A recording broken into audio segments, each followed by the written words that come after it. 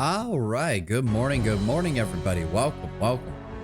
Okay, so I am desperately shoveling, as you can tell from the title, I am desperately shoveling caffeine into my system. Thank you, GamerSubs. Tenwin knows why, because I complained to him last night. How did you enjoy Diablo 4 last night? Unfortunately, it has exactly the gameplay look I was trying to find recently, which is a game where I can just kind of shut my brain off. Let's see. If I hadn't assembled that Armored Core 6 model kit, you can check out that on the Twitter. I posted a picture of it. First model kit I've done in a long while. If I had not have done that, I probably would have been playing Diablo 4 for 15 hours each.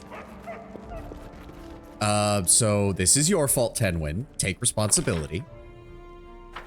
Oh, right. Lindsay wants us to go running off after her friend. Or her mentor. Right. Okay, so I make no apologies if everything that I do right now is a little bit... How? You are the person who convinced... Because you talked about it a while back, and that was what I was thinking of when I bought the expansion. It's like, I'm going to try Diablo 4 again. Maybe Tedwin was right. Maybe they have improved the gameplay since I tried playing it last. They have. And now it has a very tight gameplay loop as far as... level ups, increasing gear, in due time, exploring the area. Like, I don't know. I fell into it, and the next thing I knew, it was 4 in the morning. Ugh. So, I am operating on like 4 hours of sleep. I have already begun chugging the gamer subs. Ugh. The atmosphere is peak. Oh, they've definitely improved from Diablo 3. No doubt about that. Unfortunately, it also means, yeah, see, I was planning, yesterday I was planning on getting all of these level ups for other people done and updating people's gear and shit like that, but that didn't happen. We always need to upgrade our court crafting wizard though, so let's get that. Now, I don't care. Let's get her upgraded on all of these. And she can just go ahead and grab whatever these are. I honestly don't care. Or no. There you go. Okay. Who else is up? Let's do Jthal because we don't really have a build for her. You don't have to consult any far. How far have you gotten in Diablo 4? I am still in Act 1. I've just finished all of the story quests in Act 1. And now I was trying to... Oh, the Renown. That's what it's called. The Renown grind for the first area. Around Kjovasvant, whatever the fuck the first city is. Basically, I already want to bitch slap Anarius, because he's an asshole. Lilith probably deserves a bitch slap too. I don't care the fact that she feels bad that her kid died. Yeah, go with the bonus Inquisitor spell, level 3. Let's go ahead and improve her dex even higher. More trickery. There we go. She gets another free teamwork feat. Yeah, I'm just gonna take Tandem Trip because she's probably gonna work alongside some of that. As for the level 3 spell that we want from her...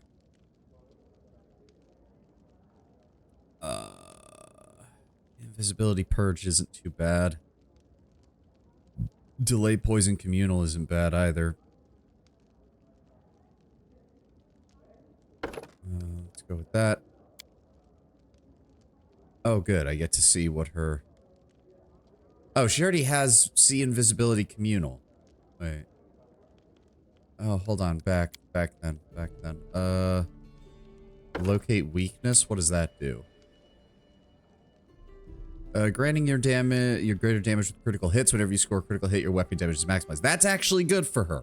That's actually good for her because the Elven Curve Blade and the Scythe both have decent crit ranges. So we'll go with that. How long does that last? Minute per level. That's not actually that bad. Lilith is the first Diablo main antagonist I feel is demonic. Maybe just me, but Diablos for the most part. You could replace him with a Fireblade Grizzly Bear. you get roughly the same effect. We are told of all the demonic things Diablo and his brothers do, but his interaction with us never feels demonic. Well, here's what I think the difference is. And funnily enough, the last villain that feels like actually demonic was Lilith's father, Mephisto. Because in Act 3 of Diablo 2, you see how Mephisto has twisted the Zakarum Church. This, I think, is the main difference. Diablo and Baal, for the most part, always felt demonic in the sense that wherever they went, bad shit happened. Mephisto and Lilith actually feel like wherever they go, they intentionally subvert and corrupt things. Their mere presence causes things to change, and then they act upon that change. Lilith establishing her cults, Mephisto twisting the Zakarum priesthood until the point where literally the entire religion was basically shifted in a way. My brain, sorry, you're trying to talk lore and my brain is just not functioning. But you're right, like it's demonic corruption. It's actually doing that. It also feels like they need to, because even in lore, Mephisto was the weakest of the three prime evils. So even though he was the aspect of hatred, he did a lot of underhanded shit to basically prop up his position. Lilith might be the daughter of hatred, but she's still not a prime evil or even a minor evil. She's just a very powerful baseline demon. She has to do things in order to get around that. It's actually kind of interesting. Basically, it's a case of you didn't make your villain all powerful, which means you now have to actually explain how they won. And so far, they've done a decent job of that. Lilith is being very underhanded. She's constantly creating distractions. She's taking full advantage of the fact that Sanctuary never really recovered from the effects of Diablo 1, Diablo 2, and Diablo 3. It's very obvious that Sanctuary has still not fully recovered from everything that happened. Spiritual Ally sounds nice. What does the rest of her stuff do? Rebuke all enemies within a 20-foot burst. 1d12 points of damage per 2 caster levels. Sonic damage, the other half is divine power. Rebuke is devastating to foes who worship your god, inflicting 1d8 points of damage per caster level and stunning them for 1d4 rounds. It is a fortitude save for an AoE spell, though. You don't see many of those. Oh, inflict, never, hold on, sorry. No. We have to have inflict critical wounds. That's not a choice. I forget, with her undead abilities, we don't have a choice there. All right, she now has another casting of judgment. Level 13, bonus Inquisitor spell. Let's keep going down this way. Oh, no, we don't need power attack. Dazzling display, no. She's not good at that. I need more crit. I need more crit stuff. How does she have any crit things unlocked? Weapon of the Chosen. On your next attack in that round with the weapon counts as magical for the purpose of overcoming. If your attack misses because of concealment, you can reroll your mischance. Oh, that's actually quite good. If we can't get any crit feats, that's actually quite good. Yeah, we got improved critical. Where's the... Isn't the next one like greater critical or something? Does she not have it? Or is it... Weapons? Hold on. No. Skill focus, skill. Meta magic, no. Martial weapons.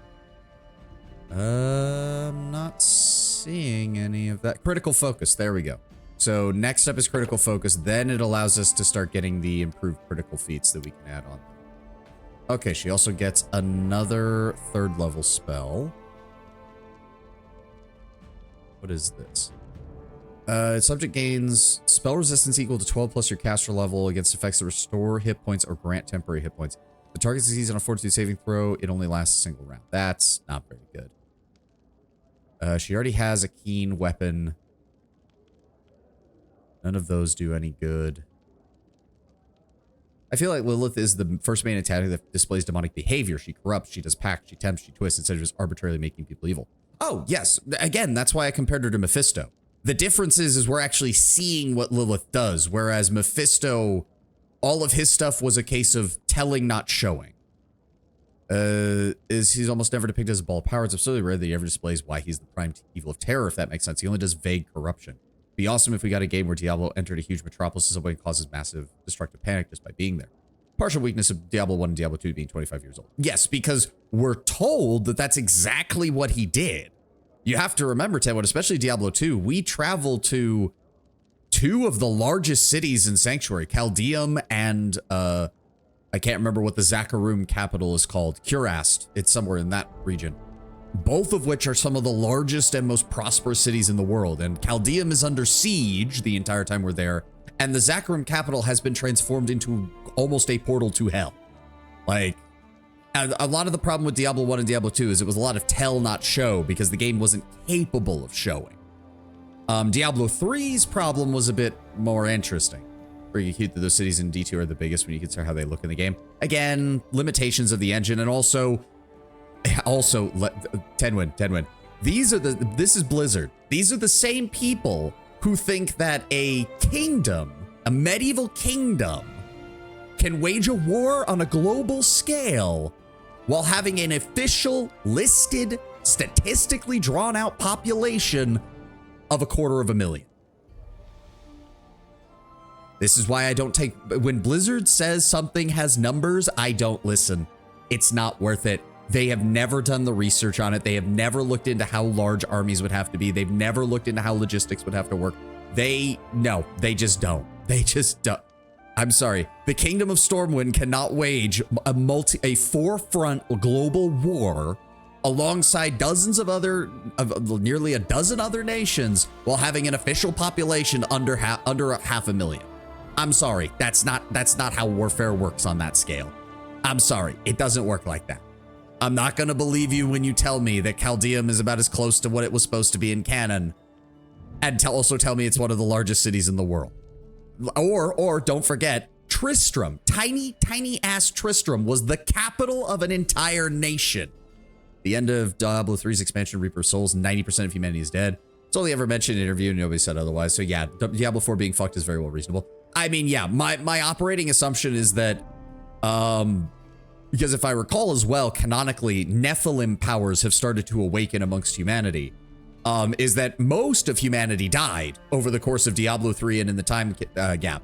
But the remainder of humanity is actually shockingly competent in terms of their ability to fight. It's just that, as we see in Diablo 4, things have only gotten worse. It's like, yeah, the average human is way tougher than they used to be. It doesn't matter when literally the entire countryside is covered in demons. Okay. We need to keep moving. What exactly does Deadly Juggernaut do? Hold on. During the duration of the spell, you gain a cumulative +1 luck bonus on melee attack rolls, melee weapon damage rolls, strength checks, and strength-based skill checks, as well as damage resistance 2 each time you reduce a qualifying opponent to 0 for your hit points, to a maximum of +5 and damage resistance 10 with a melee attack. That's cool and all, but I would like it to last longer than a minute, so let's just go with prayer. She also gets her first level 5. She does not need to inflict light wounds mass or inflict pain mass. That actually does not help her. Spell resistance might be good. That just sounds like natural selection. I mean, to a certain extent it is, Lord Brownbear, but you also have to remember that after the events of Diablo 3, humanity came shockingly close to extinction. Disrupting weapon. Any undead creature with 8 dice equal to or less than your cast level must succeed at a will save or be destroyed utterly. Okay, that actually sounds like it would be useful. Command Greater, Chains of Light, Castigate Mass, Ghostbane Dirge Mass. Well, so the incorporeal creature takes it's meant to take down. Yeah, that doesn't matter. It doesn't matter. Profane Nimbus. No. Righteous Might. That reduces her dexterity. That doesn't help. Ugh. Bug, Acidic, welcome. Welcome. I actually managed to catch a bit of your stream yesterday because you were actually streaming at a time when I wasn't doing much. I listened to a little bit of it while I was assembling my Armored Core 4 model. Welcome, welcome. I am currently incredibly low energy right now because I only got about 4 hours of sleep because Tenwin convinced me to try out Diablo 4, and I spent about 10 hours on that yesterday. Ugh. Oh my god. Oh, hot damn. Thank you, Acidic. Oh, fuck yeah. Holy shit. Thank you. I don't even have words. Thank you, Acidic. I didn't convince shit. I talked about how good the atmosphere was. Oh, holy shit. Thank you. Thank you so much. You didn't have to do that. I appreciate it. I wish I had more, like, unfortunately, I see other streamers with, like, things that they have, like they'll have, like, automated messages set up for gift subs and stuff. I gotta do more of that. I've gotta do more of that. It's enough for 2 sprites and 1 shawarma. No, I will find a way to convert it into something actually useful. I've been trying to devote what I do get off of stream is either going directly into bills that can help me live or things that go back into the stream. So I'm trying. Good job on you. Tenwin, you didn't have to do that, but thank you. Thank you. Honestly, I appreciate it a lot, guys. Also, Tenwin, I don't know if it's showing it on your end, but you actually have your founder badge back. So your subscription is now actually functioning again. Of course, take care of yourself. Again, thank you, Acidic. Thank you. I hope you have a great rest of your weekend. I got that fixed. Yeah, that's good to hear, because Twitch was being an asshole about that. It was on their end, wasn't it? They gave no explanation, but they got it fixed. Hey, that's honestly, with how Twitch is, that's probably your best bet. They're not saying anything. Let's go ahead. Resounding blow, maybe? If you're using your judgment ability or smite ability, they're also staggered for 1 round. Oh, okay. And if on a 6... Oh, this actually works really well for her. She has both judgment and she's baking a crit build. That actually works out really nice. I saw you lurking. Thank you for being there. I really appreciate it. No problem, Acidic. Valorant's not really my kind of game. In fact, I don't have the reflexes for online shooters, but it was nice to listen to it in the background while I was assembling the model. All right. Oh god, she has another one. I thought we were done yet. What does she get here? Exploit weakness. Learns to take advantage of any opportunity that presents itself. Whenever the Inquisitor scores a critical hit, they ignore all damage reduction the target may have. In addition, if the target has regeneration, the creature will lose regeneration on the round following the critical hit and can die normally. Oh, that's nice. Valorant takes 14 years off my lifespan. Oh, you should have been here when I was playing Darkest Dungeon. That probably took a couple of years off my heart right there. But I will be returning to it. I have sworn as much. I just need to be in the right headspace for it. Because the problem was I originally promised it for October, and I was like, oh, I'll just play it for October. And then I realized how much progress I was losing towards the end of the last stream I did of it, and I just had a total crash out. I had a total crash out. I think you commented on my post crash out post on Twitter. So thank you for your kind words there. But when I return to it, it will be as focusing on that game, and I will grind my way through it as needed. I'm just not in the right headspace for it, and I definitely wasn't as trying to do it all within 1 month. It did not work out well that way. Let's go ahead and grab Freedom of Movement, which is always a good spell to have on backup. You got this. I believe in you. Thank you, Acidic. Thank you. It means a lot. It does. Oh, plays the fit. No, that's not very good. Protection from alignment doesn't matter. Spiritual weapon. Isn't that the one? Yeah. 1d8 force damage per hit plus 1 per 3 caster levels to a maximum of 5. Takes the form of your favorite deity. You know what? I'm just going to give that to her because it still sounds like something an Inquisitor of Urgotha would have, the ability to summon like a spectral scythe. Castigate, banishment. If the spell is successful, the creature is instantly whisked away. It's not the worst. Break enchantment, destroys curses. I feel like break enchantment still fits like thematically because Urgotha is all about freedom and doing whatever one wants. So yeah, that works for her. Have you met Nyrel yet? Yes, I have met Nyrel. The game kind of spoiled me because when I first logged in, it played like Lorinth talking about what happened. Like, he doesn't give specifics, but he does talk like, oh, I encountered this traveler who would end up changing the world, and we teamed up with a bunch of people, including Nyrel. Oh god, what happened to her was so horrible. It's like, okay, well, I know something fucking horrible is gonna happen now. Thanks for that game. That is not given the fact that we already had to kill her mom, I'm guessing that's only the beginning of her trauma conga line. Did you hear about the boss of Curse of the Crimson Throne Book 2? Curse Curse of the Crimson Throne. What? Curse of the Wait, what is that? Is that another adventure path of Pathfinder, I think you said? Ghost Leather. Greater invisibility spell for 2 rounds whenever enemy successfully hits them. I feel like that would actually do really well on Knock Knock, because if he ever gets targeted by enemies, we can have him disappear. And then he'll immediately get his sneak attack bonus on whoever he hits. Because that's a greater? No, yeah, greater invisibility. Okay, yeah. That's actually quite good. I'm going to go ahead and give you that, Knock Knock. You go ahead and hold on to that. I don't care that it lowers your AC, because quite frankly, you're going to have so much goddamn dex, nothing is going to be able to have a high enough max dex score for you. It's their second adventure path. The boss of book 2 is a cleric of Vergotha with a penchant for crafting diseases. Oh. Nyrel is the only bad part of Diablo 4's story, but that is my vibe. Yeah.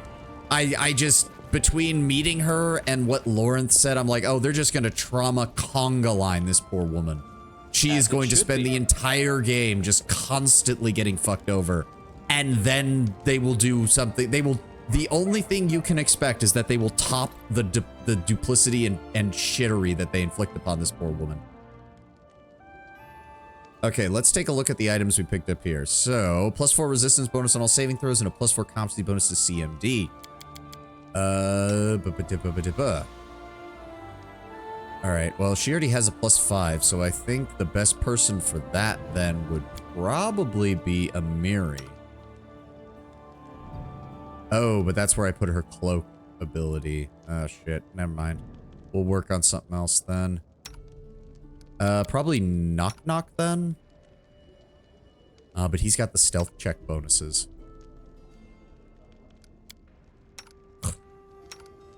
Who else would be a good choice for being anti-CMD? Let's give it to Jathal.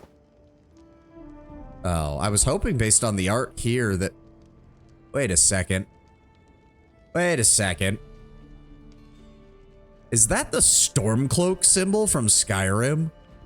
Because it looks almost exactly like the bear in Sky... Like, I don't know if you can see it. Yeah, my mouse is like circling it. Like, I can't really zoom in on that, but... That's really... I don't know. That looks really similar. In the original, you're meant to kill her and she phases 2 into a unique undead called Daughter of Vergotha. Our game went very differently. Oh no, what did one of the players do? What weird shit did they do? Morty Savati, welcome Kataka, welcome. I am barely functional right now. Alright, Amulet of Natural Armor +3. We do have a couple of those. Does anybody need one? Lindsay, you can have that one. You can have that one. Canera, Calique, you can have the other. And you don't need to have anything because you've already got the Headband of Vast Intelligence and the Robe of the Arcane Arsenal that I made for you. We do have a Ring of Protection +4, but I don't think that's really relevant to anybody. I already have my Ducal Signet Ring, which needs to get upgraded to a King's Signet Ring here shortly. Where's Valerie? She already has a +4 on one of these, I believe. Yes, deflection bonus of +4 and sustenance. I'm surprised I'm even awake. I felt like I could have slept all day when I went to bed last night. Oh, the thing is, those days usually you get the nicest of sleeps. What class did you pick? What do you think, Tedwin? What is one of my favorite ways to open every fight in this game if I'm not just charging at somebody with my claws? What do you think I'm playing? I don't like pet builds. I already know that playing a melee build in a Diablo game is just asking for problems, because that's how it always goes once you get high enough level.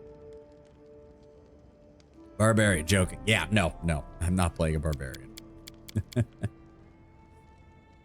Okay, so Korghast Shackled Fury, only lawful characters can equip Korghast Shackled Fury. So the thing is though, hold on. +6 to strength, +5 to competency bonus for diplomacy. Is there anyone who can even possibly make use of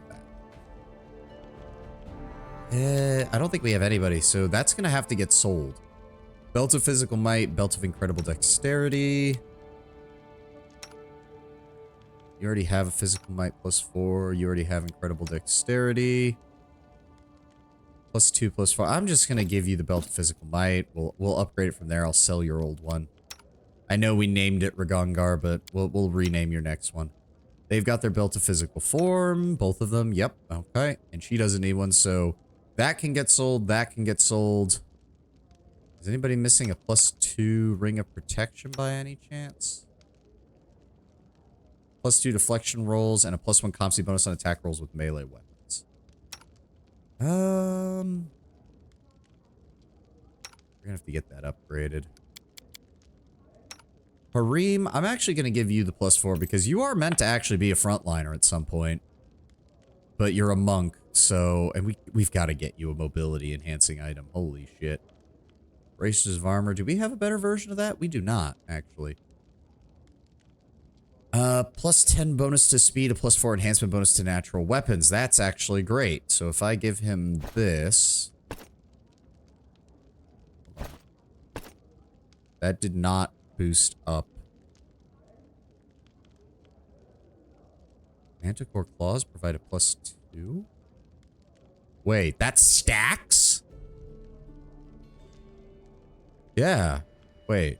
Oh no, okay, okay. Amulet of Mighty Fist is only providing a +1 because the Manticore Claws is already covering +2. But then if I equip this... Oh no, that's a +4 enhancement bonus to natural armor. Actually, that still works good on him because he has to have an Amulet of Fists thing. Well, I totally get it isn't your thing. Did you check out the shop? Out of curiosity, I dislike the microtransactions, so the sets go very hard. Yeah, I might have bought the one that's out right now because it looks great for a flame sorcerer, and I should not have done that, but I did. But hey, now my character actually looks really good. I have already downed like half this gamer subs, and I'm probably going to go make another batch of it as soon as it's out. Okay, alkali gloves. I did want... What do my gloves currently have on them? Oh, it's just acid and fire. Oh, fuck, yes, give me that.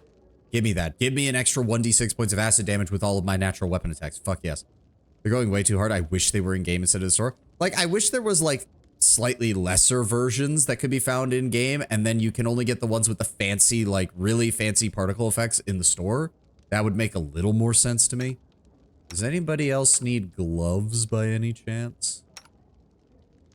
Oh, I've got to get those upgraded. He needs to get those trap strainer gloves higher. No, you need to keep the... You know what? Knock knock, you can have the mad scientist gloves. Go right ahead, buddy. Cloak of resistance +4. What does mine have on it? +5. Immunity to blindness and dazzling. Wyvern skin cloak. Shroud of Abaddon. Cloak actually... Oh, right. Where's her... What item is giving her... Right, the Ring of Security. So we need to improve the resistance and deflection bonus here. Right, right. Okay. So if that's the case, Jubilos, you can take the Cloak of Resistance +4. These are all +2s. I don't think anybody is missing. Oh, he is. So we need to add resistance onto his at some point. Same thing with hers. Cloak of Resistance +2. Cloak of Resistance 2. He's also got a high level 1. He's got a +4. You've got a +3, right? Yeah. Alright, so all of that can get sold. All of that can get sold. Clorgoths can get sold. That leaves me with these 3 items here. Now, the golden thread is basically a headband of mental perfection, and it gives you the ability to cast Hold Person.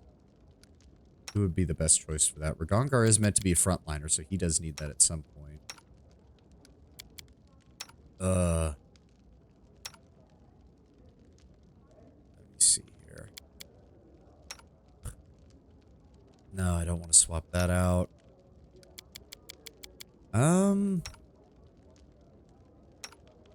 He's already got the headband of vast intelligence. I'm gonna give you that. You can have that unless I want it back at some point. But headband of inspired wisdom we can sell. The Phoenix looking set, yeah, the Red Griffin set or whatever it's called. Marksman's headset, right? So we're gonna keep that because we're gonna use that to replace the Eyes of the Eagle. I just need to get a wisdom bonus on it because it counteracts deadly aim's downside. So that's absolutely vital. So that's getting kept. So sell all of that, sell all of these, sell that. And lastly, that leaves the War-Painted Skull of Duthica. Allows the wearer to enter a rage as a barbarian and summon... Oh, there's actually a description. Lauded among the warring tribes of the lowlanders, Duthica was more of a myth than a man.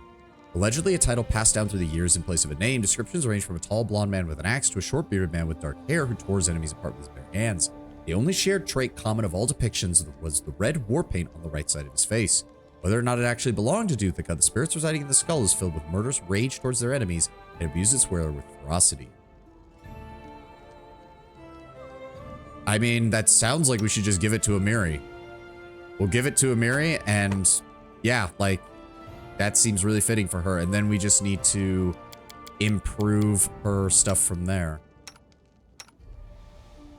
And then I'm going to go ahead and give the mental perfection thing to Octavia. That leaves me with a headband of vast intellect, which I don't think anybody needs. No, nobody needs that right now. All right, so we can sell everything in here except for the marksman's head. Sweet. That'll help boost our treasury up a little bit.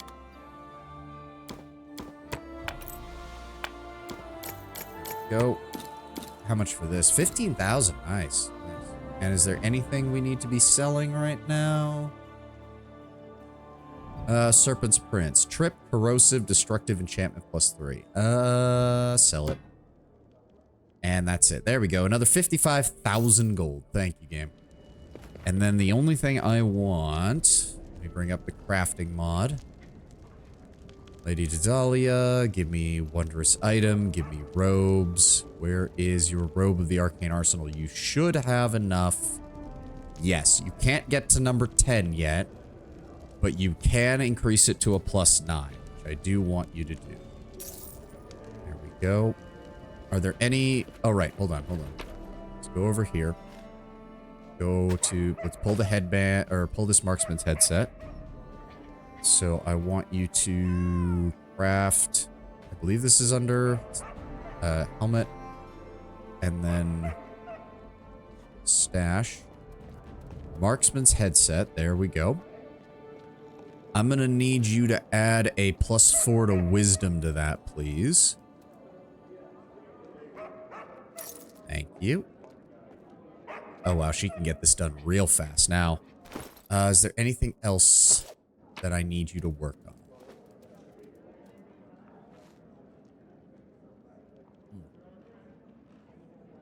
I don't think so.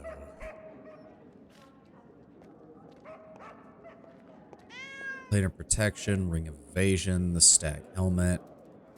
I don't think there was anything else. +4 enhancement to the intelligence and a +5 competency bonus to all Lord Nature checks and the ability to cast lay poison 3 times per day. Robe of the True Master. +4 resistance bonus, +2 bonus to spell penetration. I don't think there was anything else I wanted to adjust. At least stuff that isn't on me. Alright, you work on that, Daedalus. Let's go. We'll drop Tristan. Oh no, we need to exit. Drop Tristan, grab Lindsay, because she wants to accompany us on this one. Oh god. I am so sorry if I sound out of it, because I am. Alright, let's grab Lindsay. Oh, hold on. I need to pull up Lindsay's build. Which one was it? Where's the tab? There it is. Level 14. Bard. Bonus hit point. Let's go ahead. Boost her trickery. Boost her knowledge. You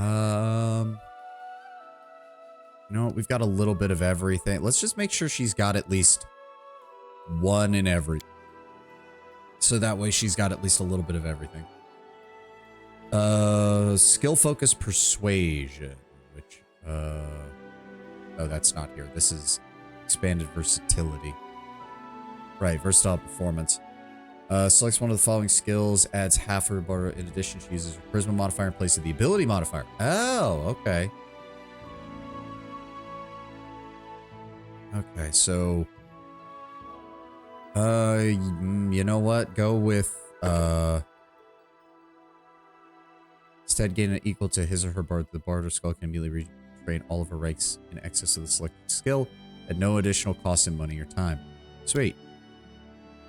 Oh, wow. So this just lets her pump more skill points into everything. Holy shit. She has so many skill points now. Let's go ahead and just boost up lore religion then. Fuck. All right, and then they suggest blur and joyful rapture. Makes sense. What is joyful rapture, though? I don't actually know that spell. Your inspire words inspire others with transcendent bliss. All allies within the area of effect are freed from any emotional effects and cures 1d4 points of intelligence, wisdom, or charisma damage to all allies. Oh, that's actually quite nice. Thank you, Lindsay. She also gained frightening 2.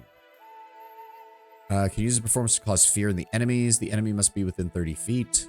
They receive a will save, a DC of 10, plus half the bard's level, plus the bard's charisma modifier. So at max, at the end game, that would be a save of 20 plus her charisma modifier. The enemy succeeds, they are immune for the next 24 hours. If they fail, they become frightened and flee for as long as the target can hear the bard's performance. All right, the sycamore, right? Yes. We can get there nice and quick, Lindsay, don't you worry.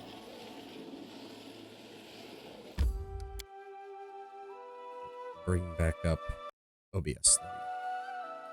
For Bard, Good Hope, especially with extended magic, is a brilliant choice. I'll have to keep that in mind. Right, Lindsay, you should be in the back. Good. All according to plan. So, where is he? If we hurry, we might have time. So, he said near the old sycamore, so I'm assuming they mean the actual fucking tree. Follow my lead.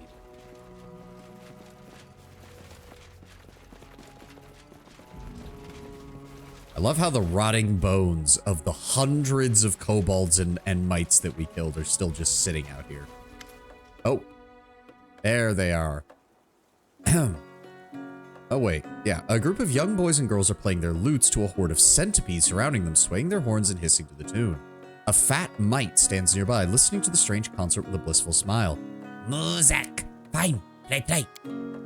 Oh, have mercy on them. Look at their fingers, they're bleeding.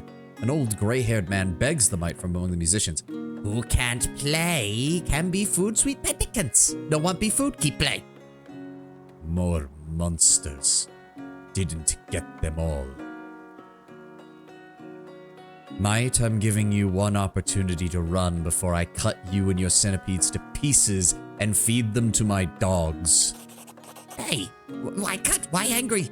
Enough. Go, sweeties. Go, honeys. Nobody likes us here.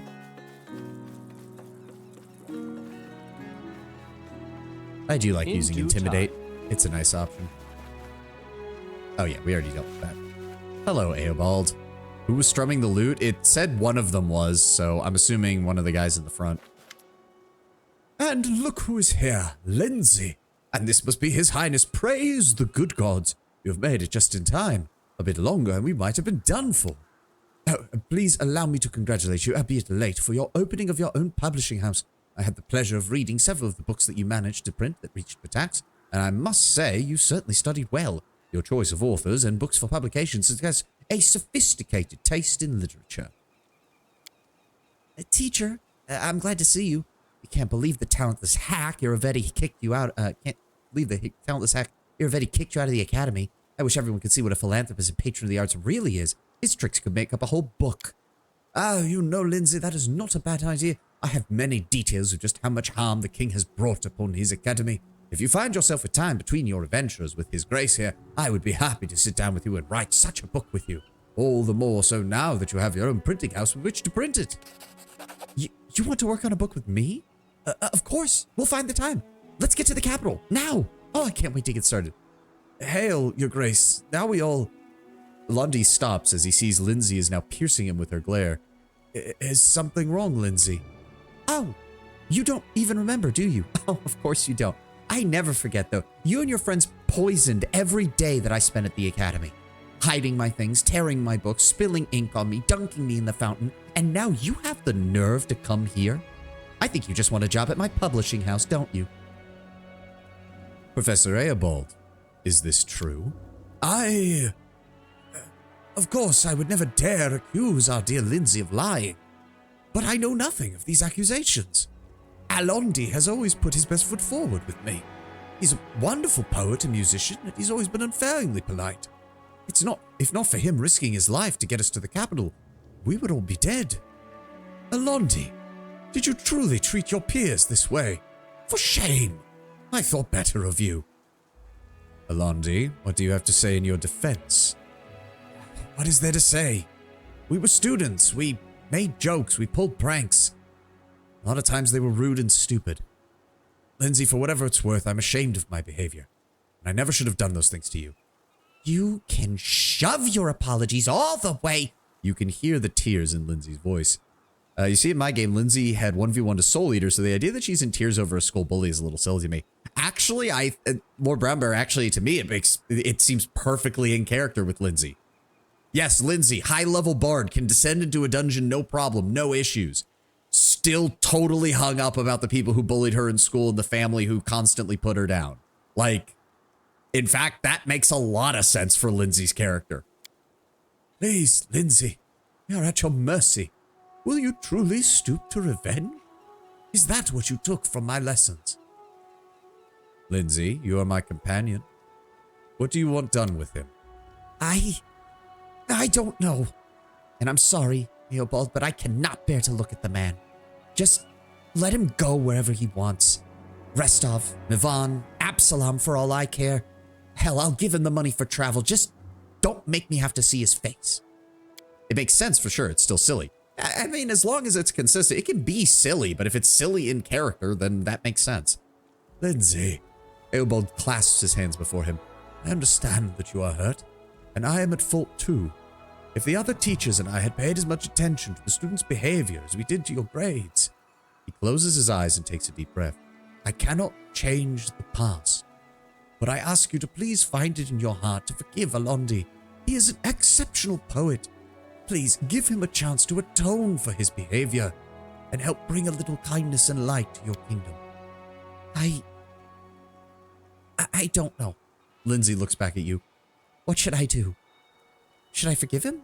Let him write these brilliant verses of his scumbag? Forgive him, give him the chance to atone for his deeds. It's your decision, Lindsay. You don't have to forgive him. It doesn't matter how wonderful the poetry is. You don't need people like him in my kingdom. And did you have fun bullying Lindsay? It's my turn to have some fun now. Attack Alondi. Yeah, no.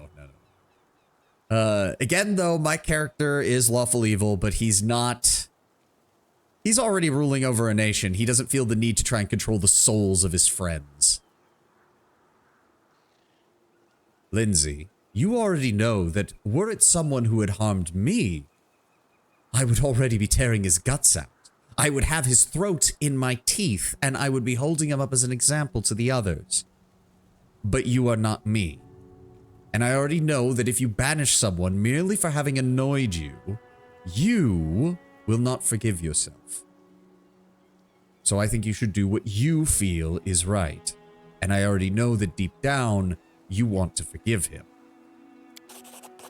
Lindsay glares at Alondi for a long time, then sighs and looks away. Fine, stay. But you had better write the best poetry in the world. You got it? I'll be the one checking. I promise. That was you. I don't think he'd be alive to be here in the first place, Your Majesty. Exactly. Thank you. I swear, Your Grace, you will not regret it. Let's just get back to the capital. And I can't wait to start working on the book, Professor Eobald. Alright. That was nice and simple.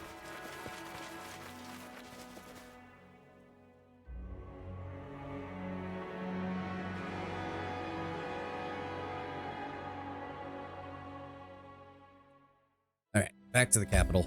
We have a lot of shit.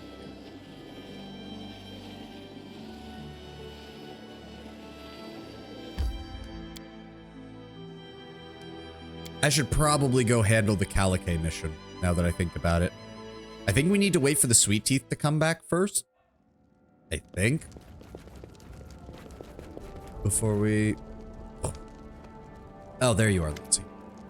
How's the book with the Academy coming along? Oh, we're writing constantly. When I was studying, of course, I suspected it wouldn't all be fine and dandy at the Academy, but you have no idea the scale of the catastrophe. Professor Eobald has told me things about Iravetti. Horrible things. Please, you'll need to read it when we finish it. All right. All right. I don't think we were even gone long enough for her to finish the crafting that we did. Yeah, no. All right, so we have a lot of bookkeeping to do right now. I'm definitely thinking, let me see here. 10 days for that, 6 days for that, 6 days for that. We have projects out the ass to deal with. 2 rank up events. Improving cultural development. Barbarian Arena, Bard College, City Hall, Festival, Longhouse, Mansion, Museum, Pathfinder, Lodge, Royal Museum, Theater, Town Hall, University, Waterfront, all reduced by 15%. That's nice and all. It's going to cost us too much, though, in my opinion. Thalmule, Keston, none of these are people that I actually use, so we don't have to worry about that. These guys are going to be busy for the next month, and then we immediately have another month-long project for each of them as soon as those are done. I should really get this at some point, though. The ability to get immunity to compulsion spells is not a bad choice either. I don't think you need to wait for the sweet teeth. I hope you're... I hope you're right. I hope you're right. Whatever. We also have all of these, but unfortunately, we have to be here for this, which is a problem. I looked away. What did you do with the bully? Oh, I gave a spiel about how my character would have already had him strung up by his intestines, but my character is not Lindsay. And basically told Lindsay, you should do what you actually believe, and I know that you won't forgive yourself if you send this man to wander off into the wilderness with no protections. Because let's be very honest, Lindsay is talking about like, oh, just let him go where he wants, I don't care. But if Irovetti was already tracking down Eobald, this man would not get through the River Kingdoms before one of Irovetti's spies found him and slit his throat. Like, let's be honest. It's a miracle we escaped attacks with our lives. Okay, so they don't actually have any dialogue. How may I serve you? Keston, you don't have any dialogue. Sana. No, there's... Speak to me properly. No, she's already saying, to what do I owe the honor, my king? Like, she's already speaking about as formally as you can expect from the follower of a chaotic, evil demon god. I don't think anybody else has anything. All right, so we should grab... Wait, does he say to bring Canera or to bring Calique? Oh, right. Ekun wanted to talk. I completely forgot about that. Ekun greets you with a nod. I wanted to thank you. For what? He looks confused for a moment, fighting for the right words. For helping me find the right way. I understand. You're welcome, my friend. I am glad to have met you, and to be here where I am of use. Alina is so glad that I made up my mind. She gave me a suit of armor so that I might be more careful. I didn't expect it, but the armor is welcome. Do you have a plan for your future? I want to stay here. Protecting people is my destiny. I accept that now. The river of life has carried me for a long time, powerless and still. Now I know how to swim its currents. We'll talk later. Right.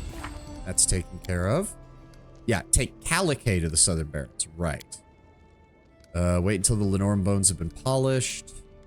We can do the next one of that. We need to go deal with the dungeon for Varn. And, oh, right, the Ravenous Queen. I need to go look into that, too.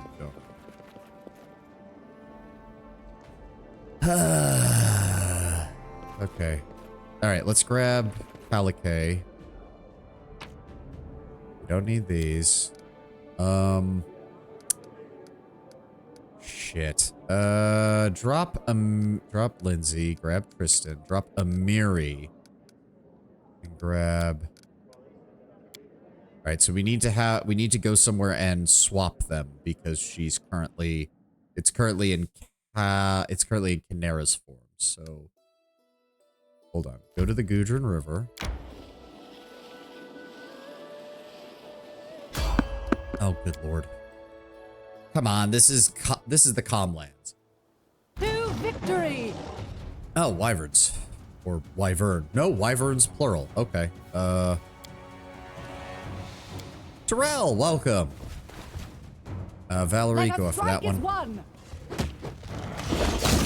Goodbye. And then I just need you to swap.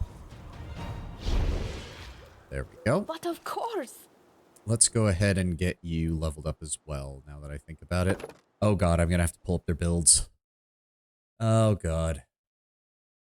Where are they? There she is. Kineticist, level 12. Bonus feat, greater trip. And they want more constitution, which makes sense. Where is it? Kinetic, bonus feat, greater trip, because Earth Kineticist trip builds are pretty much the most common way of doing this.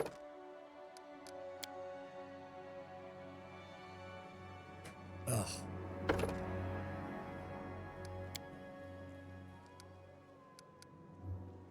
They're suggesting shatter defenses, but I don't necessarily know that that's the greatest of ideas.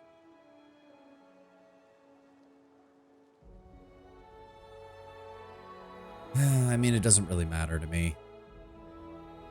Kinetic Invocation. For each kinetic element to which you have access, you treat all spells associated with that element as utility wild talent of the listed level, which you can select as normal. Each has a burn cost of 1 unless otherwise noted. Any non-permanent, non-instantaneous effects end when your burn is removed. Cloak of Winds, Wind Walk, Slowing Mud, Blessing of the Salamander. Having access to that on a fire kineticist is actually really good. Invigorate, Fluid Form, meh.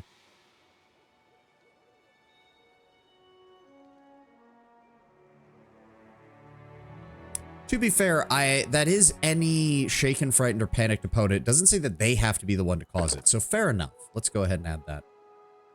And then this is level 13. They recommend the Infusion Deadly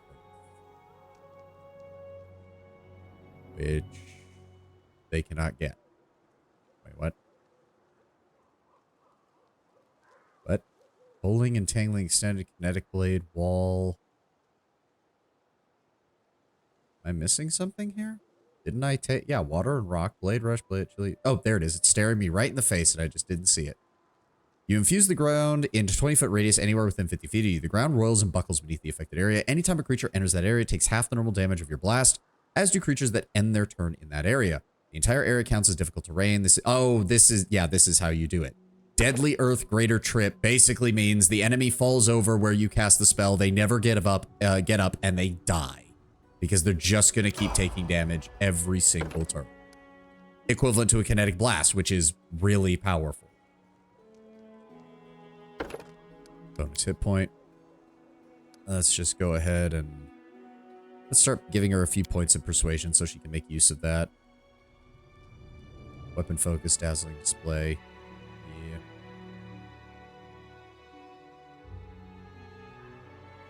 Wild talent. Skill focus. Is it under Earth? No. Wild. Earth. Where is it? Skill focus. There it is.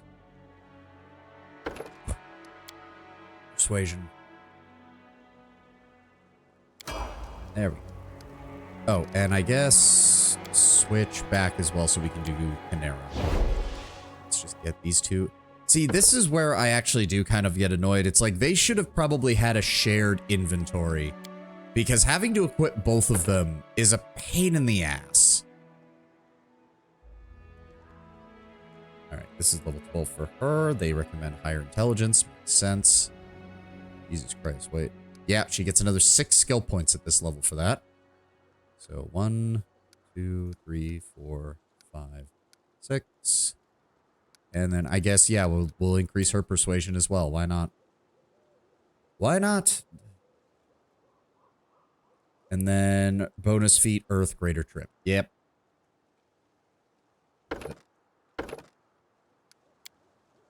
And it says 13 points. 1, 2, 3, 4, 5. There we go. And what do they suggest for her? Skill focus persuasion, right? Yes.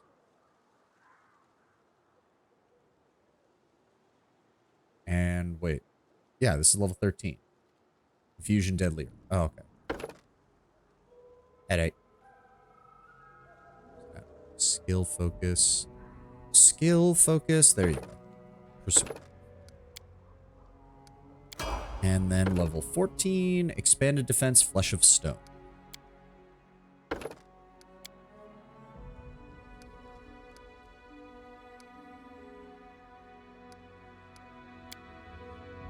Expanded defense, flesh of stone, which does just give them straight up damage resistance. And it lasts all day as long as that, yeah, they can maximize their DR to their kineticist level, which means at max level, they have DR 20, which is not bad. All right, now swap back to Canera. Or Calicate. Whatever. Been rewatching that short series from Lycanheart of the Fae that accidentally promised to carry the child of one of the characters. It's very good. Oh yeah, I see their stuff pop up from time to time.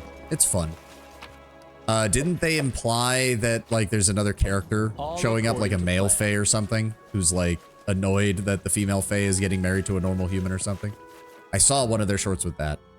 I saw a lot of people speculating that it's not actually a rival romantic interest, it's actually the Fae's father, and he basically wants to find out if the human is worthy of his daughter's hand, which I think would be hilarious. Alright, so we don't have to worry about going to the Gudrun River now.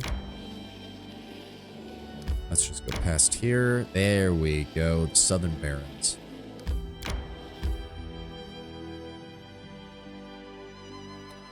Do Fae actually fuck? I mean, probably.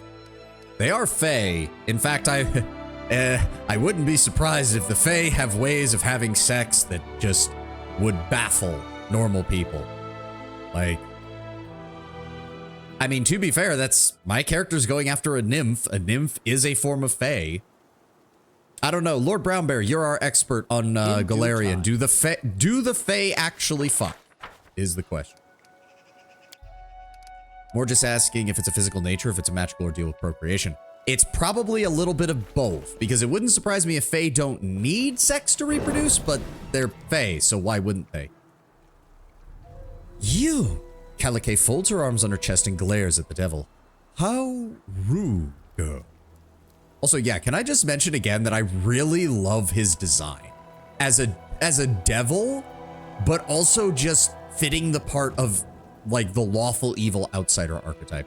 Team Witch has her fight the fairies. Oh wait, fuck the fairies. Ad break, he got yowie hands. He does. Sex for fun, what novel concept. I mean, they are Fae, Terrell, so honestly, better them having sex than pulling pranks that get dozens of people killed. But yes, the ad is going on, so we will hold here for a moment. I'm going to go get... Actually, my water's good for right now, but I'll definitely need to refill it the next ad break. I'm going to stand up and stretch, and we'll be right back.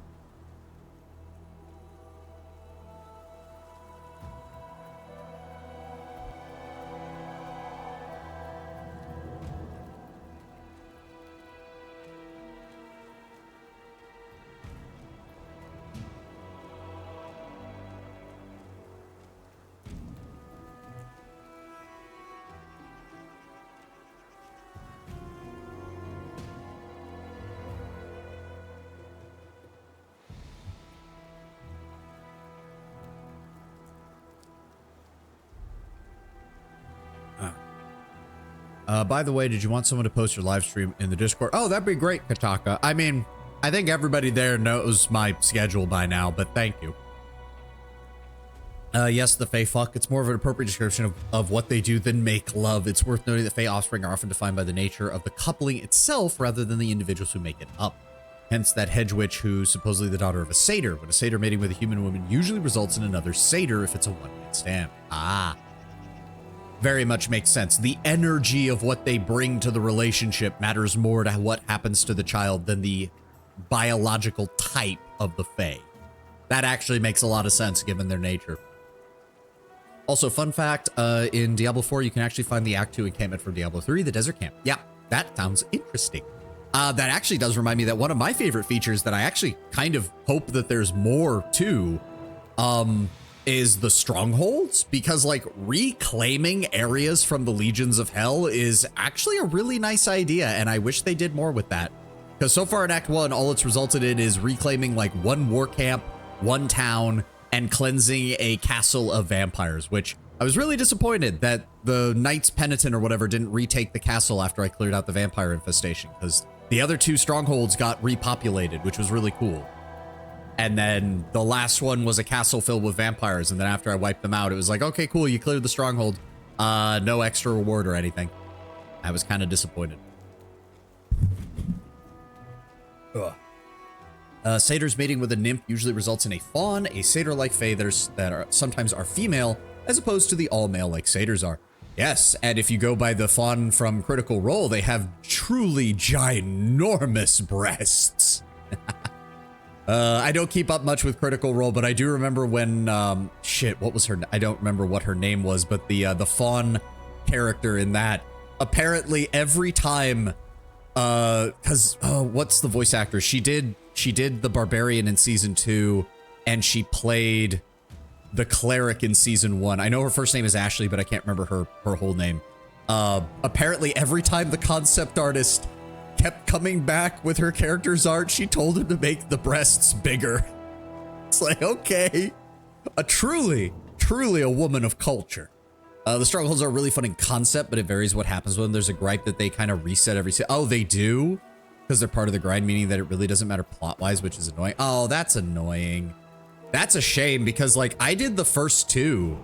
Again, one was like a mining camp that you cleared out of Khazars, and then it was repopulated as like a military base by the Kyovashad militia.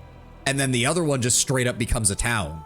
And it's like, I really liked that. That felt really good to do. That felt really nice. And I almost wish you hadn't told me that, Tenwen. I would have rather found that out at the end of the season. I almost wish you had not told me that, because now I feel really bad. All right, back to the gameplay. How rude, little girl. The forefather does not seem insulted. I thought you were old enough to understand what little meaning there is in such labels as good and evil. Did not the evil devil help you and your sister? Did not the followers of the good goddess despise you? Okay, I do love this, because this is classic lawful evil, but at the same time, this is bullshit.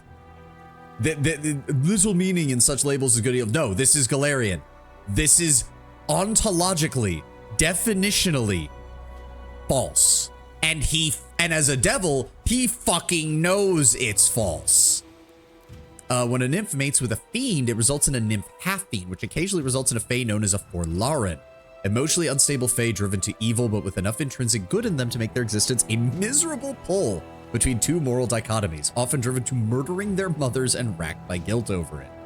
Oh god, and that's when they mate with a fiend, which is lawful evil. God knows what happens when they mate with a demon.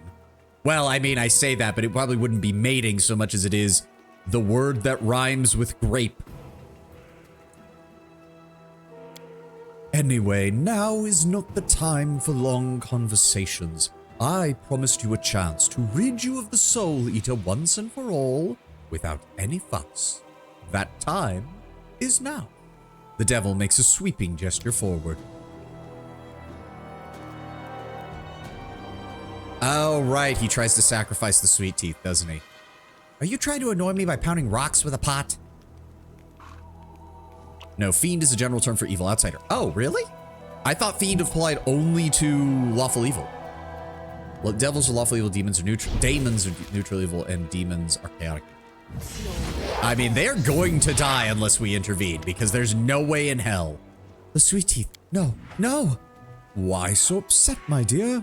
I have used my mastery of illusions to fool the slow-witted soul eater. It will get its victim, 3 of them in fact, and it will believe that it captured and killed Canera, and then it will leave. Your problem solved. Trust the devil. Nah. Yeah, no, my character has no problem being polite. After all, it's only the lawful thing to do, but he's causing someone to be attacked inside his kingdom. My dear forefather, you have grossly insulted me by doing so. Kalike looks at you, eyes filled with despair. Please, Tarendil, your grace, we have to save them. We could summon Canera, the creature will be drawn to her, we'll be able to kill it, but then... Oh, my sister. Oh, Nethys, I don't know. I don't know what to do. Follow your heart, of course. Isn't that the sort of trite wisdom you all love to repeat? Oh, my dear forefather, your idea would be interesting to a certain extent. Indeed, I wouldn't necessarily be adverse to it, but you have made one important failure to understand, my good sir. You are standing on my lands. I do believe when you came to me in my throne room, you said that you respect those who rule properly, the civilized lands. You have just caused those under my protection to be attacked by your own hand. You are lucky that I'm going to focus on saving them. We shall have a discussion as to your grievous insult towards my realm afterwards. Summon Canera. We will deal with this ourselves. And that's how you turn a chaotic good option into a lawful evil one. Yes. Your RP of lawful evil doesn't align with what Pathfinder wanted? Well, they can shut the fuck up, Terrell. Owlcat does a very good job, but Kingmaker was decidedly very limited by how they wrote. And to be fair, it's not just Owlcat. Most video games, most CRPGs that try to do this kind of thing cannot do lawful evil very well at all, which is a shame because it's one of the only evil alignments that really works for a D&D party. You can occasionally get away with neutral evil. You can occasionally get away with chaotic neutral. And you need a goddamn godsend to get chaotic evil to work properly. I will say it's possible to save the Sweet Teeth in honest combat without using Canera as a bait. Really? I was not even aware of that. But oh well. Wasting no time, Kalike closes her eyes using the ability she gave from the disc of the eclipse. When will be I allowed to get some sleep? What is going on? What? Did it take her out of my party? No, it did not. Yeah, do something! Enemy approaching. All right, so it is a dreadful soul eater. Oh god, it is going to immediately have negative energy effects, isn't it? Oh, fuck. All right, well. Fuck. You just have to de-aggro the soul eater yourself? How does that work? All right, well, mirror image, please. Oh, it's summoning Canera, run. Okay, Jubilos, let's go with a Force Bomb on the weaker one. Tristan, give me... Not Flame Strike. Ekun, open fire on that one. Valerie, I'm gonna need you to go up in advance on that one. The Okbo, you go after that one. See, I don't like... The problem with me is that Kineticist has too much fucking shit on here for me to want to constantly have to deal with Canera's, like, all the things that have to be done. I hate it.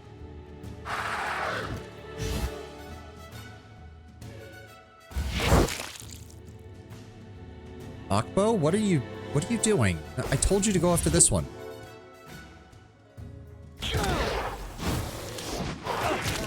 That's fine. You've almost got him, Jubilost. More Force Bombs, please. Actually, Tristan, can you assist him? Give me a magic missile. Alright. There we go. Nobody has died, but he's focusing on them still, which is bad. Canera, go ahead and give me... go ahead and keep targeting that one. All right, you guys are done. Jubilos, move up. Oh, no, wait. Shit. Oh, if I know the game, it'll accidentally cause damage to them if I do anything. Fuck. All right, what other spell? Actually, I know exactly the spell that we need. Give me leopards. Summon them up. And then Tristan, I want you to give me... No, not Pillar of Fire. Give me Burning Arc on them. Ekun, as soon as this guy's down, we'll deal with him. All right, good. He's dealing with that. Ekun, move up and engage the Dreadful Soul Leader. All right, everybody focus fire on him. There we go. There we go. That's what I'm talking about. All right, good. He is now focused on us. And we got him. Whew. With difficulty, by the way, y'all talking about Diablo's, consider re-downloading the remaster, the Diablo 2 remaster, that is. I do remember the Diablo 2 remaster being pretty good. Let's be very honest, Lord Brown Bear. Like, there's a lot of modern mechanics to ARPGs to reduce a lot of the frustration with older ARPGs. Like, there ain't nothing, like, more annoying than playing one class and getting nothing but items that are dropping for other classes, with abilities for other classes that do nothing for your build after tens of hours of grinding. Remaster's good overall, but man, that control setup is bullshit. Yep. I cannot believe it. That crazy goat set me up again. Canera seems fit to burst with rage. She has risked my life again for these low-life simpletons in a fight with a beast that already killed me once already. Wait, so you're not Calico? Canera? You're alive? What do you mean it killed you once?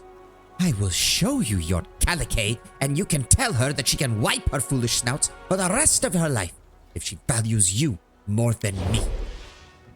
The sweet teeth are alive. Praise Nethys. Your sister was just here, and she was very angry with you. Angry with me? Well, then you can tell her that I will not live with your blood on my hands for her sake.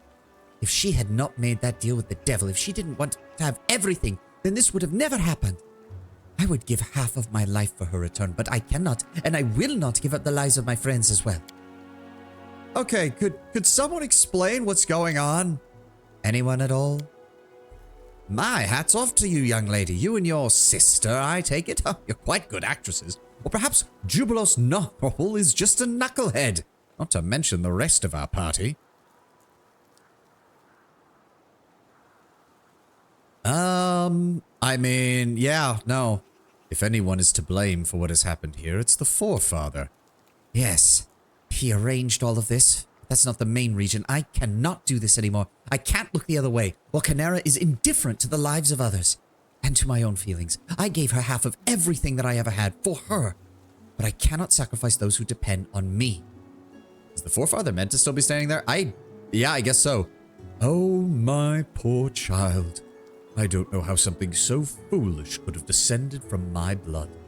I wish to see you grow up and lose these childish fantasies and weaknesses. Oh, this will be easier once I spare you of the strictures imposed by a certain divine force. Best ending is if you pick the neutral option, but it may take a few tries. Oh, okay. So that's why you set all this up. Obviously. 'Twould be madness and short-sighted to argue with the Herald of Nethys himself. You hear a chuckle from under the iron mask, but it would be pathetic to do nothing.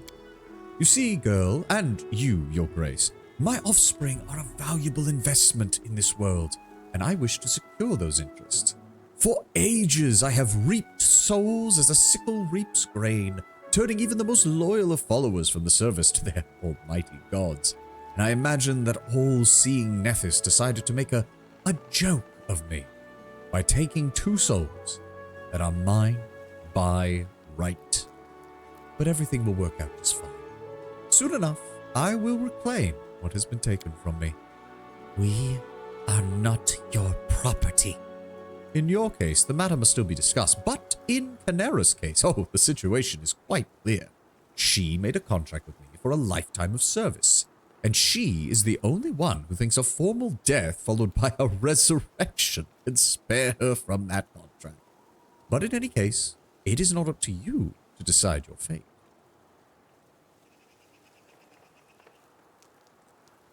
See, the sisters are my servants. If anyone has a right to them, it's me. However, we could come to a mutually beneficial agreement. See, no, just the first part of that. The first part of that is lawful evil while still working with your companions. You dumbass writers. No, okay, that's harsh. That's harsh. Outcast writers are not dumbasses. They're not. They honestly are not. But sometimes their dialogue options are a little limited. Why did you plot all of this? What's in it for you? To secure my investments, as I said. The mindless monster from Abaddon in hunting Canera was standing in my way. I had to get rid of it. There's more, of course, but what kind of devil makes plans without a sinister ulterior motive? I cannot hope to oppose the divine Nephis, who has taken my girls under his wing, but I can drive them to break that god's conditions and lose his patronage. And I have succeeded. First, I lured them to this land with the disk of the eclipse. Then I made them reveal themselves to everyone present. Calicae just couldn't stay and watch her precious sweet teeth die, could she? To protect them, she only needed to bring Canera right before everyone's eyes. In any case, their vow of secrecy has been broken. Now we only need deal with the second condition, and then I may receive what has been taken from me. Low-key, I do wish that Blizzard would at some point introduce a class in Diablo game that allowed you to actually use demons in some fashion. Just saying would be neat. Also kind of tired of them using Barbarian and Necromancer 4 games in a row. Cool classes, but every other class can seemingly rotate. Not those two. I mean, on the one hand, I do kind of get it because the well, and also, what do you mean 4 games in a row? The Barbarian and the Necromancer weren't in Diablo 1. There was a sorcerer, but he was a Vigeri sorcerer, and the fighter was revealed to be the Crown Prince of Tristram. The Necromancer does kind of fit, if only because they made Necromancers Diablo. I don't count Immortal or whatever the fuck that stupid mobile game is. Blizzard deserves to have that game mocked to the end of their days, so I don't even consider it real. Where were we? Whatever it is you're planning, dear forefather, you've already proven that you're more than willing to insult me directly to my face. I will protect Canera and Calicae to the extent of what I am capable of. I am king of these lands, sovereign of Dracaria, and if I catch you in my realm again, I will not hesitate. Of course, you're welcome to try, but I don't recommend meddling in the games of devils and gods. I have made my move, your grace. Now we will wait, for soon enough, the game will continue. And we need to go talk to the twins at some point. Okay. You guys good? We'll stay here a little while longer, and then we'll be wandering around. Yep. That is not far. I'm going to take some of your guys' supplies if you don't mind. Thank you. And then we need to check to see if there's anything else around here. Just saying, more rotation, more world building, especially with the Spiritborn. That's actually a cool concept. I did like how the Spiritborn looked. I have not had a chance to play it yet. Oh, cool. Kill this thing. We will prevail. Ferocious Megaloceros. Giant moose.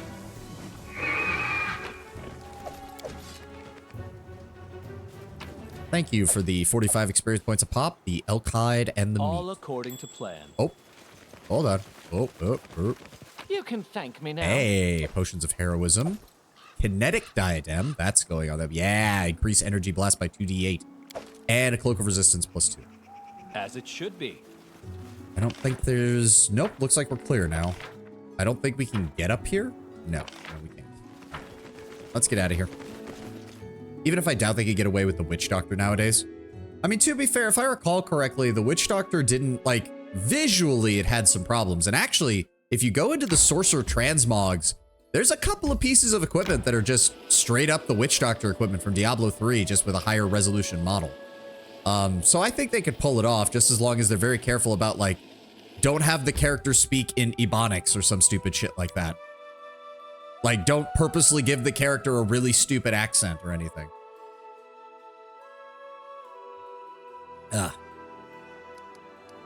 Alright, back to the throne room. Actually, I need to go into town because I have to talk to them, don't I?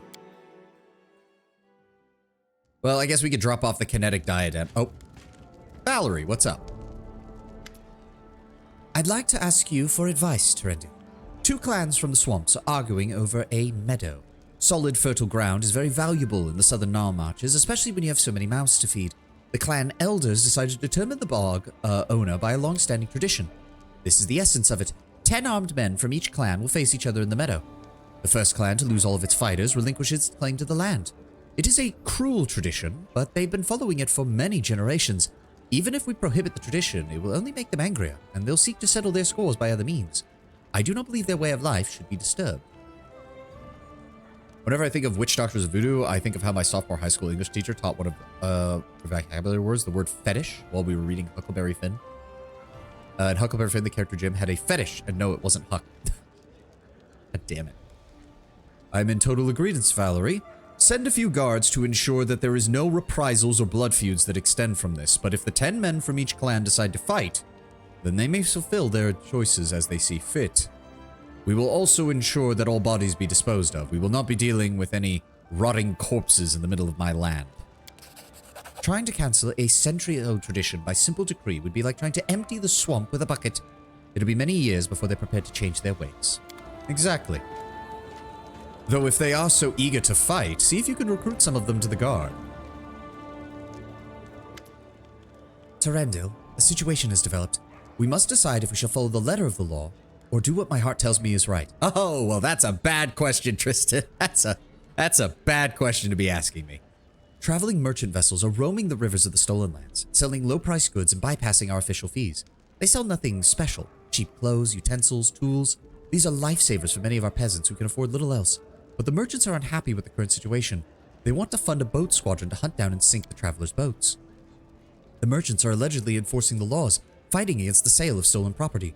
But in fact, I believe they're simply greedy to control a small percentage of goods that the travelers live on. It's up to you to decide what we should do. I'm sure you can see why this troubles me. We must interfere and prevent this injustice one way or the other. Let the merchants and mercenaries do as they will, economy and stability. Let the merchants know that their efforts are not required. If they touch any vessels that isn't theirs, we'll have to resort to force. Oh, you know, it does occur to me that technically, both of these could be construed as lawful options. My character has said that he'll uphold the Riverland's freedoms because that's core to the culture of the region, and that still fits with lawful. But he's also the lawful ruler of the land, and thus has the authority to allow these merchants to send their mercenaries after these people. And we don't know that what they're selling is stolen. I don't think it actually says that. Travelers, merchant vessels, roam the river, they still... Yeah, no, it doesn't actually say anything. If I were to choose, I would have replaced the barbarian with a paladin, crusader, or knight. Would be really interesting with the church's involvement in the plot. Yeah, I mean, to be fair, the way I was reading it is that the Church of Inarius is kind of a recent return to Sanctuary. Maybe I'm missing that. Because if I recall correctly from the old lore material, the original Church of Inarius was annihilated in the prehistory of Sanctuary. Because he did used to rule on Sanctuary as a divine figure. And then the forces of hell took the opportunity to destroy his church and drag him down into hell. Which is why they got replaced with the Zakarum church, which was a more generic, just follow the light kind of thing, rather than specifically worshiping Inarius. But then they got destroyed during Diablo 2, and the church really hadn't recovered by the time of Diablo 3. And then Diablo 3 happened, and a good chunk of humanity died. So now you have Inarius back on Earth, so of course his church is going to make a return. I think it's a case where the Paladins and the Crusaders make sense, because as far as we know, they're still around. The whole point of the Crusaders is that it's an apprenticeship passed from master to student. As long as a single Crusader is still alive, their order still exists. The Paladins were largely wiped out after the events of Diablo 2 because the Zakarum Church's fall led to most of them either being corrupted or killed.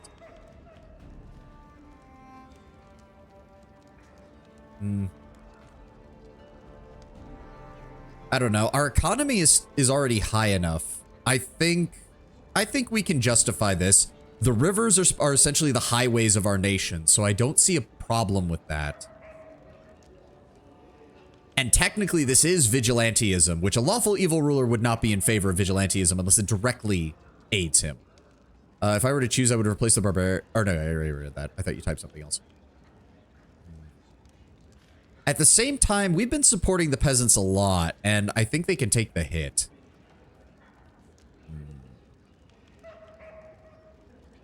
Maybe an Inquisitor class. That would be interesting. That would be interesting.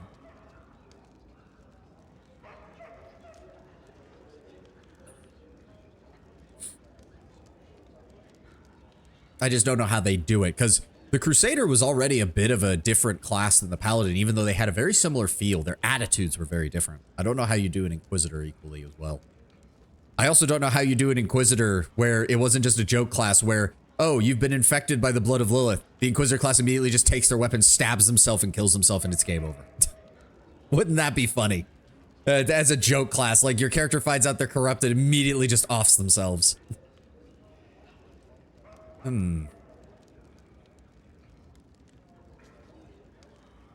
Tristan, I've been supporting you on a lot of this.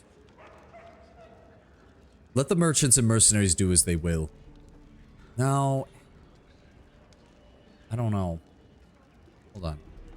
I must follow the letter of the law or do what my heart tells me is right. Yep. However, the merchants are unhappy with the current situation. They wish to fund a boat squad and hunt down and sink the travelers' boats. They are allegedly enforcing the laws and fighting against the sale of stolen property. But I believe they're only greedy, control a small percentage of goods that the travelers live on. It's up to you to decide what you should do. Depends on how and why Inquisitors work, and it would explain why the church would be hesitant about you as well. Digimon's plot is crazy. I mean, yes, but are you talking about their plot or their plot? Because I've seen what's been popping up on Twitter lately about Digimon, and people rediscovering Lady Devamon, Anjuamon, and Lilithmon are finding a renewed interest in everything that's been going on. Hell, even Renamon's popped up a few times, and usually she stays exclusively in the furry side of things.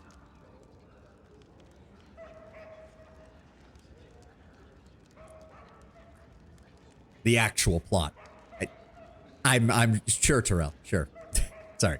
But no, yes. I figured that's what you were talking about, but still, I've seen Twitter. And occasionally the Digimon stuff does pop up. And it has not just been talking about the game. Have you seen the Gravity music video from Has Been Hotel? I think I saw a clip of that, yes. Lilithmon has a great plot for sure. Very much so. Let the merchants know that their efforts are not required. If they touch any vessel that isn't theirs, we will resort to force. At the same time, have them bring any evidence of wrongdoing to me. If any of these travelers are engaging in the sale of stolen goods, they will be put down. Thank you, Terendil. The law doesn't always grant protection to those in need.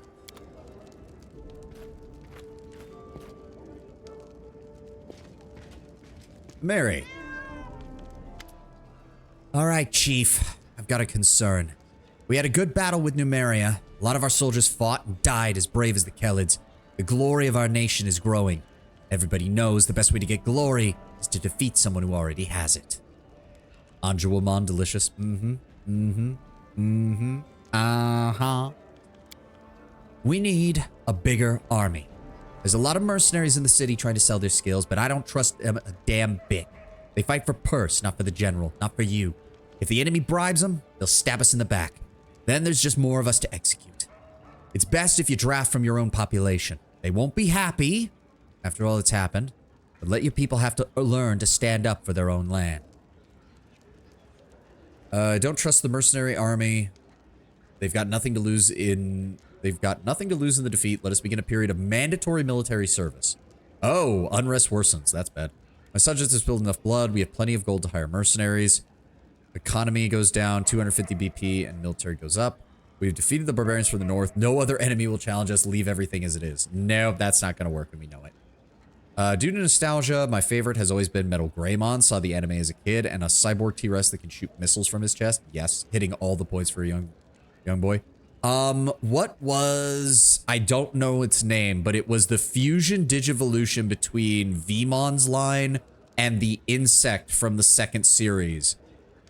Paliodramon or whatever. It was the cyborg dragon with machine guns mounted on its waist. Like, I'm sorry, that is just peak.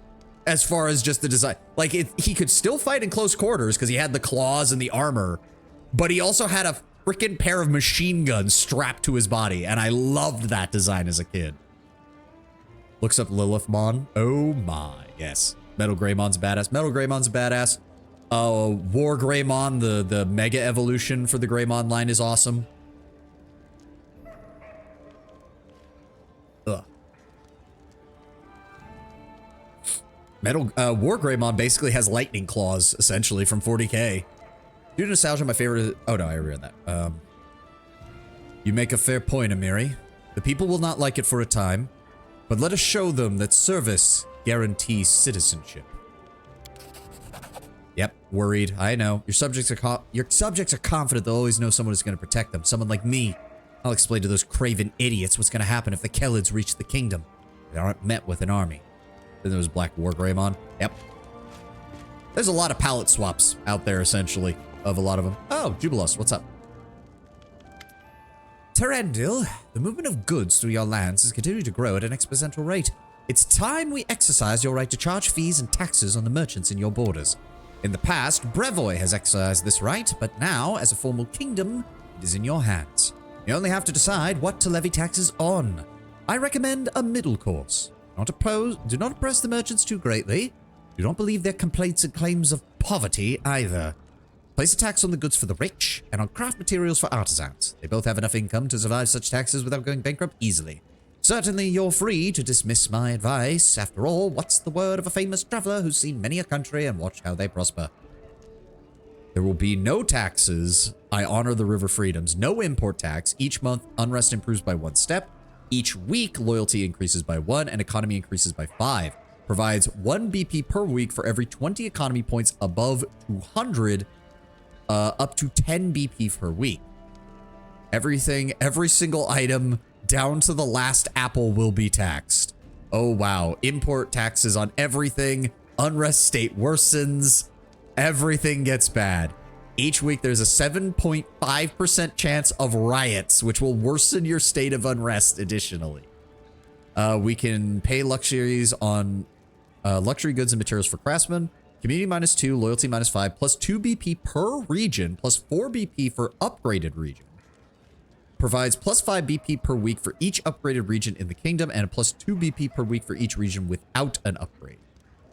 Let the merchants pay fees only when importing. Loyalty +5, economy +5, plus 1 BP per region, plus 2 BP per upgraded region.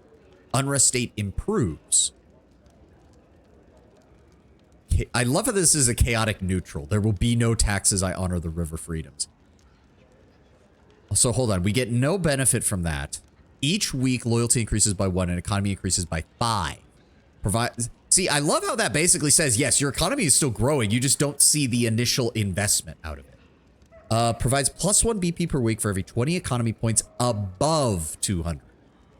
Now, if I remember correctly, the events for economy and for the other stats stop happening at 200.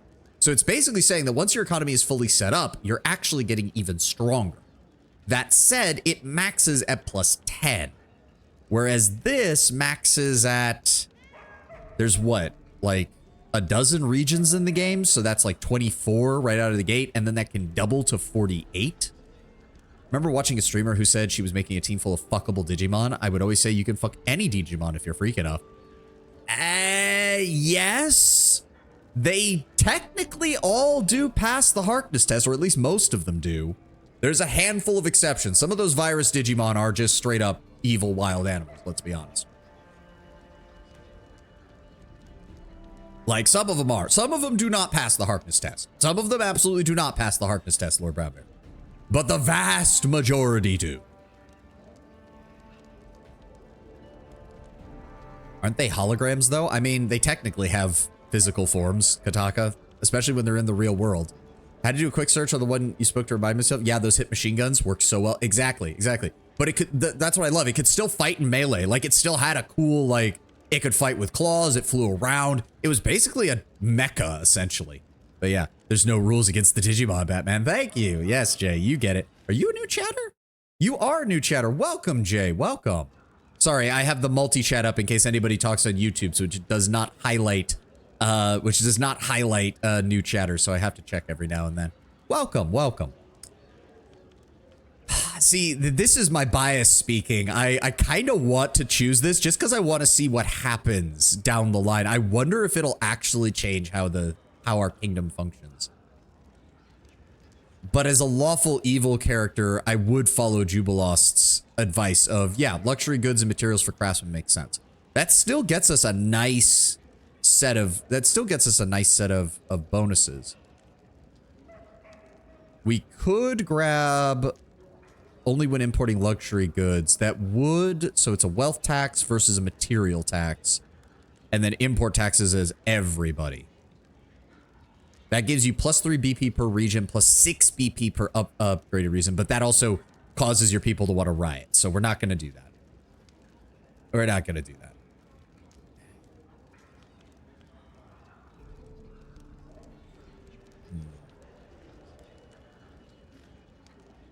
We lose community, we lose loyalty. How should I decide? I'll leave this to your capable judgment. Well, we already know what he wants.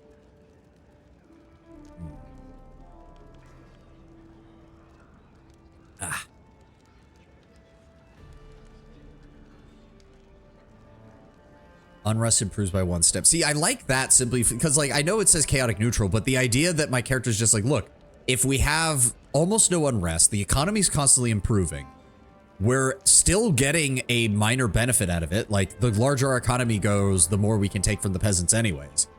And the fact that it basically, because looking at it from a lawful evil perspective, it's a case of, yeah, sure, we're not making as much money, but if the people are largely happy and content, we can spend less on local guards and more on our overarching desires and needs, as well as our actual military. You know, to go bully the fuck out of Pitax and make sure nobody tries to conquer us. Fuck it. Yeah, no, that's my justification.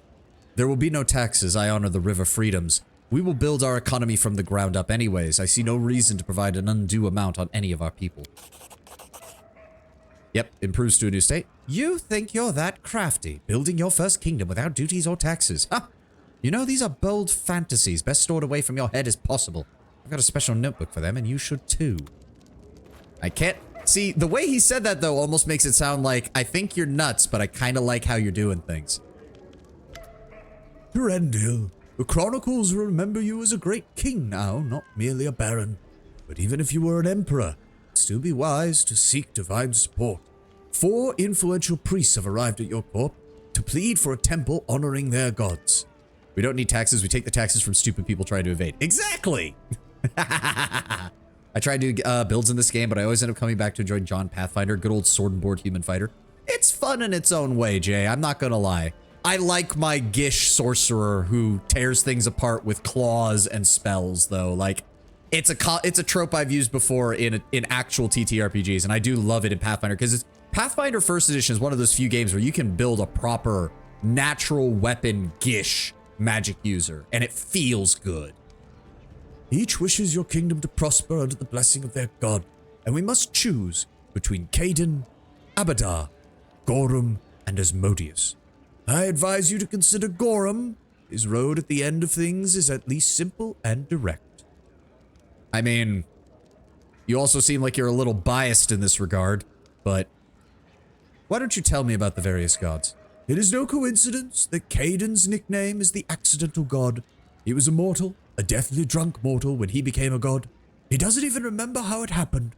Under Caden, your subjects will live happily, but senselessly, and spend their times in feasts and fairs. Abadar is the patron of cities and trade. He is there where civilization flourishes, and he detests chaos and destruction. I am not sure if his followers will survive well here in these wild and untamed lands. Gorum is a cruel and bloodthirsty warrior, as are his followers. He is the god of war, worshipped by orcs and barbarians, but he has quite a few followers among the civilized ones as well. Supposedly Caden wanted to become a god so he could fuck Callistria. I'm not surprised. Didn't he actually get a chance to date her for a while in the canon, and then she dumped him? Or he dumped her when he realized, okay, I've stuck my dick in crazy. I need to get out of here now. Your harem sounds a lot like Trump at times. I'm not giving it enough of the Trump style holding and the slightly lower voice. Cause harem is more just slow and wise for the most part. I can't really do that voice very well either, though. Asmodeus is the Lord of Hell. He is the archdevil worshipped by the powerful state of Cheliax. He is a believer in power, compacts, order, and the obedience of the lesser to the greater. He is crafty, but not deceitful. All contracts should be read carefully if you choose him. Guarantee you Callistria did splits on that thing before they split things off. Let's be very honest, Lord Brown Bear. Callistria probably did things that Caden didn't even know were physically possible. After all, having sex with a god is probably a very interesting experience in a setting like Galarian. I have to imagine.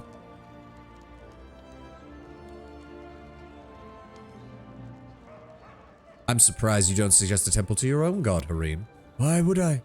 All temples will eventually be destroyed. All of Grotus's priests will turn to dust, like priests of all other gods. There are few who can hear his whispers, and we are satisfied with ruined temples to other gods. I'm sorry, that was the worst Trump impression. You didn't even do the hand motions. The voice was all right then. This model lacks tracking, Kataka. It is not yet the best model you've ever seen. One day it will be. One day it will be. But for right now, it is not the best model you've ever seen. We're working on it, though. Believe me. You gotta believe me. We're definitely working on it. I've got my top men working on it. We will absolutely have the best model in time. Iron Mouse won't know what hit her. Gods knows I love her, but Iron Mouse won't know what hit her. Okay. I can't even say that with a straight face. Iron Mouse has amazing models and she pays top fucking dollar for that. I don't have the fucking money for that. That's not happening. Not anytime soon. Not anytime soon. No. 3D Sylvani. It would probably just be hand tracking and I'd need to get a setup for it because I do not have the room to do Philian style room size tracking. I also would fear for my sanity because I'd probably break a hole in the wall. Another fun fact, since Gorm was born in the clash of humans and orcs near the beginning of the Age of Darkness, some people theorize Gorm was a half-orc before he became a god, thus some half-orcs take him as their racial patron god. This is perfectly feasible, but Gorm is likely the individual who cares the least about his race. We'll have the best model, and Iron Mouse will pay for it. Oh, no, don't say that, Tenwood, because Iron Mouse is Hispanic. That could come. That's gonna get clipped. Somebody's gonna fucking think I'm a... Oh, God, someone's gonna think I'm an asshole for that one. Whole body or nothing? No, no. Alright, let's see what the effects are. Temple of Caden Kaelin, Temple of Gorum, Temple of Asmodeus, and Temple of Abadar. I wish it would tell you what those did. I mean, we are a follower of Abadar because lawful neutral kind of fits us, but we lean towards lawful evil, but I'm kind of tempted for Asmodeus. I'm kind of tempted for Asmodeus.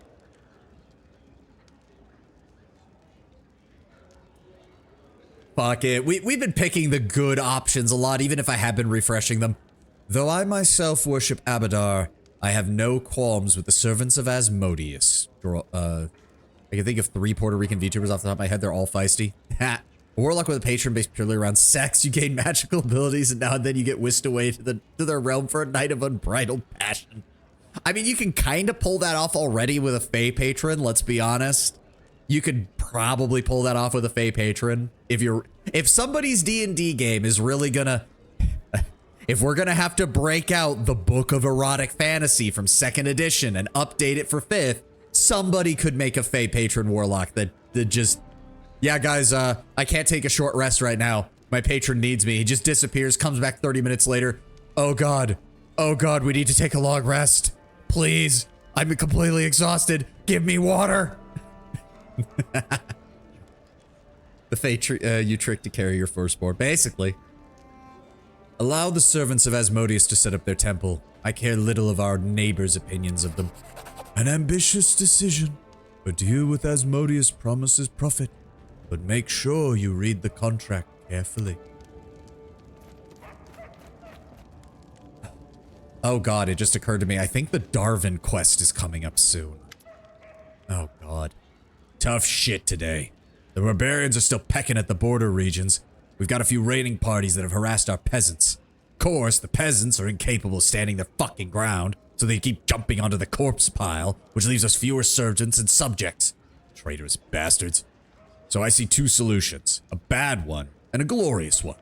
We send a whole regiment of guards to the village. We tell them to dig in, and when those barbarians come out of the woods and stick themselves in our spears, or I could gather a small squad of my best, assign them to a captain I know, smart fellow, thinks on his feet. They'll scour the area, find these savages and rip off their... Well, you know what kind of things are best to rip off. So what say you? Not a bad idea? Now I just hear Trump and Hareem. Start chasing them across the hills. Double the guard in the raided regions. We shall defend ourselves. Community +2. We'll take the initiative. Gather your troops. Drive the barbarians from my lands. Yes. The half-orc's eyes light up with excitement. Just like I want to hear. The troops will march today. Okay. We In finally due got all time. those events handled. Talk to the twins alone. Let's go deal with that before I do anything else. Oh, actually, hold on. Storyteller.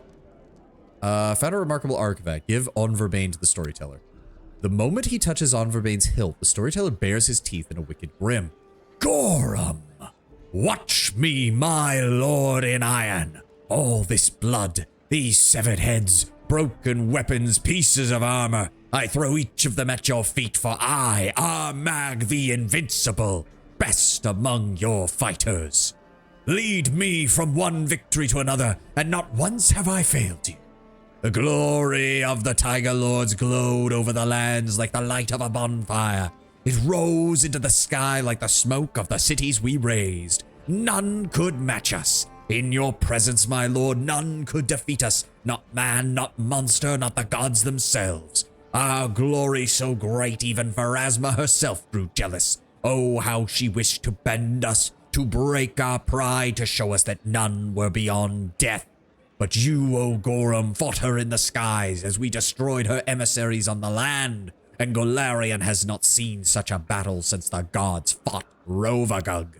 And we shamed her, my lord, oh yes. As my soul was set to depart my body, you snatched me from Pharasma's pale fingers, sealing it within this sword so I might shed blood in your glory forever. My war will never end, so long as the world stands. Blood. Blood for Gorum. The elf jerks his hand away from the sword and heavy silence fills the air. That was quite a curious experience. He eventually manages. Interesting. That is not far. I'm kind of tempted just to sell the sword, though, because I don't really have anybody who can make full use of it. So... like, it's technically good for Amiri, I suppose, but I like the spear that I crafted for her. Talk to the twins alone. Ooh. Blood for the blood got... wait, wrong one. I mean, it's pretty close. Gorum really doesn't give a shit. Armag can see the storyteller mantling him, and from inside the story, he's like, dude, you can just ask me if you want to know what's what.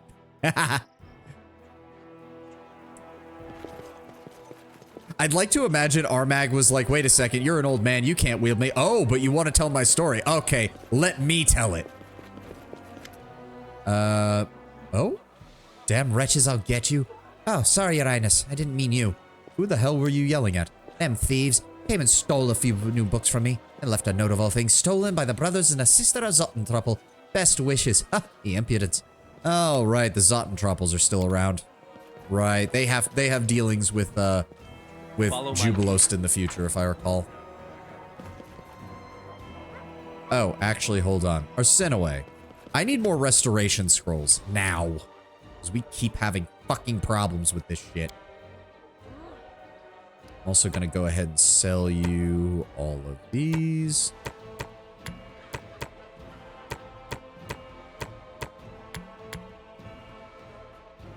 Good here. Nothing there. Keep the kinetic diadem. We don't need the cloak of resistance, though. Oh, this is what he got. This +5 leather armor allows its wearer to cast divine favor 3 times per day as a 9th level cleric. That's great and all, but I mean, the real problem is we haven't found any armor that has any abilities on it that really help Ekun, is kind of the issue. So, I mean, I guess we could equip that to him. Wonder if there's any nations in this setting where a gnome can legitimately say, sorry, my liege, I was bleaching as an excuse for a minor offense. Probably not, because even in the river kingdoms, like, that's not really an excuse, shall we say. All right, where is restoration? We need to buy more of those. Where are they at? There we go. Just give me, like, What do we have? We have 500. We have over 500k. I'm willing to buy like, no. I'm willing to buy like 20 of these. There we go. And then give me a couple scrolls of greater restoration as well. Thank you. Good lord. Now let's go talk to the twins. Gnomes do have a vassal city in Cheliax called Brasselwalk with a king.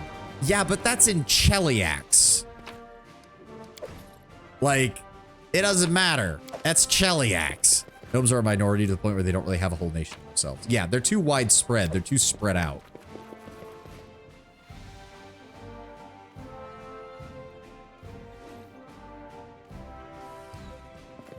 Oh, she wrote more poetry, did she? This town in foreign lands, narrow twisting streets with lanterns hanging left and right. As I walk the twisting path between, the lanterns shine upon my back. I leave one shadow on the wall and leave another on the road. Since the day I settled here, every evening when the lanterns shine and the shadows dance in their light, I walk this narrow twisting street and home. All according to plan. I really don't care. Sorry. I'm sorry, Calique, but I'm not a poetry connoisseur. Like, I really don't care. Also, her thing is locked again. Canera mumbles something with an independent air, then chuckles. Some story, isn't it? We need to discuss what happened. Oh no, this is Canera. Sorry. I'm surprised. Between everything that's going on in your lands, you find interest in such a trifle as a devil's plot and the family troubles of two lowly tieflings. Did you understand what the forefather was trying to achieve? Oh, he explained everything quite well. With his devilish dedication to the details, he considers his offspring an investment, and I am his property. My death did not annul the contract as I suspected, but I also believe he has another motive. You see, the Demavigas, like the forefather, live for one thing: to twist the souls of believers in other deities and bring them under the reign of Asmodeus. Hell does not forgive mistakes, and the forefather is well regarded there, but his valuable investments have slipped his grasp. To be rescued by another deity, oh, that must be unbearable for him. He will do anything it takes to get us back. Or me, at least. You seem unhappy that Calique and I decided to summon you to save the sweet tea.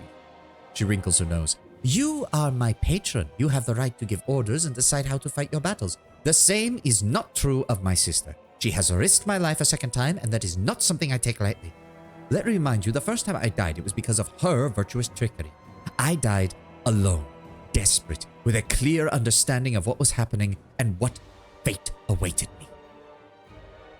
Why are you so interested in me? I have a thing for supernatural women. I mean, as I said, Tenwin, she is a legitimate romance path. Both of the sisters are. And there is, apparently, I've never done it, but it is in the game. There is a specific set of circumstances, so long as you choose the right dialogue options, where you romance both of them. And the game, I believe, in the ending slide, from what I remember people saying, fully acknowledges that you are a king with two queens. You are in a fully polyamorous relationship. What can we do? I would say we should figure out how to stop the forefather from carrying out his plan. He is stronger than you or I. It is only Nethys' power that keeps him at bay for now. Only someone with a death wish would stand against the deity or his herald. But for now, all we can do is wait. I'd like to also talk to your sister. She nods wryly and says nothing. After everything that's happened in the Comlands, Calique is kept to herself while acting as if nothing happened. This time she greets you with an almost pointed nonchalance. Hello. Welcome. We need to talk. You have the right to answers. Please ask. Does a woman with two personalities count as polyamorous? They're not. Okay, Tenwin, they're not two personalities. They are two distinct people. This isn't a case of them switching minds. They are fully disappearing into another plane as another one of them steps out. They are two separate people, completely and utterly. Do you understand what the forefather was trying to achieve? Yes. He couldn't help explaining everything in great detail, and the patronage that Nethys gave us weighs heavily on him. Despite all of his might, he believes in the rules.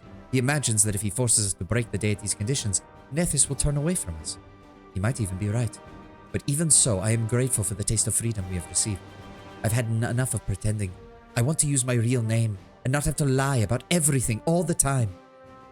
I think Canera's very angry with you. You saw and heard everything. My heart was like a pot boiling with poison. I should not be angry at my sister, but I'm so tired. The nightmare we endured in Kadira has simply returned to us.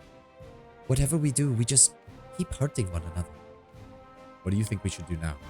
All we can do is wait. The devil promised that it is not over, and that he will make us break Nethys' condition. I wish I knew how he's going to do that, because it means Canera and I will meet again. Calique swings her tail nervously. Alright, there we go. In due time. That gets that updated. Time to consummate the marriage. The husband's sweating as he had to do it twice in a row. I mean, if I was playing pure lawful evil, that might have been the option, because what dragon wouldn't want multiple? What dragon would be satisfied with only one woman? Why are we getting a loading screen? Oh, that was weird. Normally the loading screen for the court just shows the court. As it should be. Okay, I don't think we have anything else that is going to get in the way of our stuff. There we go. Granted that advisor. Granted advisor. Yep. Dealt with that. Dealt with that. Dealt with that. Dealt with that. Okay. We have 11 new projects. Fucking hell. We have 6 more rank ups. The regent, the counselor, the general, the treasurer, the high priest, the warden, the minister, the curator. Dear God. We have helping hand. Provides the counselor a +2 bonus when resolving all situations. Nice. And fortifying the foundation. All static stability buildings have their cost reduced by 15%. Finishes breathing out. All right, switch. Poofs as a newly fully energized woman is suddenly straddling you. That would be interesting. If they literally swap from the same place, would you still be inside of her? The silver dragon would probably be satisfied with one woman. Aren't they all about oaths and loyalty? Yes. But again, what does that mean to a dragon? Does that necessarily mean that they're only married to one person? An oath to 2 people can be just as powerful as an oath to 1. And I say that as somebody who doesn't even think polygamy works in most cases. But like, if we're gonna be entertaining the argument, like, +1 morale bonus to armor class and saving throws while fighting in claimed regions. Nice. Defenders of the Land 2, +1 to morale bonus to attack and damage rolls when fighting within claimed regions. On top of the +1 that we already get. Very nice. Divine protection from fear, immunity to fear effects in all claimed regions. Okay. And reduce the chance of random encounters, which I don't actually want, because we want random encounters. Okay, we have a lot of shit to do. We have a lot of shit to do. Nothing else is going on right now, right? Nothing else is going on right now. We're waiting for the garrison. The ancient curse has 142 days. I'm just going to look up what the answer to that is, because I don't have fucking time for that. Annexation, we're still working on that. Upgrade any region. Okay. Get to the dungeon with Varn. Oh, right. Okay, we should do that first. We'll do that, and then we have to deal with a lot of bureaucracy to get our kingdom up and running for the next act. All right, leave that here. That's fine. Drop you. Bring a Mary back in. We'll take the usual team. So we need to go... I don't even remember where this fucking thing is located. It's way over in the Tours of the Lebanese, if I recall correctly. Yes, it's all the way down here. Shit. Alright, so... Can we teleport there? Yes, good. There we go. That saved us a lot of time. And then we want to go this way. Oh, ad is playing. My apologies. I need to go refill my gamer subs anyways. I will be right back, guys.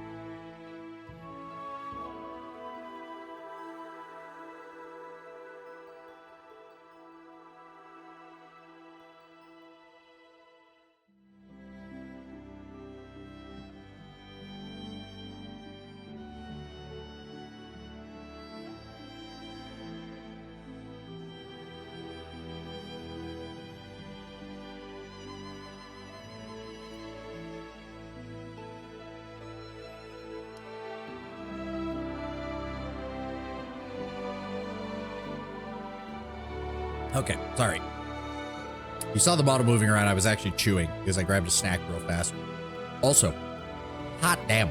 So GamerSub sent me those free packets that come when you order with stuff.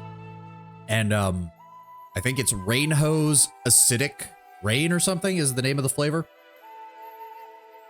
Oh my God, that is strong. It's like a peach or a nectarine or something. It's really strong. I'd have to go look that up on the site. God, that is one of the strongest flavors I've had from them. Like, not my favorite, but not bad. Oh God, we need to rest. Shit. All right, hold on. Camp. You know the drill, people. I should never have come to the Stolen Lands. Dude, No, calm down. not like this. I shouldn't have stayed.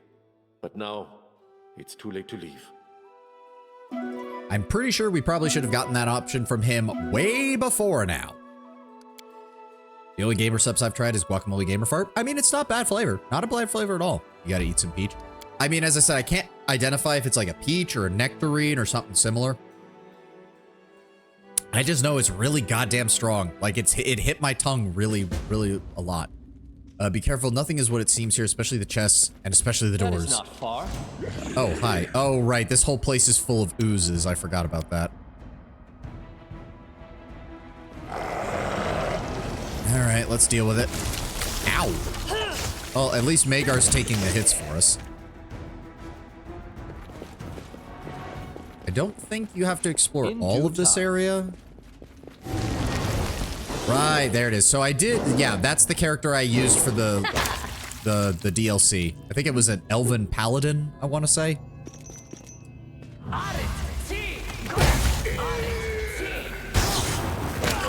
So if I recall correctly, the ending that she picks is basically, You came after all.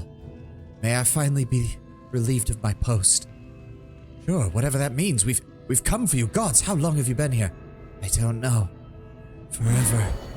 My guard We will be is over. victorious. Clever ploy. yeah. So the way that the Fae treated her basically is saying, oh, I'll give you the power to protect your people. So long as you stand here, you will be able to fight Fae forever. And literally, that basically implies that in the months that it took for us to clear out the Varnhold area and finish all the problems, she was literally standing here for literal months, constantly fighting against Fae, trying to invade the region.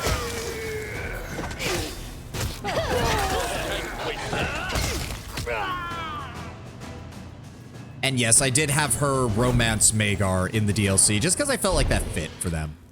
The last monster falls dead, shedding its blood on the stone tiles. The portal, glimmering in the darkness of the dungeon, suddenly and violently closes. Even as it vanishes, you hear a vaguely familiar voice coming from it. But perhaps that was just your imagination in the heat of battle.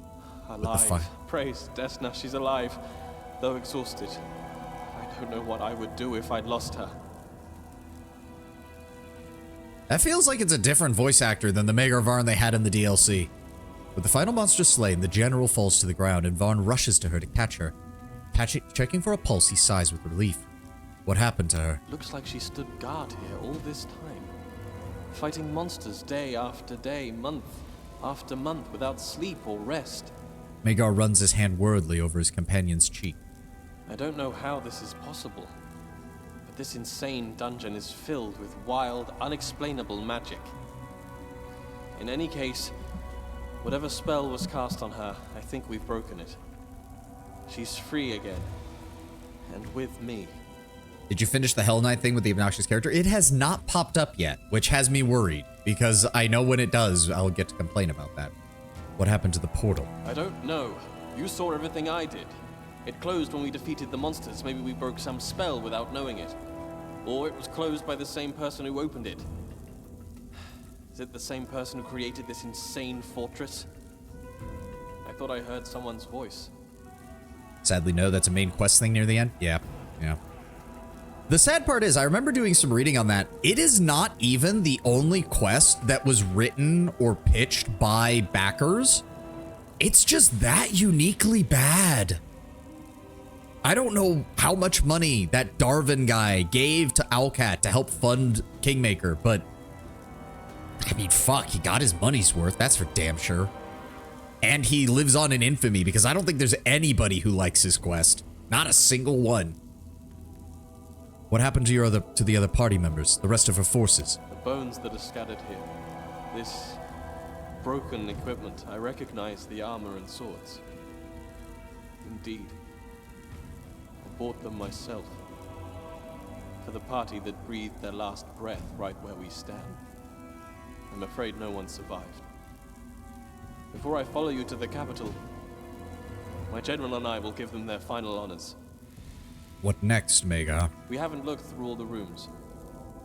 You can search the rest if you like, while I've found everything I was looking for. If you'll allow me, I will stay here for a while, to guard her sleep. Don't wait for me. Return to the capital. We will follow you as soon as she awakens. Nobody likes Gary Stews. It's not even that he's a Gary Stew. It's that the quest railroads you into, like, having to work with him because the Hell Knights who come after him are some of the dumbest fucking Hell Knights in the history of Hell Knightdom. Like, it's not even that he's a Gary Stew. It's also that all of the other characters in his quest suck. Gnawed human bones, shred of clothes, and broken weapons. There's been a portal where the stone is. The place still crackles with the sparks of otherworldly energy.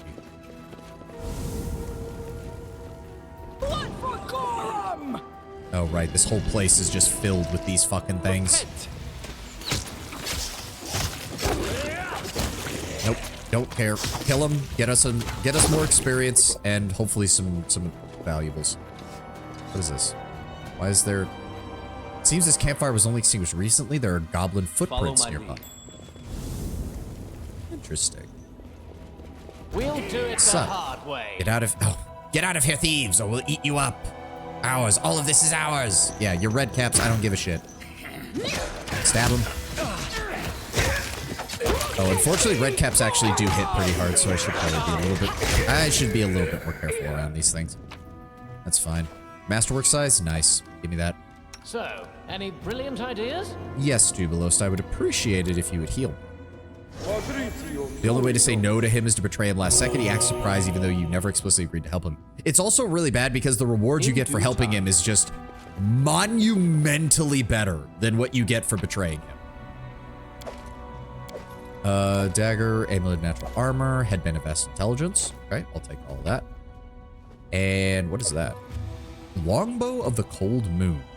This +3 composite longbow deals 3d6 cold damage instead of its normal damage. On a critical hit, the target must make a DC 18 fortitude. Low bat. Oh god, why is my phone not charging? Hold on. What the shit?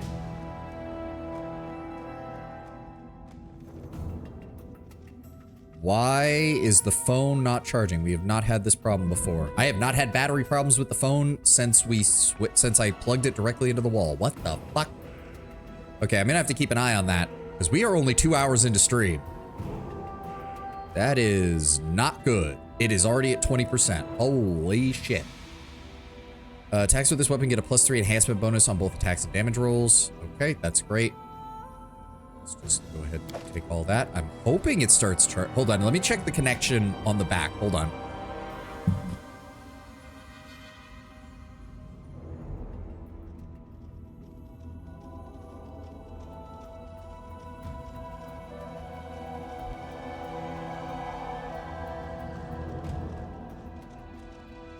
Okay, it's working properly, supposedly. Okay, yeah, the number's going back up. We should be good. The number's going back up. Oh, I must have nudged it or something and knocked the charging cable loose. That is not far. Fucking scare the crap out of me. All right, what else is around here? Actually, speaking of Share which, your troubles. Tristan, go ahead and top us off. Give me a second. Ready for anything. And let's go with your image. As it should be. Surely there's more to this place, right? There can't just be one room, right? Investigate the other rooms of the dungeon before we leave. Yeah, but there's exactly 2 rooms, apparently. The fuck? Am I missing something here? I don't think I am. Yeah, we can't go any further down this way. The rest of the keep got explored in the DLC, but it was a long and annoying ass fucking dungeon. Technically, you've already done this dungeon, haven't you? Yes, it was with the general in the DLC, but I don't remember how much else we're supposed to be able to track, and it's not like, unless I missed a perception check or something for this other side, there's nothing else. Yeah, no, there's... That is not Nope. far. We can't open that door. Nope, I guess we're good? Question mark? What exactly happened in the DLC? So it deals with the lead up to the Varnhold vanishing, and mainly the fact that this place was disguised to look like Charon, or Mordecai's tomb. So basically, Magar got hoodwinked and tried to invade this place thinking it was where they needed to go to stop Mordecai from rising. Turned out it was completely the wrong place. His general and his best fighters got separated and ended up here, where most of them died except for the general. Cephal and him ended up back in Varnhold, where they got mind controlled by Mordecai, and Mordecai ended up killing Cephal as well. And most of the other people living in the area also got mind controlled by Mordecai. And it seems to have been set up, it's implied by a powerful Fae, which you can kind of, if you've played through this game, you know who it's implying. And the Fae were just completely fucking with people. Lost Arden Keep isn't a bad dungeon. It just sucks that it's only in the DLC, because you only go through it with the DLC party. You don't go through it with the main party. Because it's a really big, really cool dungeon, but you're doing it with a shitty ass fucking secondary party. And if I recall, we now run into... Yes, this should be... Where is he? Where is he? The Goblin Merchant, and he sells items from the DLC. As you come closer, the goblin gives a wide grin and waves at you. A ramshackle cart beside him is sagging under the weight of all the junk within. Amidst the trash, however, you notice the glistening of gold and what seems to be hints of fine cloth.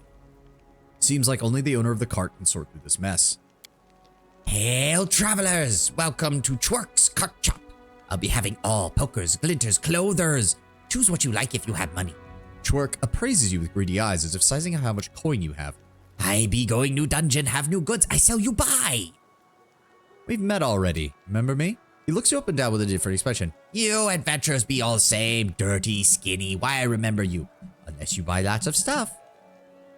She goblin on my DLC tell I'm merchant. That doesn't even make sense, Lord Brownbear, and you know it. Twerk thinks for a moment, then shakes his head sadly, as if confirming his memory of you is lost. How goes the trading? Since Goblin King be down, it be too bad. Me be self-riding roads and wandering around villages. No one be giving me money, they just come to watch him point finger. Let me see what you have. So, yeah, he has the fearsome mace of Twerk, which no longer costs 100,000 gold, thankfully.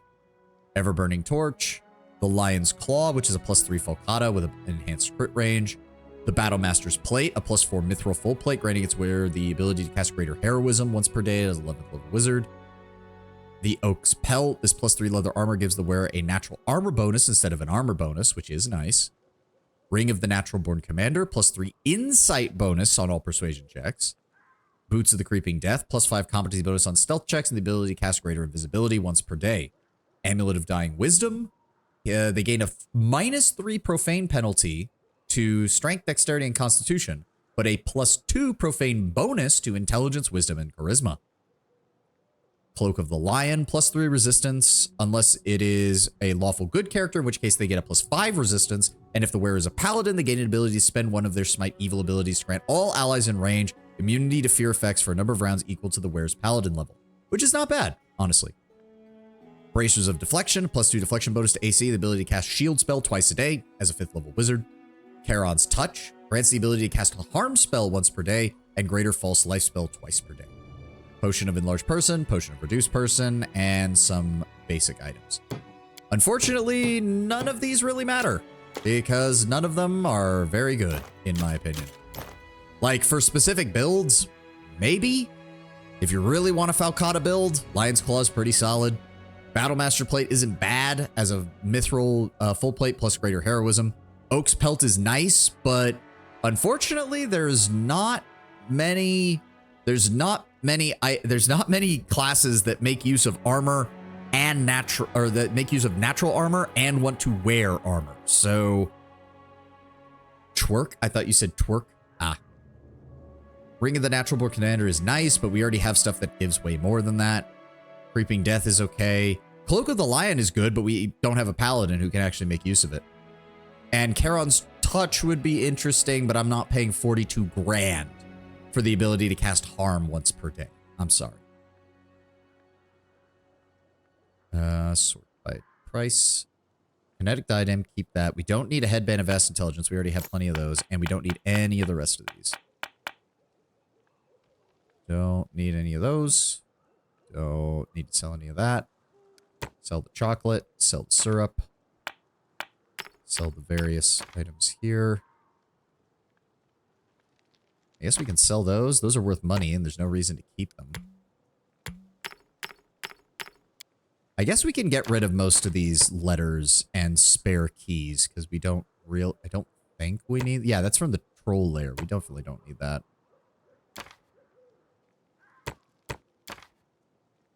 Yeah, let's get rid of these. I don't think any of them are really worth anything, so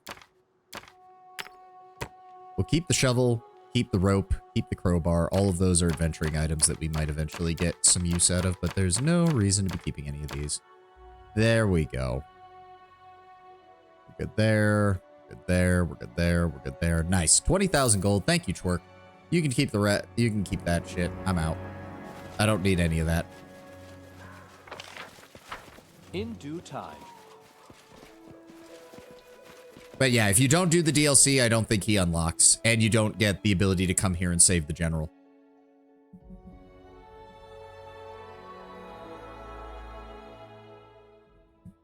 But yeah. Alright, back up to our town so we can teleport the fuck out of here. We have many things to do at our capital, which we will probably be doing for a good while.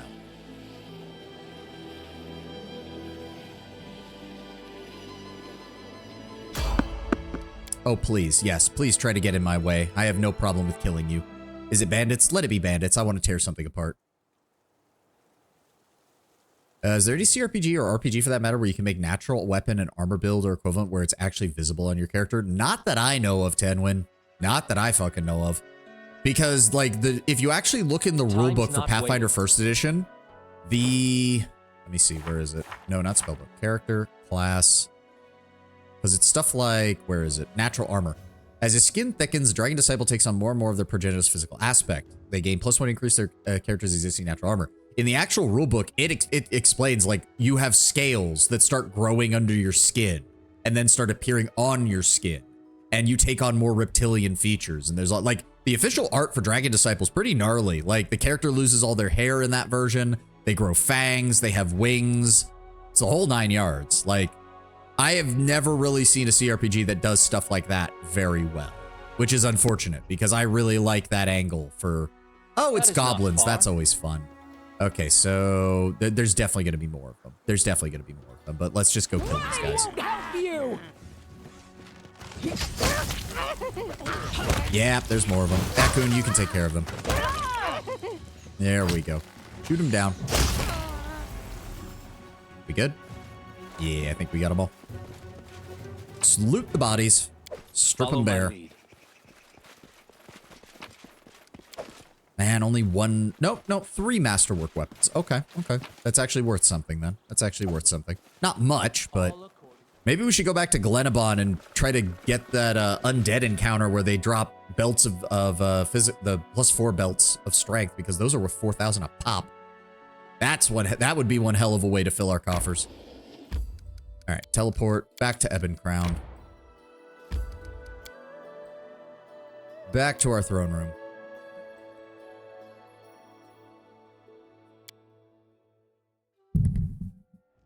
All right. And, oh good, she's finished crafting the marksman's helm, and I think that means she should also be, yes, so give me that. Give me that, and then let's go over to... You know what, Echo, just wear the armor that she gave you.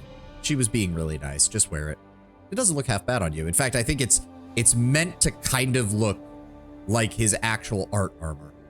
At least a little bit. Not in the coloration, but in the way like it's designed.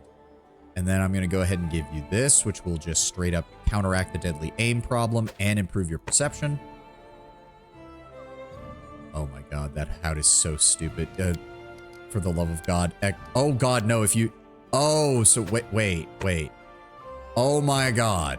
So the hood is default, but if you have him wear anything on his head and then turn off helmet, he just doesn't have his hood. Okay, fine. Keep the stupid hat. You're looking a little more, looking a little Aussie there, Ekun. You're looking a little Aussie or Kiwi there, methinks. All right, so +5 to competency bonus, -3 to perception. I don't, or +3 to wisdom. I don't think we have any other wisdom class that can make use of that. No, we don't. All right, so that's probably going to get sold. And then the kinetic diadem can honestly go on Canera. She's more likely to do more damage, whereas Calicae is more other things. Will most likely not happen unless budgets get higher, but yeah, it'd be cool to have a character that slowly progresses overall with such bestial builds. I mean, you can do natural weapons and armor that isn't reptile-based, but still. Oh, yeah. I mean, there is a class in Pathfinder that's built entirely around that, which is the Shifter. But again, the thing is, you would need a Pathfinder game almost built on the same engine that Larian used for Baldur's Gate 3 in order to get the details that actually show up. And it would be like the Shifter starting normal. Twitch warned me about posting that message. Probably the word bestial. The word bestial probably triggered Twitch's auto mod feature. That's in the next game. I would be nice if they can get that far in there. Bartholomew, I have some things to sell to you. Nobody else needs a headband of vast intelligence. You can take all of this scrap armor that we picked up. Take all of these.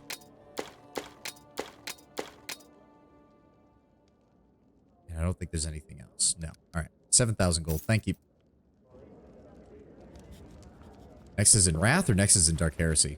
I think Jay might be saying whatever theoretical... I mean, there is the other big supplement that Alcat could do for another Pathfinder game is Rise of the Rune Lords, isn't it, Lord Brownbear? I think that's the next... That's like the other big one, but the problem is Wrath has mythic levels, and that's kind of the peak of power in a Pathfinder game. It would be... A lot of people would be disappointed if we took a step down in power level after getting Wrath. Or like Dork Heresy. I know, we all wanted a Black Crusade game, but they want to do the Inquisition. Alright, before we go anywhere else, it's copium for the next Alcat game. Oh, I understand. I understand, Jay. I get you. That's always the problem with constantly increasing the power scale. Yeah, it is. How many... 1, 2, 3, 4, 5, 6, 7, 8. We're missing like half of those. Good lord. And 4, 5, 6, 7, 8, 9, 10, 11, 12. I think we're missing 3 for that one. Unfortunate. All right. Okay. So what we need to do while we are doing these events in the kingdom, we have got to get some serious upgrades going on some of these items. So let me see here. Daedalus, did you get your cloth robe upgraded? You did. Good. You've got the highest headband you could possibly fit on there. I don't suppose you have enough skill to make yourself... Let's go with helmet. Available. Headband +6. I don't suppose you have the ability to get that higher, do you? No. You cannot make level 7, and you cannot make level 8 just yet. Given how Wrath went, I would assume their next Pathfinder game would be Iron Gods, as super tech options would be a decent compensator for mythic tiers. Oh, interesting. Okay. The reason I'm annoyed Dark Heresy is honestly because the longer Black Crusade doesn't happen, the less chance there is for it to happen. For all we know, Alcat finishes Dark Heresy, puts it out, and then goes, we're done with Warhammer, time to move back to Pathfinder. That'd be such a shame. Yeah. No, I see it. I see it.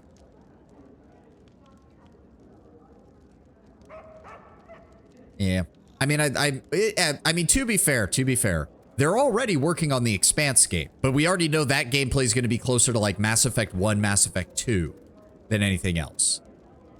But it does make me worried that Alcat's going to fall into the same trap as that BioWare did, which is, oh, we have a voiced protagonist. Now we have to vastly restrict our dialogue options. Everybody get ready for the BioWare wheel of dialogue choices because, oh my god, I swear to fucking Christ, if we lose another RPG developer to that fucking shit, I'm gonna lose it. All right. So we need to go down the line and figure out what I need to upgrade. Okay, the crown is already giving us, it's a headband of mental perfection +6, and it gives resistance to compulsion effects. No upgraded needed there. +4 enhancement bonus to natural armor, +5 resistance bonus to saving throws. Don't need to bother with that. Deflection of +4 and sustenance. Don't need to worry about that. The white drake ring gives us cold resistance. I'll be adding more resistance to that later, but it doesn't need to be enhanced. Bracers of armor +6. Can we improve that? So let me see here. Bracers. All. Bracers of armor +6. It's the only one of its type.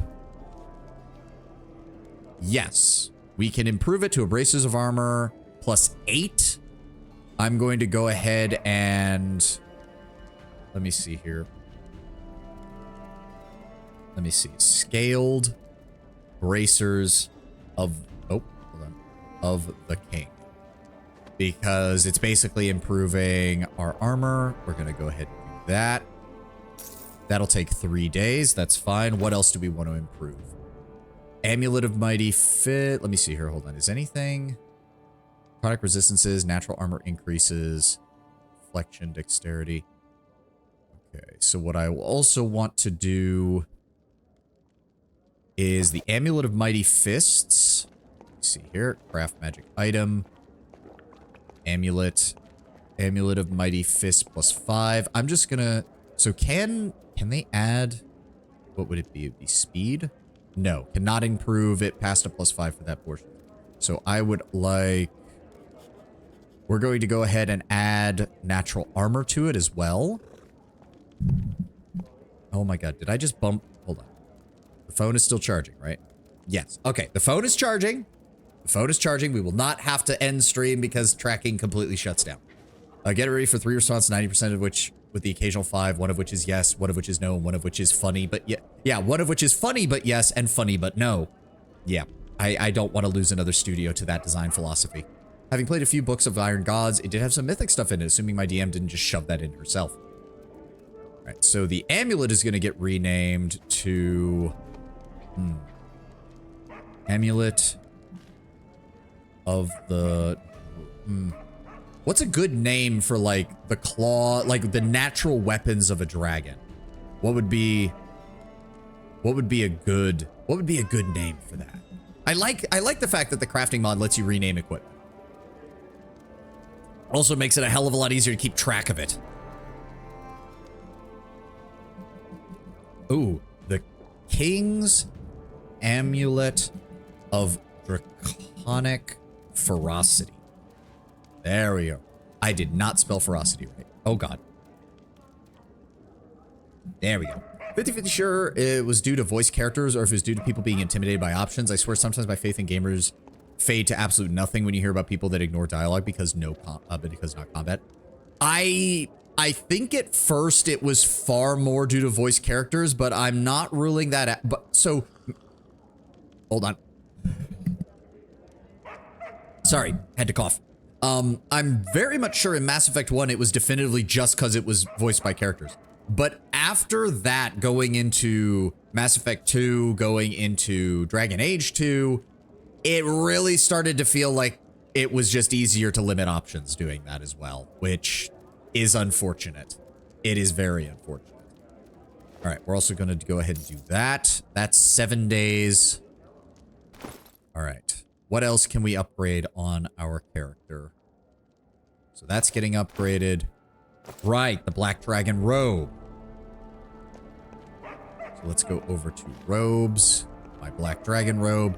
We're going to go ahead and boost persuasion even higher. There we go. There are people who spend 2 hours in Baldur's Gate 3's character creator just to be like, wait, I hate turn-based RPGs. Yeah, I saw that. I saw that. The crown is kind of ridiculous. Yeah, you're not wrong, but it's a crown, so fuck you. I think I even posted that in my post-stream message on Twitter a few days ago where I'm just like, if anyone in my kingdom bitches about the crown or thinks it looks ridiculous, I will just literally rip them apart because you don't insult the king's crown. Get over it. I mean, if I really want to, I can just turn it off. But I like having it on. I like the fact that I can see that I have the crown on. That is not far. It looks like a bucket. It does. It does. The real problem is not the crown. The real problem is the padded cloth helm that goes underneath it. That should just not be there. Just have my character's hair be there. He's wearing it on top of his head. Just wear the crown. It would be fine if it was just the crown. But it has that stupid padded helmet underneath it, and it looks dumb. There's no other way to put it. Because, like, see, when I'm zoomed out and all you can really see is the crown, it looks fine. I'll make you see the beauty of the shield, Silvery Barb's wizard. I mean, you can try that, but I can transform into a dragon. Your argument is invalid. All right, what was I doing? Right. Belt of the Obsidian King. I do want to upgrade that as well. Belt. Where is it? Belt of the Obsidian King. Ability. Let's go ahead and boost the dexterity to a 6. Actually, DC 43. That's going to take a while. We might hold off on that. So what's an easier item to upgrade? The alkali gloves are already giving us additional damage, so that's fine. The boots of the Kingly Stride. We need to finally upgrade that, please. Boots of Kingly Stride. Let's go with movement and just... Ooh, that's 37. Let's just go to 25. That'll be nice and simple. Yeah, 1 day, 7 days, 3 days. Yeah, this will be nice and simple. This will be nice and simple. So that's everything on my end. When you hear someone skipping cutscenes in an RPG, I mean, there is such a thing as replaying a segment. Yeah, Terrell has a point. Obviously not what I'm talking about. No, true, Ted, true. And nobody wants to see the cutscene before the boss for the 5th try. That is definitively true. All right, Tristan. You're still doing just fine. You're mainly a healer. Plus, that doesn't really matter. That doesn't really matter. That doesn't really matter. That doesn't really matter. Okay. Ekun. Devourer of Metal. Let's get that upgraded to a +5. Arms and armor. Devourer of Metal. Let's go ahead and improve the enhancement bonus to a +5. There we go. And then Devourer of Metal. The best choice for him would probably be speed. Speed just gives him an additional attack. No reason not to. Attack uses the wielder's full base attack bonus plus any modifiers appropriate to the situation. This benefit is not cumulative with similar effects such as haste. That's fine. We'll pay 20,000 gold for that. Let's go ahead and set the name to +5 because that's what it's going to be after this. There we go. 5 days for Devourer of Metal to get upgraded. Okay. What else? What else do you need to work on there? Ring of Plentiful Hunts, that's fine. Ring of the Beast King gives you sustenance and gives the Animal Companion enhancement bonuses, which is nice. +6 enhancement bonus to dexterity and damage resistance. +4 to strength, that's fine. Swiftfoot boots. You don't really need to move much is the thing, though, so I think that's good. Oh, the Marksman's Head. Can we improve that perception check higher? So that's going to be Wondrous Items, Helmet, Marksman, there it is. Skill, Perception. Oh. Wait, shouldn't it already be at 5? Wait. Is that a different type of bonus? +5 competency bonus. That's weird. Wait. Is that a different... I need an item that I... Hold on. Where's my crafter? Isn't that counted as a competency bonus? Yeah, it is. That's weird. Well, regardless, we're just going to improve it regardless. So what's the highest bonus we can give? We can give him a +8 to that real easy. So just go ahead and do that. 2 days. Good. I think I'm just going to focus on the regular group that we take because trying to do otherwise would take way too fucking long. What about you? You, I don't really care about as long as you're capable of dealing damage. Amulet of Mighty Fist +3. Trailblazer's Helm is fine. Yeah, I don't feel like wasting time on you. That's fine.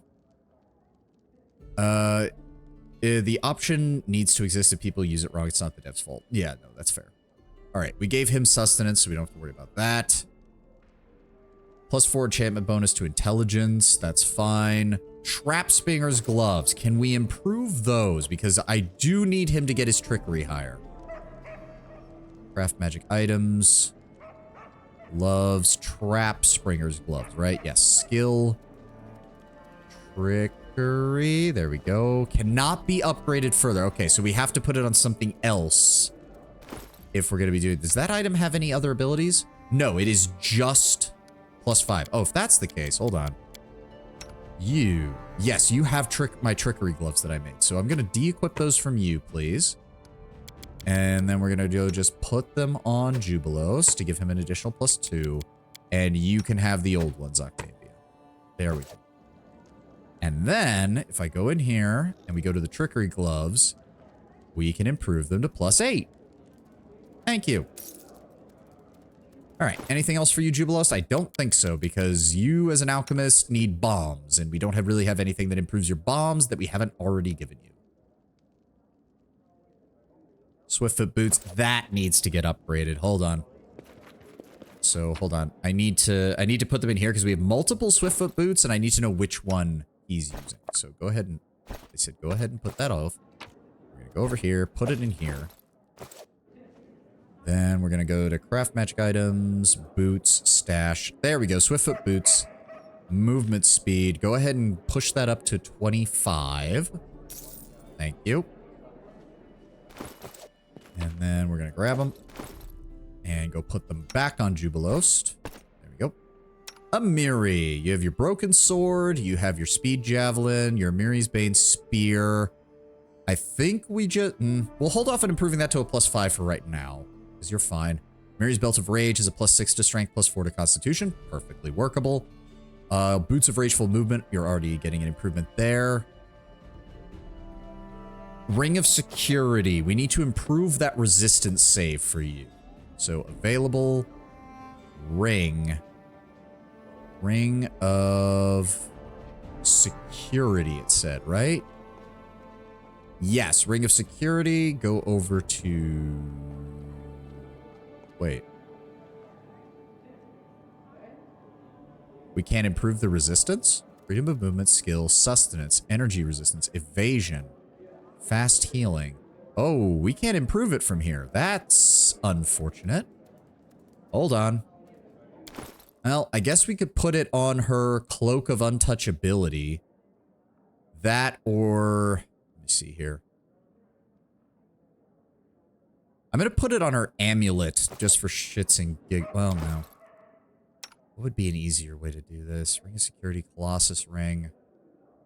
Yeah, we'll put it on her cloak. I don't know. Yeah, cloak is fine. So back over to Wondrous Items. Cloak. Miri's Cloak of Untouchability. Saving throws. There we go. Go ahead and just bump that up to a +5. That's another 3 days. That's fine.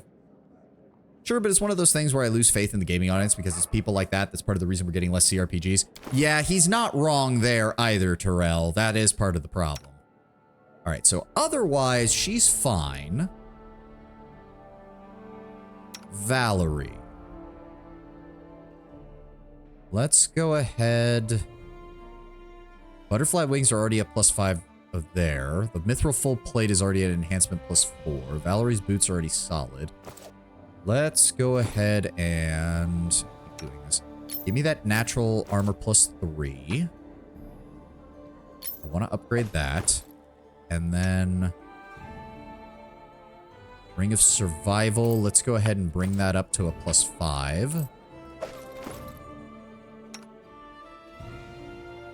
And then the Sparkling Helmet, I would love to give that an additional +4 to a will save as well. Yes. All right. So, Craft magic items.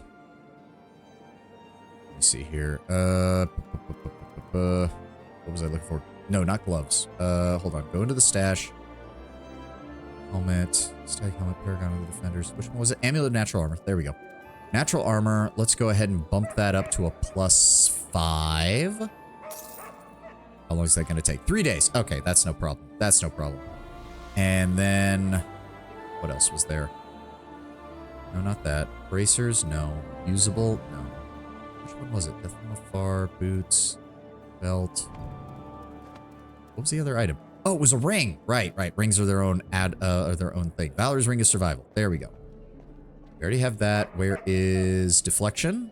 +5. We're gonna go ahead and adjust that. There we go. And then lastly, wondrous item, helmet, inventory. It was the sparkling one, right? Yes, sparkling helmet +4. We're going to go ahead and add bonus wisdom to that. So that way Valerie has improved saves. There we go. All right, she's set to go build. She's going to be building us a lot of equipment. And we just spent like, yeah, about 60,000 gold on equipment that we're upgrading. Speaking of which, give me those back. Put them back on Valerie. There we go.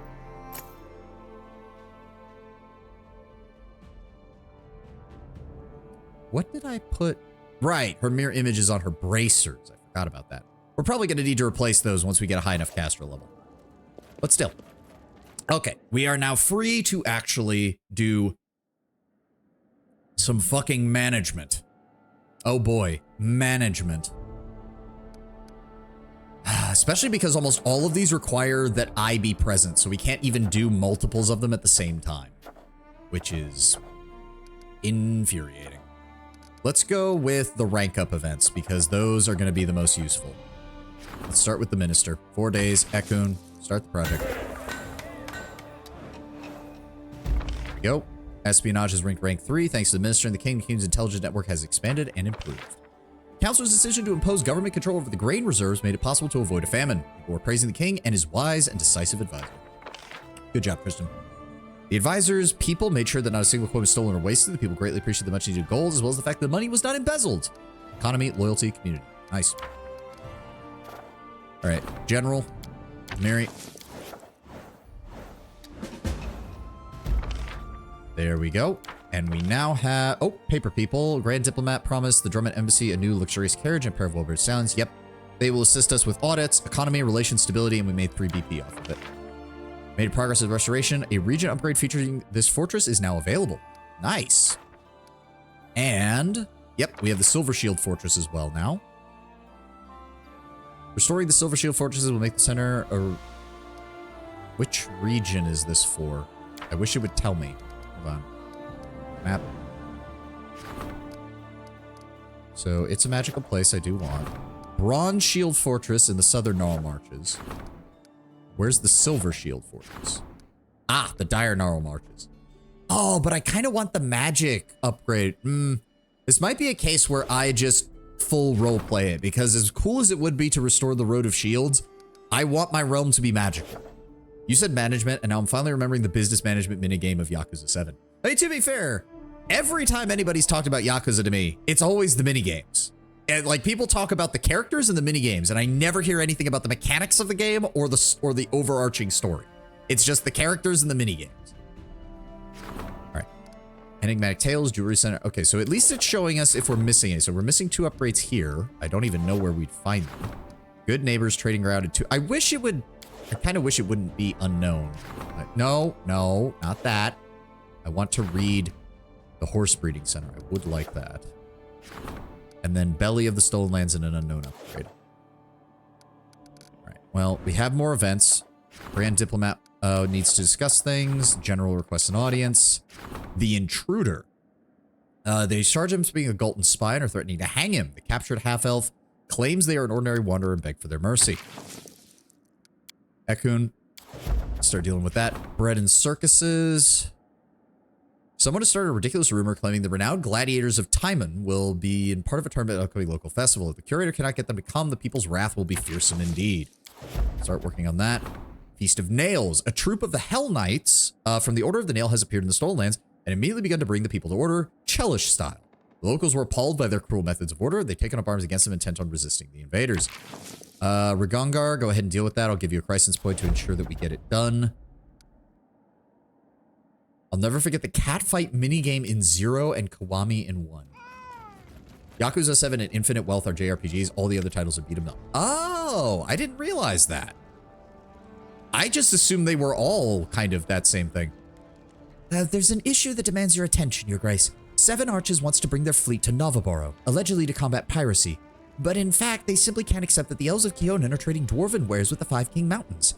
Control over Novaboro would allow Seven Arches to collect duties all along the trade route. Both Kionin and Seven Arches are asking for diplomatic support. I think we should put Seven Arches on a shorter leash. Their most recent step is just another attempt to take away someone else's living. We could also bring our own fleet into Novaboro to steal their initiative, but it's better that we have Kionin as an ally. We'll buy wares from whoever will bring them. Okay. Bring in our troops, keep peace in Novaboro, lose relations but gain BP every week. Stand up for Kionin, help the Seven Arches. Pretty sure we fucked over Seven Arches last time. So yeah, I'm gonna let her do what she wants to do. Wonderful. We'll let Seven Arches know that we won't tolerate their brazen efforts to seize an honest trade route. Yep, there we go.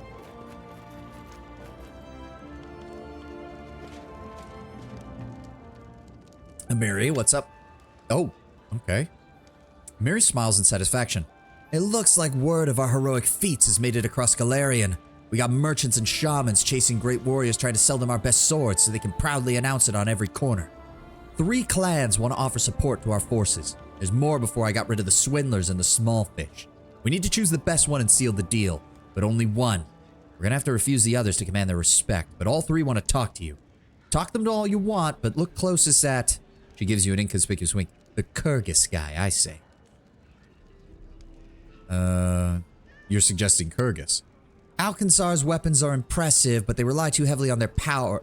Relying too heavily on their power might weaken our troops in other ways. You know what I think about magic and mages. But if all of our soldiers look like that Kyrgyz priest, the war might not happen at all. The enemy would flee at the sight of it. Let me speak with them first. Let's start with the halfling in the back.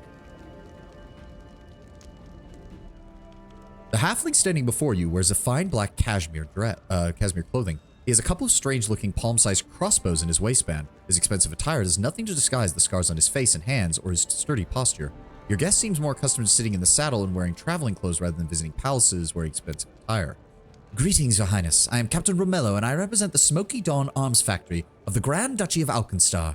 Our enterprise is prepared to provide your army with the finest weapons ever made.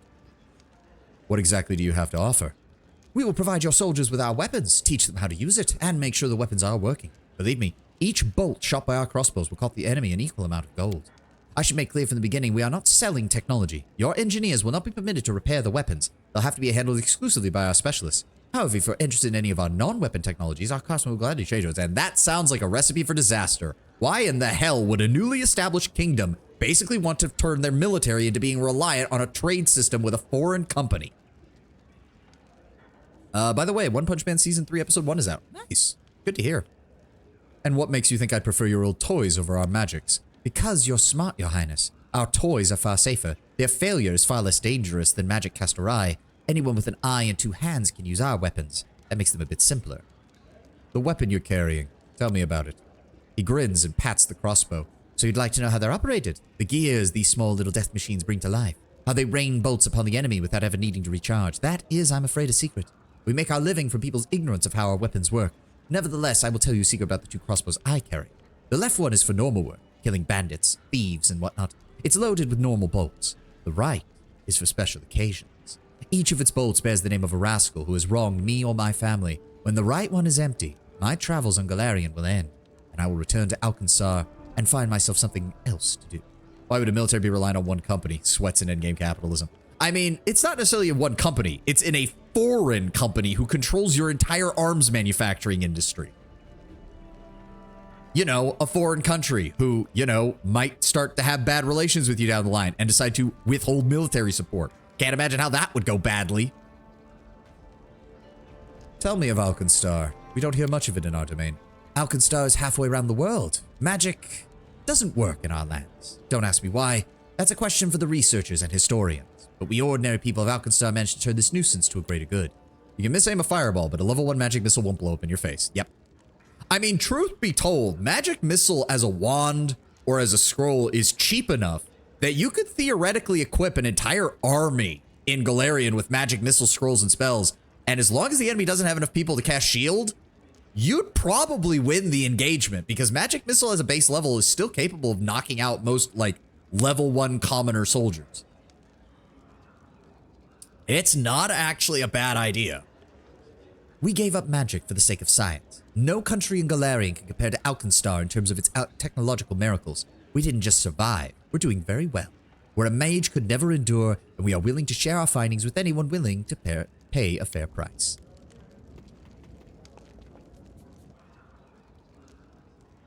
Let me speak with the dwarf. Wodga, priest of Kyrgyz. An unusually tall and sturdy dwarf with a shaved head bows to you. Despite the weather, his feet are bare and he's wearing a simple vest over his naked torso. He's mighty, but pleasant voice fills the entire hall. Greetings, your grace. I am Wodga, priest of the glorious god Kyrgyz. I believe it is not by coincidence that the road has brought me and my comrades to your lands. The Mana Waste has a lot of dead magic zones, and Alkenstar is founded in one of them. How do you wish to help my army? Your soldiers are brave but weak. By the will of Kyrgyz, we will sort out your pathetic men. My priests know how to strengthen a soldier with magic, and give them the power and speed of a mighty animal. And if that fails to protect them, our prayers will heal your warriors and restore them to fighting for. I thought Gorum was the god of war. What is yours? Kyrgyz was a Taldan villager of remarkable figure. He traveled the towns of the region to trade fairs, taking on every competition and show, always winning. It is only natural that all were jealous. His rivals set a trap for him during a competition. He died, giving his life to protect the other participants. But his glory lives on. Few mortals are deemed worthy of joining the godly host. Kyrgyz was among them. Where have you come from? The dwarf laughs approvingly. Thank you. I wish you could meet my grandfather, a real hero, stately and noble. I am but a mere peasant from a small village in unclaimed lands. Once a fighter, however peaceful I may be, I am passionate. When it comes to wrestling, I could best even you, your grace. Though for now, I am a priest of Kyrgyz as well. Neutral good god of athleticism. Imagine non-scumbag Hercules. Okay, so Disney Hercules, as opposed to mythological Hercules. So unfortunately, Alcat was limited. The kingdom management would have been neat if there was a bunch of types of kingdoms you could run. Being an alchemist, set up a huge trade empire, focused on production of alchemical wares. I know. To be fair, I think Lord Browbear can attest to this as well. The baseline for establishing your kingdom in the actual tabletop was not as in-depth either. So Kingmaker was successful as one of Pathfinder's first adventure paths, but it was also one of their first adventure paths. It was fairly limited. I don't think I've heard of your church. Our church is young. We do not have an established hierarchy as of yet. We wander from town to town to heal the diseased, to mentor the weak and sick, teach them how to harness their own powers, inspiring those to reach beyond their boundaries. We do not build temples. Our bodies are our temples. A tent in a field is all we need. It disgusts Kyrgyz when people cripple themselves. We reject alcohol, stupefying potions. We shall prohibit such things among your soldiers. The spirit grows stronger in a mighty body. Kyrgyz dislikes foul play. Cheating is also illegal. I can see why Amiri likes them. And at the same time, we already have mages leading our forces. Having some clerical support to support our units wouldn't be bad. Let the sorceress speak. She's also bald, apparently. A sturdy middle-aged woman in practical gray attire bows to you. You can tell by the numerous strings and laces on her neck, she's wearing quite a number of amulets under her robe. Her hair is short and cropped. Really? Because from the looks of it, she's straight up bald. Kingmaker is like the 6th or 7th or some shit. It was among the first non-3.5 AP. That's what I mean, though. Like, it wasn't based on anything else. And they were trying to move away from the utterly broken leadership system in 3rd edition, which, I mean, Pathfinder didn't do much better. Leadership is still a broken feature when you're a charisma class, but they tried. I am First Foreman Rakulata, at your service, Your Highness, reporting for negotiations on behalf of the 1 Brigade, graduates of the Arcanimarium. Okay, everything you said sounds cool except for your name. The Wand Brigade? What do you have to offer my troops? Our experience. The Wand Brigade, God, please stop saying that name, is an independent squadron of mages, not merely as soldiers, but as advisors and trainers. Each of us not only possesses magic, but extensive combat experience. What's more important is that we know how to use it. We are not theoreticians or professors, Your Highness. We are arcane practitioners, combat specialists, frontline soldiers. We are willing to share our knowledge with your military mages. Your title is unusual. Every member of our brigade is a graduate of the Arcanimarium. We have each combat experience and a desire to build a mercenary career. We've been preparing to accept your orders since we entered the One Brigade. What is this Arcanimarium so famous for? It is the oldest, largest, most prestigious arcane academy in all of Absalom. It's very influential. Students come from across the world to master the art of arcane magic there. The school is tuition free. They teach both magic and practical skills, both of which are certainly useful to combat mages on the front lines. For instance, if you learn to summon enraged monsters, it might be a good idea to learn how to run away from them very fast. A smile brushes lightly over her face. The One Brigade. Yeah, I know. It just sounds stupid. Like, my character is mainly in favor of magic, but I'm gonna be honest, the dwarf does sound better. Like, encouraging self-improvement among our soldiers sounds like a good return on investment, rather than just, here's a bunch of wands, guys, try not to shoot yourselves with them. And this dipshit, who's basically a foreign military industrial contractor, who, quite frankly, I wouldn't trust him further than I could throw him. And given that he's a halfling and I have 30 strength, I could throw him pretty far. I still wouldn't trust him. We pay 3B per week. We get +5 military for Alkenstar, +5 military for the Arcanimarium, and +5 for the Kurgus. I'm assuming it'll also have additional things later on. Must be a subgroup from the fairy wizards. Kurgus will bless our warriors with strength and agility. If even half our soldiers were like Wodga, we'll break every enemy's spine on the battlefield. And there's our ad. You know the deal. I'm gonna stand up, stretch, grab a snack. I'll be right back. We'll continue from here.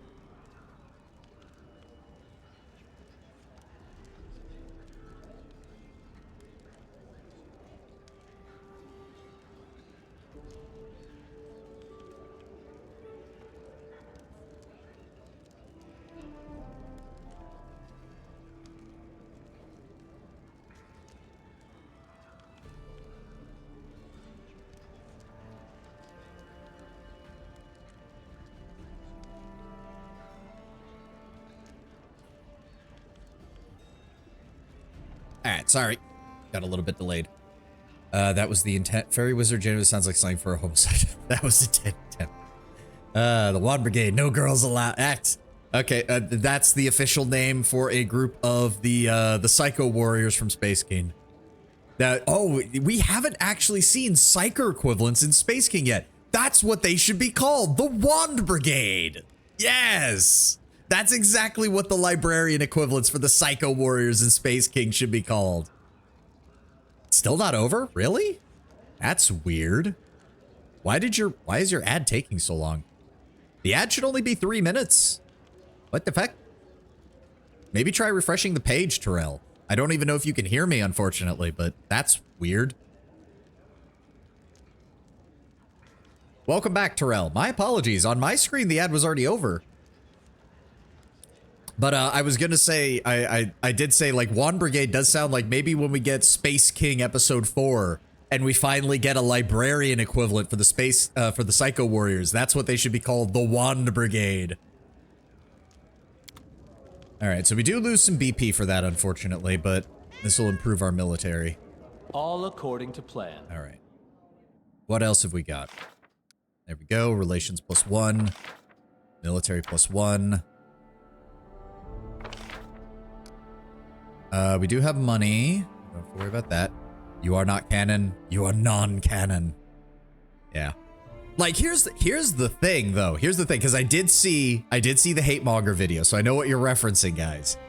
I would love to see I would love to see their take on Sisters of Battle. I would actually love to see their take on, like, actual Sisters of Battle. It would be hilarious. I want them to be just as fucking crazy as the Psycho Warriors. Just female. Like, I want them to be just as crazy. It would be hilarious. All right, we have Grand Diplomat. We also have the General again. The economy, region upgrades and claims cost 25% less. Let's get Jubilost on that right away. We need 250. You know what? Actually, we have plenty of time right now. Let's focus on getting the rest of these rank ups and shit done. We also need to get our regions taken care of.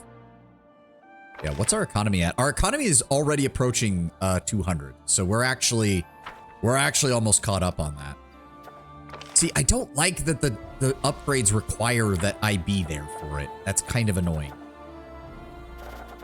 And unfortunately, okay, horse breeding center. This is one we can, it's 225. Let's save up on money. Let's just keep doing rank up events and improving our money situation. Also, did I actually build up? So yes, Varnhold is built up. Good. Dunsward is also built up. Good. Good. Or not, yeah, Emerald Horde, which is what's in Dunsward. We still need to claim the Tours of the Lebanese. We still need to claim the Dire Gnarl Marches and get those under control. But for right now, let's just keep ranking up. We need to get the treasurer up, because yes, otherwise we're losing out on money. All right, Jubilost, let's get that handled. I have to admit, my guilty pleasure of these animators that I forgot the name of has always been their video when Hogwarts Legacy came out. It was so dumb. I bet. Minister arrested the half-elf. He turned out to be a notorious gang chieftain who's been evading justice. His interrogation led to the capture of his entire gang. Get fucked. Curator persuaded the gladiators to participate in a tournament by promising to take the capital's best dancer on a tour of Timon. The festival is a great success, and the crowds are in high spirits. Bartholomew, Magar, neither of those matter. What have we got? Treasurer requests your combat priest. Several priests have decided to join the army. All right. Miri, go handle that. High Society wedding. Valerie, 85. I'm just going to have... We really need to stock up on crisis points.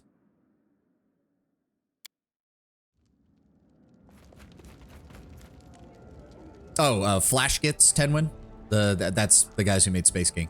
Your Highness, an ambassador of a trade union in Daggermark has arrived in your court. The union is asking for permission to trade in our domain and are willing to pay a generous fee. It's worth considering who we're dealing with, though. In Daggermark, your power and privilege depend directly on the weight of your coin purse. Leaders of other countries often surreptitiously act as profiteers and bandits. It's through profiteering and banditry that the rules of Daggermark rise to power. And to be clear, the city is thriving. I often hear praise of the intelligence and business acumen of their citizens, but never any praise of their honesty or their ethical perspective.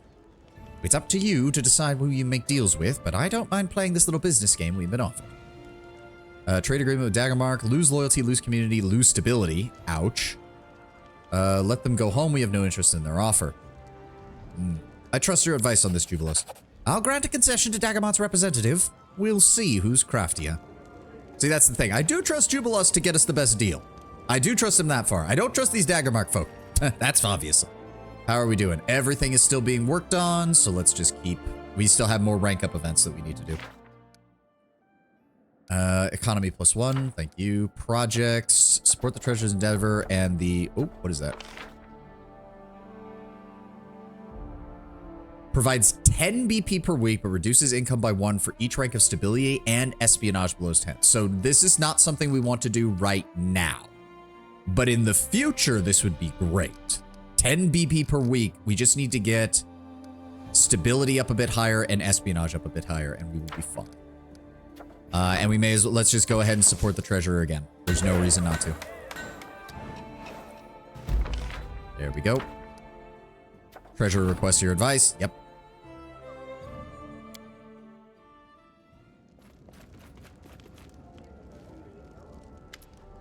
Your citizens are being grateful to you, Surrender. Thanks to you, their pockets are quite full. Strange that it's not me they're thanking. But now that you are a true king, it's time we start producing coins with your face on them. Yes. For the record, this is the way for us to get your own currency at our disposal, which will have a positive impact on the market due to inflation. And you're not listening to me, are you? I'll put it simply. Producing coins has a price, but will pay off over time. Minting our own coin. Let's do it. Everything is already in motion, Your Grace. The decision was so obvious that it hadn't even occurred to me to delay the preparations. We're gonna make our own coin. It'll have my normal face on one side, and it'll have a draconic face on the other. And that is, and it won't be a side profile. It'll be a front-facing shot, so everybody knows that if they fuck up, I'm coming for their asses. Minting coin provides +1 BP per day for each 1,000 BP in the treasury. Well, that's not happening anytime soon, and it costs 500 to start that. Fuck! Good lord. Okay, you know what? You know what? Hold on.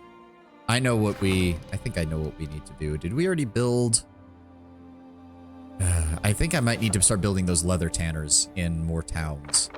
We only have 1 city and 2 towns, though, is the problem. We can't build them in villages. Ugh. We just need to keep ranking up. Like, that's the best way to support the treasurer's endeavor. Let's keep going. There we go. Economy rank 9. Priests were able to acclimate themselves to the military routine and are now enhancing our warriors and their healing spells to cure our wounded men. Nice. Region insisted that all the old wedding traditions be observed. A splendid military and sacred procession drew the admiration of onlookers and guests. We lost 1 loyalty, unfortunately, but picked up military, divine, and community. Bartholomew and Magar, again, these don't matter because I'm not using them. Treasure requests your audience. Jubilos, my man, I didn't realize we were so far behind on your shit. Good lord. I know why you applied such effort, Terendil, why you turned this wasteland into an advanced, wealthy, and prosperous state.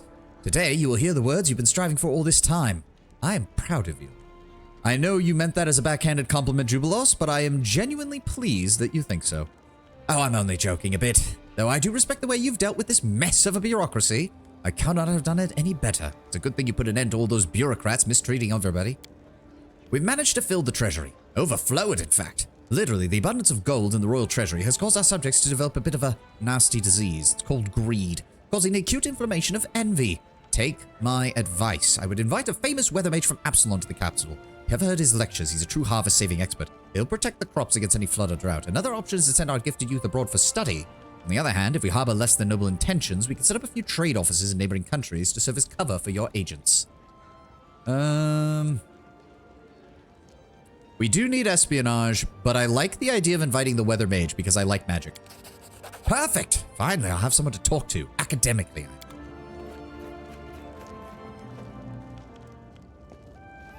Oh! Nazriel, right? Yep. Of course, with your agreement. Beholder of the Wind. Alright, just keep working then. Works for me. Chemo, right? Yes. Quiver of lightning arrows. Okay, okay. You know what? Keep, actually, I think we have enough. Just work whatever you want. Considering digging for the sketches of Jubilos my friend made while she was playing through Kingmaker. Wait, isn't this the one you said thirsted after him, though? Didn't you say that she was as interested in male short stacks as you were interested in female short stacks?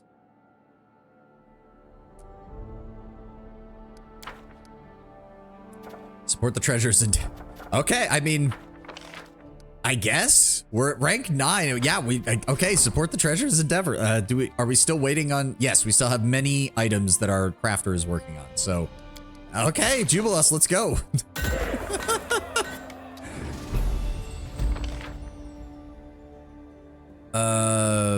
Did we fail that? Tell me we didn't fail that. Did I miss? Hold on. Ragongar. Oh, troop of Hell Knights from the wait. What? So I guess Ragongar handled that because we got a benefit out of it. Magister Expert Audience. Wait, did she finish? No.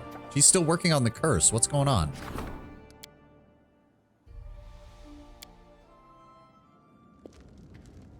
Octavia, what's up?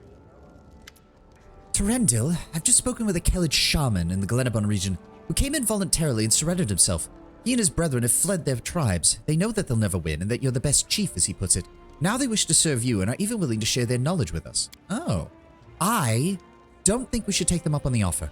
It's not that their word can't be trusted, but our security is more valuable than any assistance they could offer. The people are scared to death of them. They summoned ferocious beasts, and not too long ago they were doing terrible things in the service of our enemy. I believe it would be best to simply command them to leave and never return. Once a traitor, always a traitor. I mean, they're not traitors though. They never swore fealty to us, so that doesn't matter. They may remain in my lands as long as they serve faithfully. I won't be their new chief. The Chavans have 10 days to relieve my realm. Yeah, no, I'm gonna actually agree with her on this. We already have the support and loyalty of all the Tiger Lords who stayed.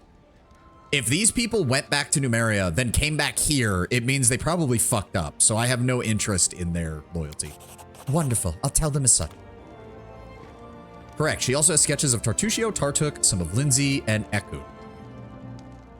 This was during COVID. She had a lot of free time. Fair enough. All right. How are we doing on crafting items? Still working on those.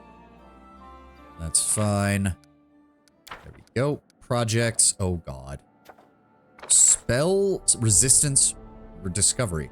Groundbreaking research uncovered new secrets in spell resistance. Provided spell resistance to 16 to the king and his companions while fighting in claimed regions. Nice. We do have 282 BP though, and I would actually much rather do one of these, please. Hold on, bring up the map. I would really love this. Famous Center for Arcane and Divine Research. 531? What the shit? Okay. Fuck me then. Like, I can buy more, but fuck, it feels like our economy is never strong enough to support any of this. Okay, region claims and upgrades for 250 to cut the cost, but it requires 15 days. Oh, but I don't have to be here for this. Oh, Jubilust, go deal with that, please. Thank you. I don't actually have to help with that. Thank you. No events right now. All right, more rank ups. Let's go ahead and do the Warden next.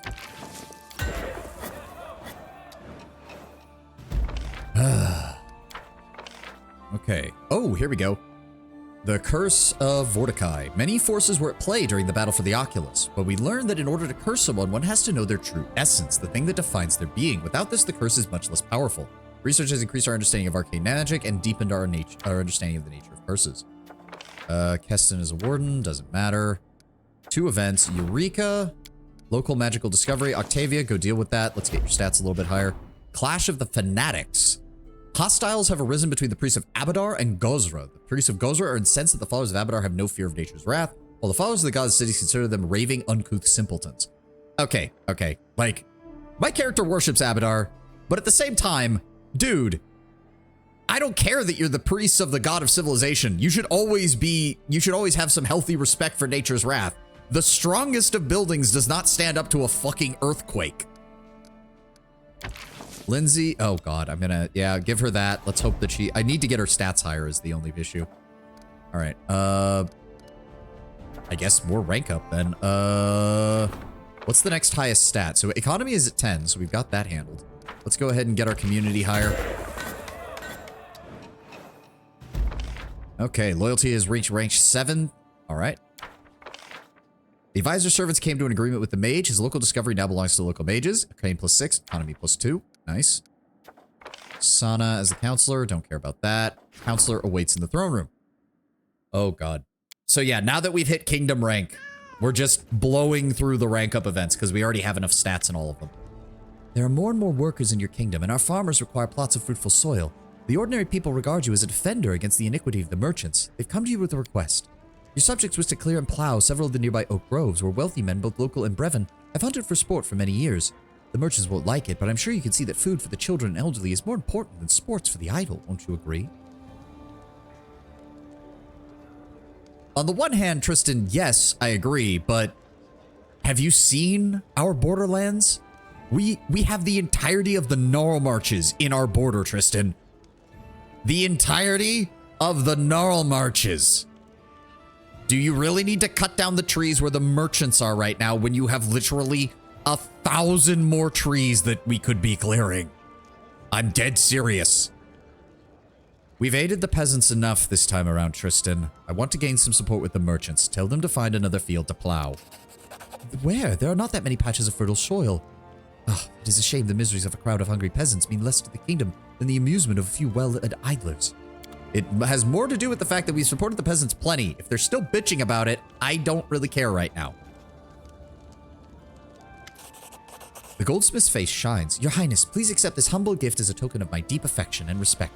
And whatever else rules tells me I'm supposed to say. All right. Can't wait for your next creation. Something specific. Ring, amulet, headband. No, I trust her. I trust her to make me good shit. Go right ahead. All right. I was going to check something. Oh, Beholder of the Wind. +4 enhancement bonus to dexterity. Cast Blessing of Luck and Resolve twice per day as a 3rd level cleric. Golden Tongue. +5 morale bonus to persuasion skill checks. Interesting. I do think my persuasion is quite high. Yeah, it's quite high. I do think... Hold on. Okay, so she is almost done with this. That means... Okay, so what it is time to do now is we need to enhance whatever... Okay, hold on. I need to check. So let me see here.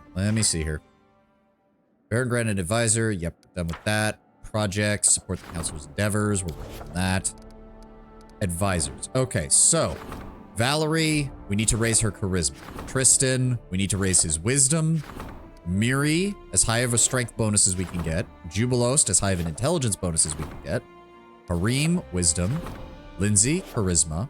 Octavia, intelligence. Ragongar, constitution. We do need to boost that. We can't do anything with him. We just have to hope that he gets upgrade events. And dexterity. Okay, so I need to check to see what... who I can upgrade to get additional stats in those areas. So let me take a look here.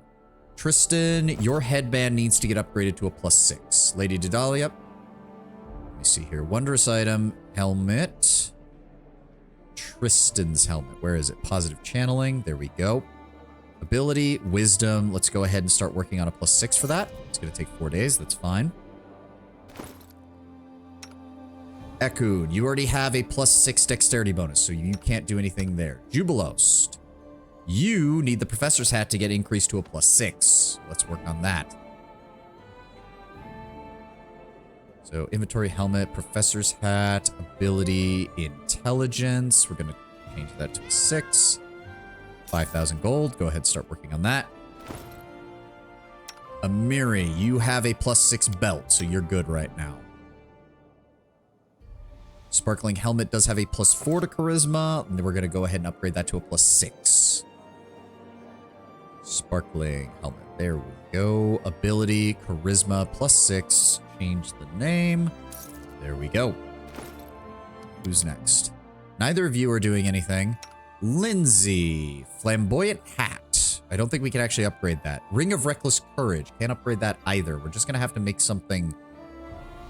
Enchanter's cape. We'll put it on her cape. Enchanter's cape needs to get upgraded to a +6. So, craft magic items. Lady Dedalia. Where is it? No. Cloak? Enchanter's cloak. Where is it? Wait. Where the fuck is it? Enchanter's cloak. Can we not? There it is. Enchanter's cape. Sorry. Ability, charisma, +6. There we go. Knock knock, you're not doing anything. Hareem. Hareem's headband of destruction. There we go. Need to upgrade that as well. Helmet. Hareem's. Where is Hareem's? Where is it? Where is it? There it is. Hareem's. Ability, wisdom, +6. These are all getting us +1s on all of our rolls there. We're going to take her Headband of Mental Perfection, which I think we only have one of, so I don't have to worry about finding it. Headband of Mental Perfection +4, right? Yes, it's the only one. Then we're going to go into Ability, Intelligence +6. And we're going to change it to +4 dash +6. So that reminds me that it is a different one. There we go. Ragongar, Belt of Physical Might +4. Yes, okay, so I think we only have one of those. Belt, Physical Might. No, we have multiples. We have many, many of them. Okay, hold on. Ragongar, I need you to hand me that real fast. Where's it at? Put it in the stash so we can identify it. Stash. There we go. Oh, wait. Belt of Mighty Constitution. Oh, let's just put strength on that. We'll be good to go. We don't have to upgrade this twice. We could just upgrade the Belt of Mighty Constitution once. Oh, perfect. Where is it? Strength. 6. 5,000 gold. There we go. Let's just go ahead and grab that. And then we'll give that to you, Ragongar. There you go. Jaethal, you don't have an advisor's position, and neither do you, Lady Dedalia. All right, we're set to keep doing nothing but these events because there's so many of them. There's so many of them. More rank ups. All right, the Magister. Let's do the Magister. Let's get it, Octavia higher up. 4, 5. There we go. Arcane rank 7. Although there's no evidence that Nyrissa actually cursed Tristan, it seems that the nymph had some special power over creatures that have lost something vital to them. This could be a clue as to the nature of Narissa's own curse. This research has increased our understanding of arcane and divine magic, and we have acquired a deeper understanding of the nature of curses. Strengthen the storyteller's skills as a magister. That does not help us. We need him to be strengthened as a curator, I believe. Oh my god, there's so many events. Oh my god. Espionage is still really far behind. We need more. I need more events where I can send Ekun out to do stuff. Counselor's Endeavors. We are at Serene, which is nice. What does that give us again? I think that gives us a +1 to all of our... I can't remember. Low taxes, strong nation. I thought we had an option here to talk about what it does, but apparently not. We are making 61 BP per week, which is nice. We're actually making solid money. Actually, that makes... Each BP is 80 gold. We're actually bringing in quite a lot of money for this kingdom now. All right, support the regent's endeavors, the curator's endeavors. Let's go with that. There we go. Rank 4. Project is complete. Claiming regions and upgrades cost 25% less. Thank you, Jubilost. More combat priests want to join us. Nice. Hareem, you've got the lower score, so let's get you upgraded. Let's go ahead and handle that. We also have research into this. 275. Good lord. And he can do that, but it's only for 150, but he's busy right now. All right, I think it's time we do some more... Let's see here. Magic of the Abandoned Keep. Otherworldly power once nested under the dome of the Abandoned Keep. Study it to provide your arcane specialist with new knowledge. +2 to arcane to academies of magic and arcane to mages towers everywhere in the kingdom. Yes. Oh, we need more money for that. Fuck. Claim Glenabon. That would be nice. Silver Shield Fortress. Claim the Tours of the Lebanese. We need more money for that. Horse Breeding Center. We almost have enough money for that. Rastal's Holy Place. Oh, this is a nice simple one. With the Temple of the Elk at its heart, the Northern Gnarl March. Okay, hold on. What other upgrades do we have for the Northern Gnarl Marches? Rastal's Holy Place or the Royal Hunting Grounds? I'm a dragon. I don't need Royal Hunting Grounds. I hunt where I will. Go ahead and allow the Erastals to have... Oh, he has to be the one to do that. God damn it! All right. Trading ground. Busy din and sounds of business never cease. Could send him to do that. That's going to cost 180. 375 for that. God damn. What about Lake Silverstep? I want to do the Jewelry Center. There we go. Send the Storyteller. 135 for this one. Yes. All around the River Kingdom, people sharing tales of gems and dragon silver in the region of Silverstep. With with your help, these tales can be harnessed to the promotion of local jewelry. Attracts jewelry makers to the region. Yes. There we go. Oh, Gland Diplomat managed to pacify the priests on both sides. After cooling off overnight, they came to their senses and made peace. The congregations of both gods were greatly relieved and returned to their temples. Nice work, Lindsay. Oh, I almost forgot. I don't think we built the merchant place here, did we? Hold on. Exotic garden. Herbalist house. Am I wrong? Oh, Temple of Asmodeus. Loyalty -1, divine +2, stability +1. The clergy of Asmodeus teach their parishioners to submit to authority and order and exploit the law at every turn. +1 to divine when adjacent to a monument, +1 stability when adjacent to a longhouse counts as temple. Okay. There we go. Tyrval's leatherworking shop. Hold on. Give me NVP. I know we left room for this, I'm pretty sure. What? Didn't we? No, I didn't. Wait, what? Memphis Library, Fort, Bulletin Board, Stocks, Foundry. I thought I left room in this town for this shit. Mansion, Monument, Shrine, Town Hall, Aviary. We need the relations, though. Herbalist House. Go ahead and sell the Herbalist House. Tyrval's leatherworking shop. There we go. That'll be done soon. Did Dunsword get one either? Hold on. Where's my town in Dunsword? There it is. Ebonhorde. I don't think there was a merchant for here. No, there wasn't. Or we already built it. One or the other. Stocks, teleportation circle, bulletin board, lighthouse, schools, barracks, tavern. Yeah, I guess we're good. All right. Again, it kind of weirds me out then that we have so many areas over here where I have to spare 2 slots for the merchants. And then we have areas that just don't have one, which is weird to me. Artist's Freedom, that Storyteller alone can handle that, but he can handle it no problem. Good. People's Wrath, there's been a riot in the region rebelling against a corrupt mayor. Their accusations may be justified, but or maybe nothing but baseless defamation.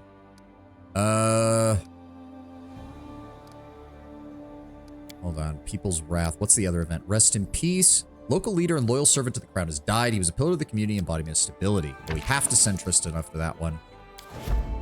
So, Amiri favors the direct approach. Deal with this. Or Ragongar. Amiri, I don't have to spare a crisis. Well, actually, we have a lot of crisis points now because we've been resolving issues. So you go ahead and take that, Ragongar. And who's next? That is as a Magister. That does not matter. All right, what's our next lowest? Between relations, I think, is our lowest. Relations is at 5. Military is at 7. And community is at 6. So yes, let's go ahead and support the Grand Diplomat. Have you seen the Dubus Goobus French video? Yes, you sent it to me. You sent it to me, Tenwin. I remember seeing. There we go. Grand Diplomat is now rank 6. Priests were able to acclimate themselves to the military routine. Military and divine. Nice. I would like... Let's get another upgrade going. Let me see here. Magic of the Abandoned Keep, 180. Let's just go with that. 14,000 gold. Do it. Octavia, give me a hand with that. There we go. Successor chosen by the council promised to carry on what the deceased had begun. The people cheered as their life goes on. The future promises to be happier than the past. Good work, Tristan. And the Grim Prophetess. We've seen this bitch before. Akun, go deal with her. All right. What else do we have? Belly of the Stolen Lands. In fact, +1 community loyalty for every brewery, granary, or windmill in all adjacent regions. Bread and circuses. The magic of Candlemere Tower. This is what I want. This is what I want. We even have enough BP for it. Nice. The entire internet after playing Expedition 33. I literally, I saw became a meme for a few days where it's a Steam review that's just raving about how amazing Clair Obscur is. And then it's like, so you might be wondering why it's a negative review. because this game portrays the French in a positive manner, and I cannot let that stand. Hold on. Curses. Where's the cheap one? There we go. Kareem. Oh, god damn it. I want you to go deal with that. So that's 160. That's gonna take 30 days to deal with. And then regions, where is it? Magic a Candlemere. Yep. Octavia, you're gonna help me with that. Purchase 120 BP. There we go. Start project. Oh. The advisor's servants discovered that the accusations against the mayor were only slander, devised by an envious man who wanted to become mayor himself. Regardless of whatever truth might be found in the accusations, the proper judgment was clear. The criminal was punished harshly, and everyone involved in the outcry was charged a hefty penalty. As a reminder that the law must be obeyed. Honestly, Ragongar, I expected you to go in and just start killing people, so that was surprisingly capable of you. Thank you. Thank you for not doing that. The young artist spent a long evening talking with the curator. In the end, she was expecting the impossible from the throne. One of the new mosaics prominently displays a portrait of the king, and a favorable one at that. Good work. Curator needs your help. Warden needs your advice. Magister asks for an audience. Okay, well. All right, guys, come on. Let's figure out what's going on now. We got shit to do, I guess. I've been approached once more by the young Maestro Messus, Your Highness. Despite certain difficulties, he is still at work on his opera about your adventures. This time he has asked us for financial support. It seems that the scant funds he brought from Absalom are running dry. If we don't help him, we must have to start taking... Yeah, they'll have to start taking commissions again. My advice stands that we mustn't interfere with the creative process. A good artist must be able to work on multiple pieces at the same time. Art demands sacrifice. By my decree, he'll receive a monthly stipend. No, you know what? I'm actually going to agree with you on that. If he can't handle multiple pieces, then why is he taking commissions? And to be fair, it doesn't take that much gold to live in Galarian. He could easily do some very basic commissions for the nobles around here, and he'd probably make more than enough money. I leave this to you, storyteller. I shall inform the young man that he must rely on himself to overcome these obstacles. Cineclub, welcome, and thank you for lurking. We love lurkers. Lurkers are the backbone of any and every stream. Octavia is pale as ash. Terendil, there was a poisonous gas leak earlier today. During another experiment in the Magic Quarter, it is horrendous. We have dozens of people dead in their homes, unable to crawl to their door. Many simply tucked in for the night and never woke up. It wasn't until early morning that someone heard some weak moans coming from the streets that run along the quarter. The gas is thankfully gone, the wind dissipated it, but everywhere there are people wounded and disfigured by it. We have to help them. I suggest sending our best healers and priests immediately. What use is monetary compensation if you become a cripple? No, she's right. We guaranteed our people that we would not allow additional problems to happen because we invited the mages, and now we have problems because of the mages. Lousy peasants, who do they think they are? Your Grace, your subjects have taken to the streets and are making demands. The guards watching our every step. Just think of it, they want us to stop personal searches and lower the number of guards, decrease patrols. What caused this gas? Harime Taco Bell. Oh no! I'll tell it like it is. If there's only one thing they hate, it's that they've brought this place to the order.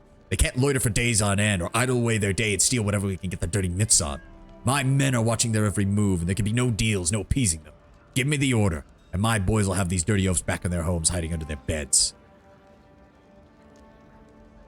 Pay 2 BP each week. Sacrificing safety is folly. Will pacify the people by lowering the taxes. I already barely charge them taxes, including no taxes on imports.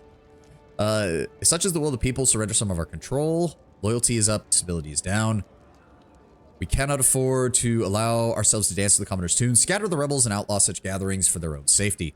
That does technically go against my standing on the...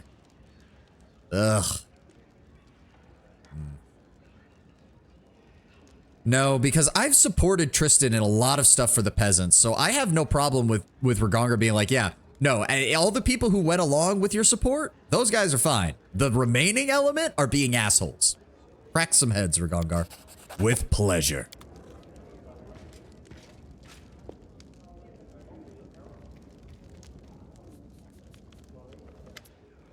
Dragon bows. Oh, this is just his regular stuff. Porpor. No idea what it is. Thank you for the gift. Keep working. I thought it was Harim for a second. Then I realized, wait a second, he doesn't have anything on his head. Ah, there's Varsk, our weapon crafter. Breastplate of the Afterlife. All right, keep it up. I'm pretty sure we've got to be getting to the point where they'll start bringing us their magnum opus weapon items. Terendil, I've just received word. There's trouble brewing in Varnhold. Their militia is at odds with itself, and the captain can't keep the soldiers in line. According to her, they've gotten completely out of hand. They might even come to bloodshed. You're gonna have to make them a visit personally. Great. Good thing we have a teleportation circle installed. Anybody else? Oh, Mim, welcome. More gold? More jewelry? Oh, I've decided to take a break and have spent some time traveling your lands. I'm surprised at how well things are going. Trade is thriving, I can acquire rare materials and gemstones, and there's so many talented people around. I left Reftov to enjoy the peace and solitude of a simple country life, but I must admit, I've missed the company of other artists. I have labored long on a personal present for you, Your Highness. Sealed ring. I don't even know what that one is. Anybody else? Yes, more people. Who are you? Oh, no, that's the... Right, Terval. My crew is trying to sink its claws into your land, damn it. I'd like to make a contribution to assist you in a war against those spying bastards. Take this and put it to good use. The Python Skin Doublet. Oh, right, she is from Daggermark. She did say she was trying to get away from her kinsman, so... Ah. I wouldn't be more proud of my decision to do business in your lands, Your Highness. It's easy to stay in touch with my old contacts and gain new ones, and some of those new contacts are quite gorgeous. There's plenty of powerful arcanists in your capital now, and with their help I can acquire some truly unique artifacts. Here is my latest trophy, a gift from my favorite customer, a Scroll of Stormbolts. I don't even know what spell that is! Sounds like a druid version of spells. Alright, Sealed Ring, Cold Resistance 30, and the ability to cast Horrid Wilting? That's just straight up better than the fucking White Drake ring I made. Yes, please! And that gives me Horrid Wilting. Oh, that's nice. Oh, that is nice. What else did we get? Breastplate of the Afterlife, Energy Resistance, 10 points of positive and negative energy damage per attack that the wearer would normally take. Also grants their ability to cast Daze once per day as a first level wizard. That seems a little ridiculous. Python Skin Doublet, grants its wearer a +4 bonus to all saving throws against poison, paralysis, sleep, immunity to trip, and allows them to cast Touch of Slime twice per day as a 7th level wizard. And it's a wild armor, so it works on druids. That's actually pretty good. That's actually pretty good. In due time. Unfortunately, 4 days and... How much longer on that one? Wait. Why is it not giving me a... I'm confused. 32% complete, 0% complete. It's not telling me how long it still has. So, hold on. We just got... Yeah, the Varnhold Militia. We can surely take a couple of days to wait for these last things to get finished being crafted, right? Well, actually, I guess it depends on who they're equipped on. So that's all been handled. Yep, there it is. Toxic gas leak spread from the Mage's Quarter. Dozens of people have been injured. Something must be done to help them. Jubilost, I'll give you a crisis point. Make sure that gets resolved as quickly as possible.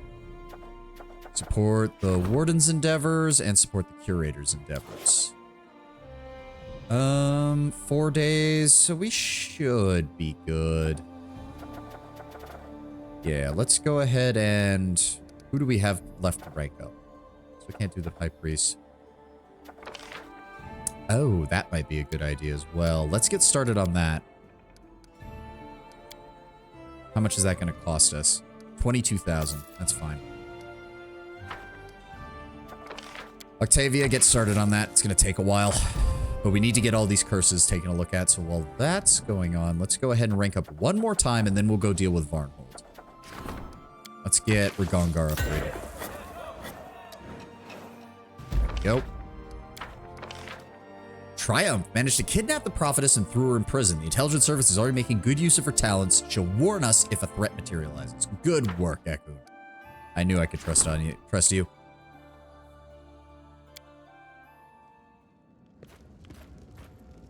I cannot take you seriously in that head, Ekun.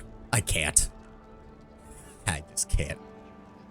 We found the one who meant to harm us. By day, he's a small fish, a scribe in Groton. At night, he is an important spy of Litron, the Galton city of Grey Gardens.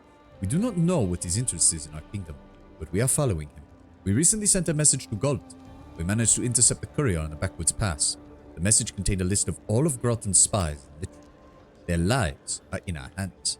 Many would be willing to pay for this list, Galt first among them. Selling it would mean a death sentence to all. I suggest we report the traitor to them. We don't want to see these deaths on our conscience. Tell me more about Gralton and Galt. A revolution took place in Galt. Many were executed without trial, others fled and hid in Gralton. They were merchants and nobles for the most part. They dream of reclaiming their homes and of vengeance. The Citizens' Directorate of Spies against Galt was established. The Grey Gardeners are a monastery in the city of Galt. They are spies and punishers. They help keep Galt safe from enemies within and without. Their faces are covered with masks, which means anyone can be one of them. They are well feared and known for showing no mercy.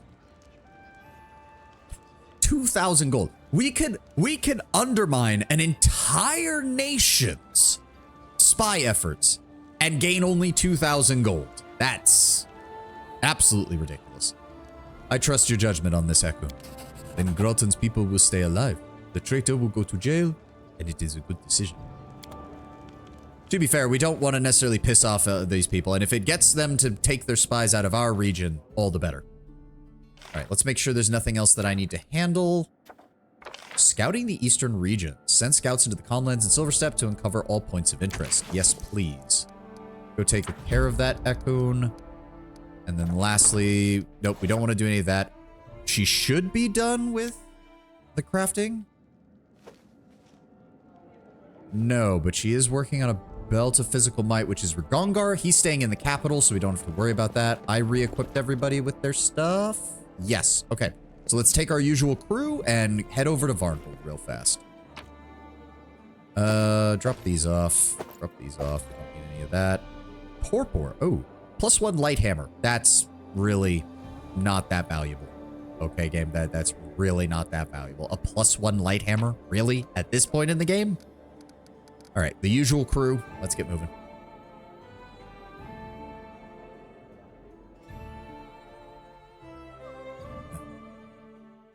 All right. We need to teleport to the Varn Lair, as we now have called it. There we go. Let's go find out what's causing the problem with the militia.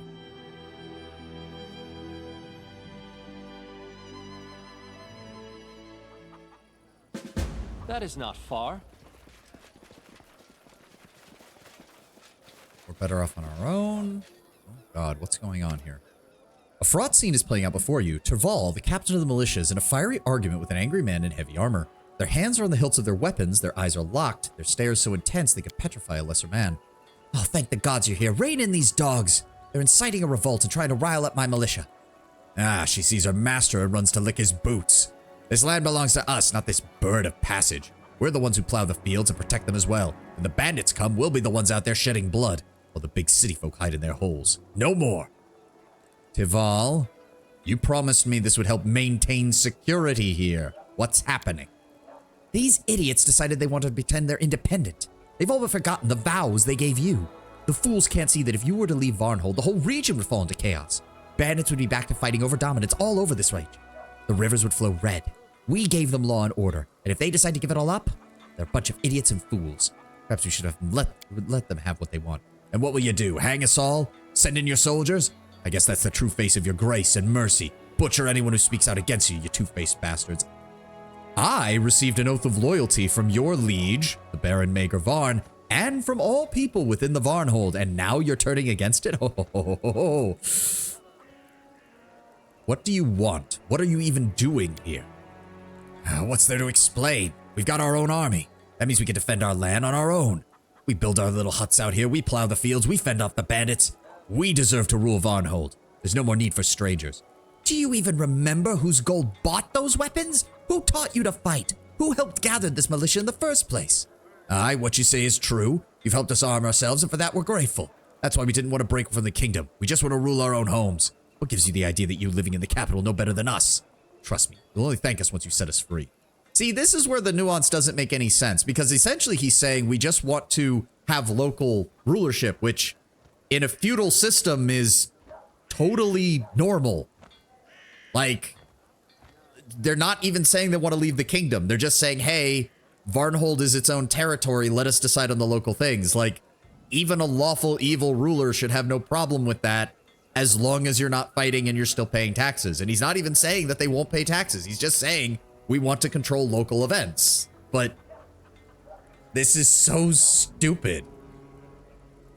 And why haven't you dealt with this revolt already, Tyrell? Forgive me, Your Highness, it's just... These are still our people. Neighbors, farmers, craftsmen. Of course I didn't want to spill more blood, but... I suppose that means I've failed, haven't I? Like, the fact that there's no way to parse this, there's just remove Tyrell, take care of your people right now, I'll support you. Like, I don't know, this is not very well written in my opinion. I have like a plus 40 to persuasion, and you're telling me I can't explain to this guy that what he's doing is basically encouraging revolt and that I have every right to put it down if he's going to go that far? Like, if they just want local autonomy, all you had to do was send me a letter, my dude. As long as you pay the taxes and as long as you stay as part of the kingdom, I've got no problem with that. But if you're gonna be raising up swords, if you're going to be causing a revolt, well, guess what? Tyrell, take care of these people one way or the other. You have my full support. Yes, Your Highness. We'll put these upstarts in their place. You hear that, folks? They want us to run home with our tails between our legs. Are we fighting for our land or what? No, you're dying for your land. Because this isn't even going to be much of a fight.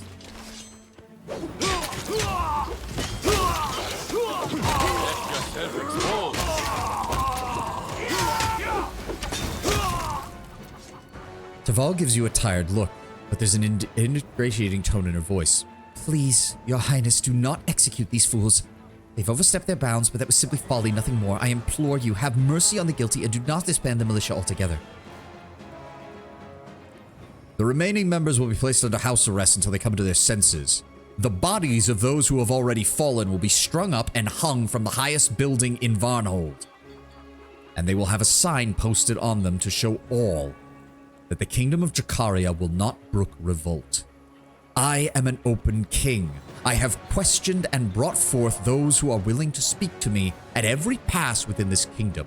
Dracaria is a portion of my horde, and I will invest in it and its people to the best of my abilities. But so help me, I swear before Abadar and Asmodeus himself, that if you raise your hand in revolt, I will cast you down and kill you, and leave your bodies for the crows.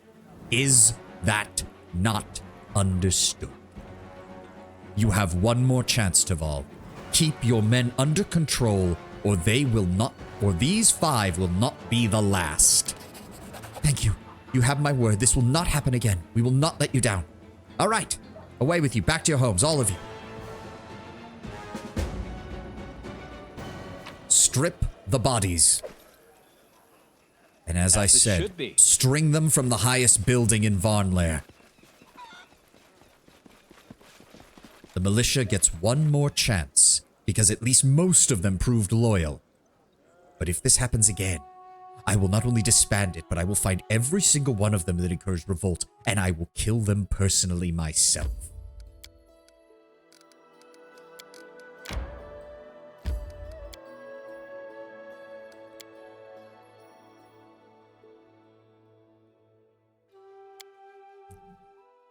Like, again, my character does have evil tendencies, but he is lawful. Just bring your shit to his castle so that you can talk to him. He is open to discussion.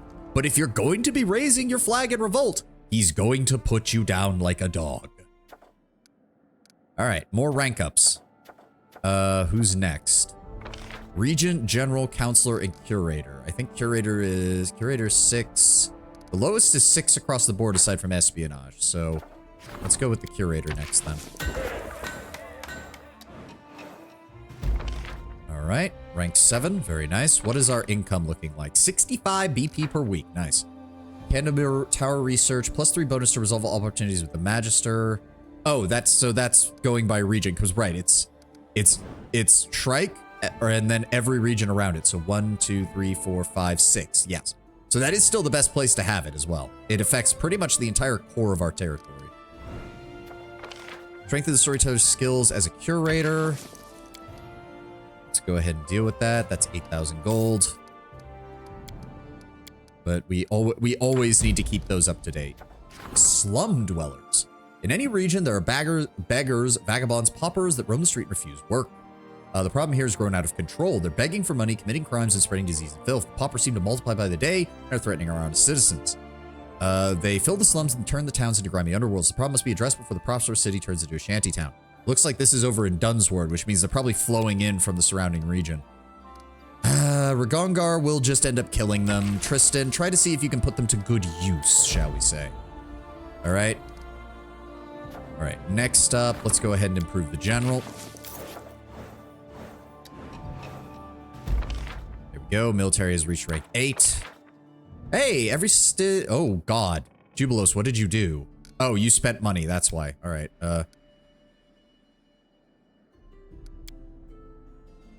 There we go. Let's get that handled.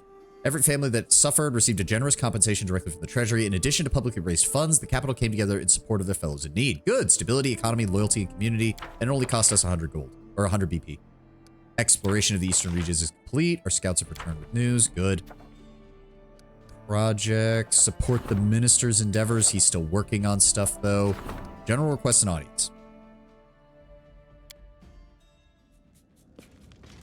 I think at this rate we'll be done before the end of October, Tenwin. All right, Chief. We need to talk. There's a problem. The mages and the warriors have been challenging one another to find out who's tougher. The competition's getting worse than what it was when you came to power. I had to stop a knife fight today. Sooner or later, someone's gonna die. It's gonna be more than just first blood. I can feel it in the air. If you don't want to watch your warriors kill one another, we gotta do something. Aside from appointing someone to beat the crap out of the idiots.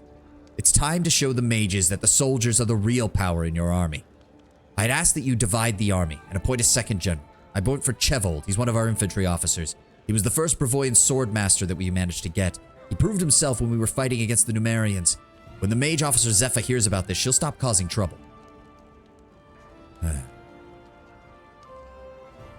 No, I have no problem with mage officers, but yes, a warrior's going to make a better general. You have full command of them? I trust your judgment, Amiri. Chevold will make a better general. I'll challenge him myself, and if he survives, he'll be as strong as a bear and smart like me. Okay, that last part does not fill me with confidence, Amiri. That doesn't say much. That could be Wednesday or in 2 weeks. I mean, it's still not that far off. Tenwin, we will get to Claire Obscura, don't worry. Your Highness, see things are looking up in your lands, as well as in my smithy. Our army grows and gives me more work. Your subjects show more respect to their ruler and his court craftsmen. I ask to give you this token of appreciation. Take this gift. Lava forged axe. That sounds cool. Cries in French. We'll get there, Tenwin. We've got plenty of time. Calm down. What did he give me? Lava forged axe. This +5 bleed great axe deals 2d8 damage. Grants its wielder the ability to cast to summon a huge fire elemental once per day for 11 rounds. Oh, that's cool. What does that look? Please tell me that actually looks cool. Okay, yeah, that looks good. That is on fire. Hold on, 31 to 38. 34 to 59. Hot damn. So we need to give it speed. Look at that. Oh, that might actually be the weapon I end up keeping her. That just looks too fucking cool. It also already comes as a +5. So the Longshank Bane, Amiri's Bane Spear, that will be better against any humans, but this will be better against monsters. Okay, that sounds cool. I like that. I like that. Also, we have a bunch of junk items I need to sell. There we go. Take that. I guess we don't need the White Drake ring anymore. That was 11,000 gold wasted. Oh well. Thank you. All right. Is anything else updating? Yep. Give them a second chance. We're doing that. Still working. We need to do some more of those region upgrades. Oh, but they cost money. Let's just keep ranking up because that actually will keep improving our economy. So we have another general rank up. We also have an economy. Swordplay Mastery. Provides the general with a bonus for resolving any situation. The amount of bonus depends on the kingdom's relation rank. There is no bonus for ranks 1 to 4, which we are in. There is a +1 bonus to ranks 5 to 7. And a +2 bonus if it ranks 8 to 9, and rank 10 gets a bonus of +3. The problem is it costs 230 BP. God damn it. How would you cry in French? I don't know. You're the one who typed it, Tenwin. You tell me. +3 bonus to solve any problem in regions adjacent to the Brevin border. Or we could go with trading. Hold on, pull up the map. Rastal's holy place. We're kind of working on that. Varnhold has bread and circuses or guard headquarters. What does that do? For any problem that can be resolved by the warden in this or any adjacent region, roll 2 checks and pick the best result. That's actually pretty good. Again, though, let's keep... How long do we have until the curse goes off? 70... Wow, we have actually used up like 70 days right now. And we're just keep getting more of these fucking things. Support the general's endeavors. Improve our military even further, Amiri. There we go. Clash of the Fanatics. Lindsay, I'll give you a crisis point. Go deal with that.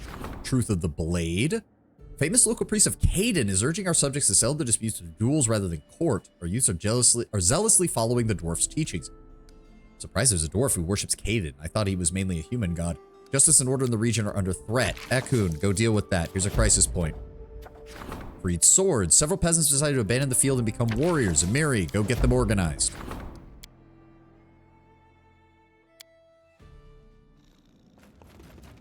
Lindsay, what's up? Terendil, I've got bad news. It looks like we did well to keep our distance from Razmir. Several of our soldiers arrested a smuggler crossing the border, and he was carrying a large quantity of Razmir's tears, a magical drug used to break any man's will and turn him into a shivering addict. He also carried letters threatening our merchants. Razmir's plan was to cripple our trade by manipulating our merchants after getting them addicted to his tears. Now that his agents are in our lands, Razmir's offering an apology and a substantial compensation in gold if we set aside thoughts of revenge. I agree that we should extend some courtesy and spare the lives of his subject, but gold is not good enough. We should request a treasure from Razmir's private magic arsenal, which is rumored to be stocked with many curious items. Chaotic Evil, execute all of his events. Kingdom Effect Butcher. For any problems that can be handled by the Grand Diplomat or the Minister, roll 2 checks and pick the best result. Wow. VTuber Gamers. Ruin, quarterstaff +5 that deals an additional 2d6 force damage, has special effects determined by the wielder's alignment. So here's the thing though, 500 BP is a lot. That is, 100 BP is 80,000 gold, so that is 40,000 gold. The question is Ruin worth that? You know what, it's good to stay on the right side of our advisors, so I'm gonna say, yeah, we'll take the magical artifact. Perfect. I can't wait to see this new wonder from Razmaran. It'll have to be something amazing after such a diplomatic incident. We won't accept a minor trinket. You'll allow me to study the gift, won't you? Of course, Lindsay. I just hope it's worth it. All right, who else? Oh, nobody. Surprising. I don't see a new item. Did it get dropped off in our... Ruin. Let me see here. Ruin. Enhancement. +5 monk. Wherever this +5 quarterstaff lands a hit, it deals an additional 2d6 force damage. If the wielder is chaotic, they have a +4 bonus to spell penetration. If the wielder is lawful, they gain a +6 bonus on concentration checks. And if the ruins wielder is neutral, they gain a +2 bonus to spell penetration, a +3 bonus to concentration checks. Nobody can really use that though, so we're gonna sell it, and it does give us more money than if we had taken the 500 BP. Nice! So that works out just fine. Yep, give me that 58,000. And then I will just convert it straight into BP so we can actually use it. Yeah, so we not only got, we can get 500 BP and we still made money off of that. Perfect. Nice. Very nice. Support the Grand Diplomat. All right. Oh my God, so many rank up events. So many rank up events. Oh, this stolen guard circuses. So hold on. Bread and circuses. What does that do? No, I don't like that. Guard headquarters. Yes, I do want that. Ragongar. Wait, hold on. No, hold on. Claim Glenabon. Yes, claim Glenabon. Oh, I can't do it. Fuck. What about the, Ground, Good Neighbors, Royal Hunting Ground, Rascal's Holy Price. Why can't we claim Dire Gnarl Marches? I thought we had the option for that. Oh my god, I just realized I played entirely through the ad. My bad. I was just reminded how much I would love Diablo to be allowed to be another type of RPG rather than ARPG. Diablo is a CRPG or the like where dialogue and choices mattering rather than kill millions of monsters. I would love to interact with the setting on a deeper level. Unfortunately, I don't think there's many people who think that at all, Tenwin. Like, I'm not saying it's a bad idea. It'd be interesting, but Blizzard, see, part of the problem is that while Sanctuary is an interesting setting, Blizzard has never really invested much in it. Like, it's a lot of just, oh, we're going to a new region. Here's the region. Here it is. Go kill monsters. Like, there's some interesting lore tidbits, but Blizzard has never really dived deep. Not since, like, I know Blizzard is Blizzard, but the potential is there. I know, Tenwin, I know. It would have to be a game where you're like part of the Vigerai mage clans or something like that to justify magical equipment, shit like that, of high ranking. Okay, we can't claim Glenabon. Can we claim, what was the other one? The Tours of the Lebanese? Can we get that? No, it's not going to let us do that either. God damn it, everybody's too busy. Fine. Support the Regent.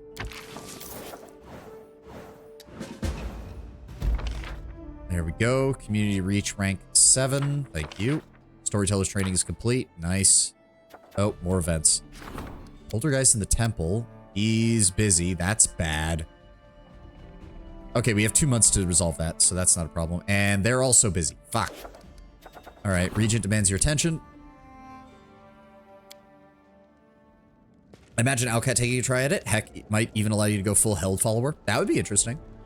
Terendil, we're certainly fighting a large amount of crime in our lands, but the bandits are running scared. In fact, many of them are ready to come clean and return to civilian life. They insist that it was largely starvation that led them down their slippery slope, but now that the kingdom is prospering, they want to return and do honest work. Their families are flooding us with petitions for pardon.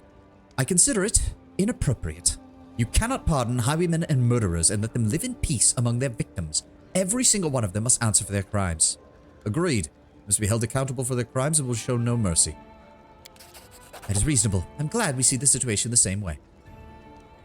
That said, Valerie, pay attention to the crimes they committed.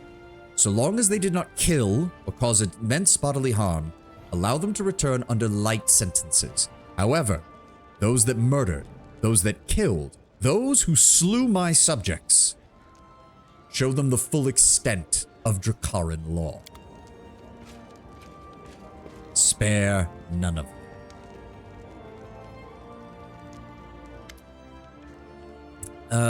Humble gift from your admirer. Rod of the Fearless. God damn it. Make a different rod. I don't need any more Quicken rods, okay? That only work up to level 3. Make something better. Oh, Terval. Your Highness, please accept this new gift. I've personally vouched for its quality. I made it with my own hand, every stitch and cut. Thank you again for supporting the militia. We brought the best equipment, and we've begun our drills. As it happens, the meeting I was elected cap- Oh. I think we were supposed to see this before the militia event, but, okay. No, it's fine. Thank you for your gift. Keep working. I'm pretty sure that was supposed to happen before we resolved the event, because she was already captain in that, but okay. Support the Regent's endeavors. Everybody else is still working, unfortunately, I think. Yeah, they're all working. 11 days, 2 days, 2 days, 2 days. And then the curses, 2 days and 6 days. Okay, so not much longer. Not much longer. Real potential of the microtransaction top sets is amazing, even if I very well know that none of the lore actually matters and it's just to justify items for people to spend money on. I know. All right, keep working on the Regent. Let's get more rank ups. We are at 68 BP per week. Nice.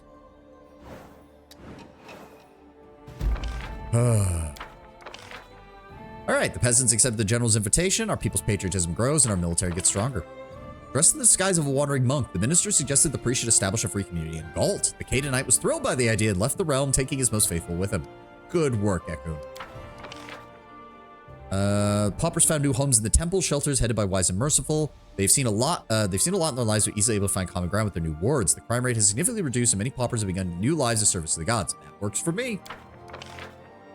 Now we know for sure that the defaced sisters' affliction was the result of a curse, which afflicted both their faces and their souls, corrupting and ruining them. And yet this curse affected each of the sisters differently. While some succumbed to evil without hesitation, others managed to retain some part of their souls and kept them safe from the curse's power.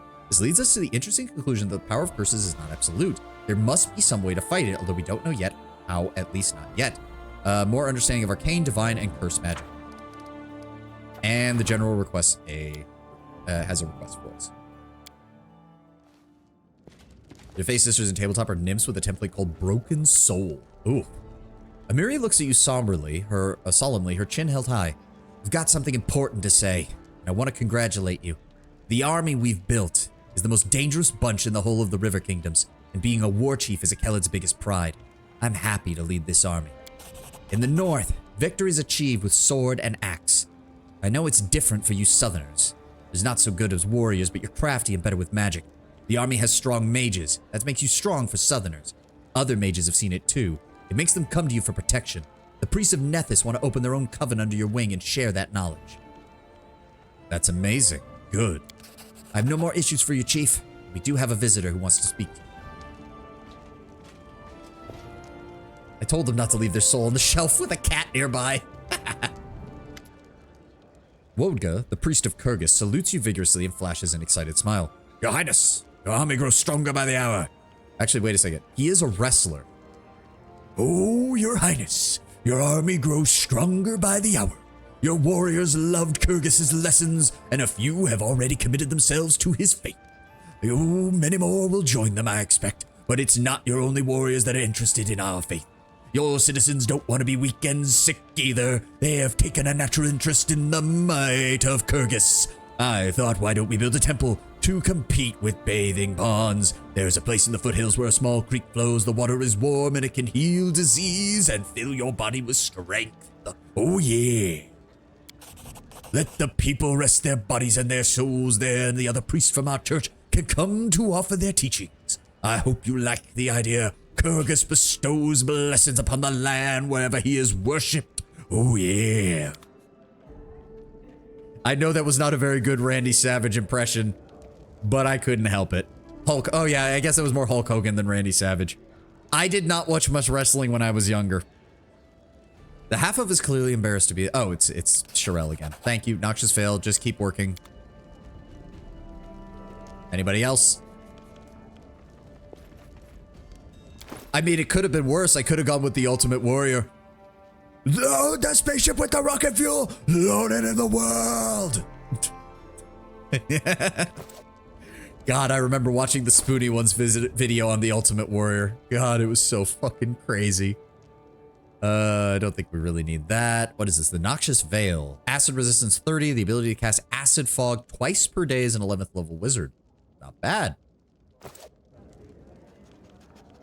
Alright, so do we have any...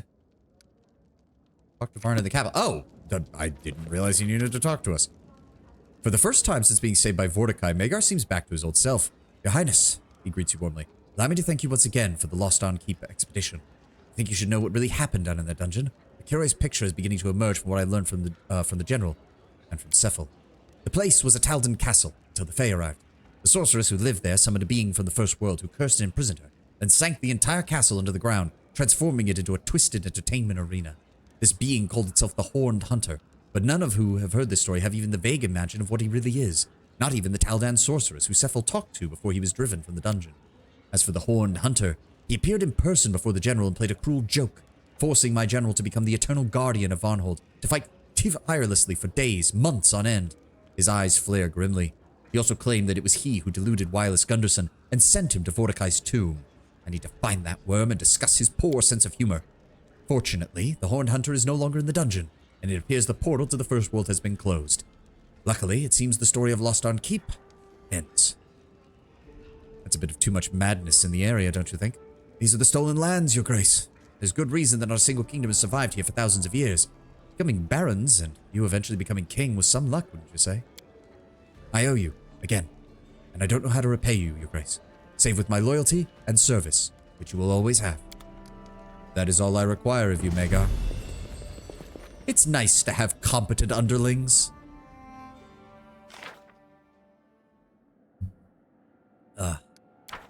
Alright, who's up? Ooh, there we go. Temple of Kyrgyz. +1 to community for any problems handled by the regent result in failure or disaster. If the warden suffers a failure or disaster, the king receives a +1 bonus to stability. That's a lot of money for something that we don't want to have happen at all, but okay. All right, we got our general back. Amiri, I want you to head into Glenabon. Take it over. We'll use the full might of the Numerian tribesmen who joined us. There we go.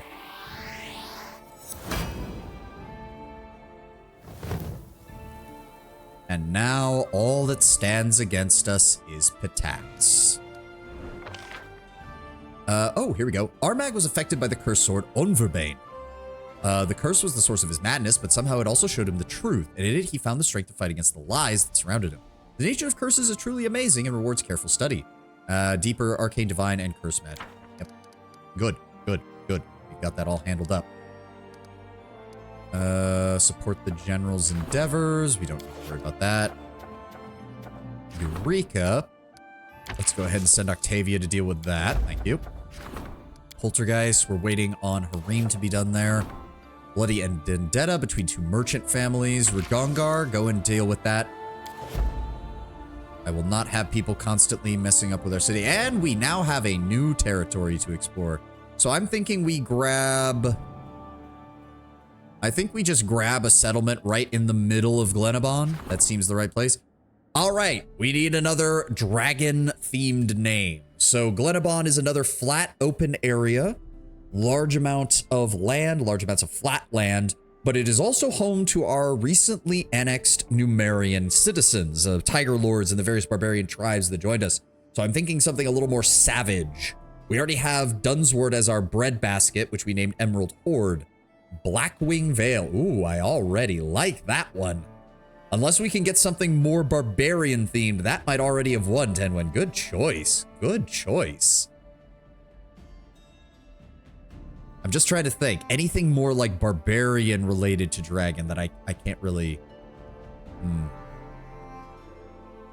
I'll give it a second, but I'm not thinking of anything. So that might just be it, Tenwen. That might just be it. Yeah, let's do it. Blackwing Vale. Nothing that isn't insulting to dragons. Yeah. All right, go ahead. Build. That's getting constructed. We need to go build up that settlement. There we go. I would love... Let me see here. Let's go ahead and build up the tannery so we can get more money. There we go. Teleportation circle. Wooden wall. Let me see here. We want... the bulletin board. The stocks. The longhouse. What else do we want? We need more espionage as well. We still need more espionage. The tavern gives espionage when adjacent to the barracks. So we're going to build the tavern here to also get the relations bonus with the longhouse. We're going to build the barracks here. Let me see. Random question. Is there any modern CRPGs that support the idea of a jester class? Don't know why, but I love the jester vibe, especially with chaotic. Modern CRPG? Oh, no. You just mean recently in time. I thought you meant like a CRPG based on around like modern day. Not that I know of. I mean, that's... as a class, no. I can think of an NPC from Shadowrun. There is literally an elf called the Harlequin whose entire shtick is basically fucking with people. He's basically chaotic. He's chaotic neutral, but borderline chaotic good, if I recall. All right, what else do we need to leave a slot in case there's a crafter here. So what else do we want? Adjacent to a shrine, that doesn't really matter. What else can the longhouse boost? +1 to divine when adjacent to a shrine, +1 to military when adjacent to a barracks. But we don't really, I don't think we need military. Military's at 189. We'll get that pretty high. +1 to loyalty. I mean, yeah, the individual like building stats are not nearly as important now because we have plenty. We have plenty. Jester's more of a vibe than a proper class. My Wrath character became Nocticula's Jester. He was an alchemist. Yep.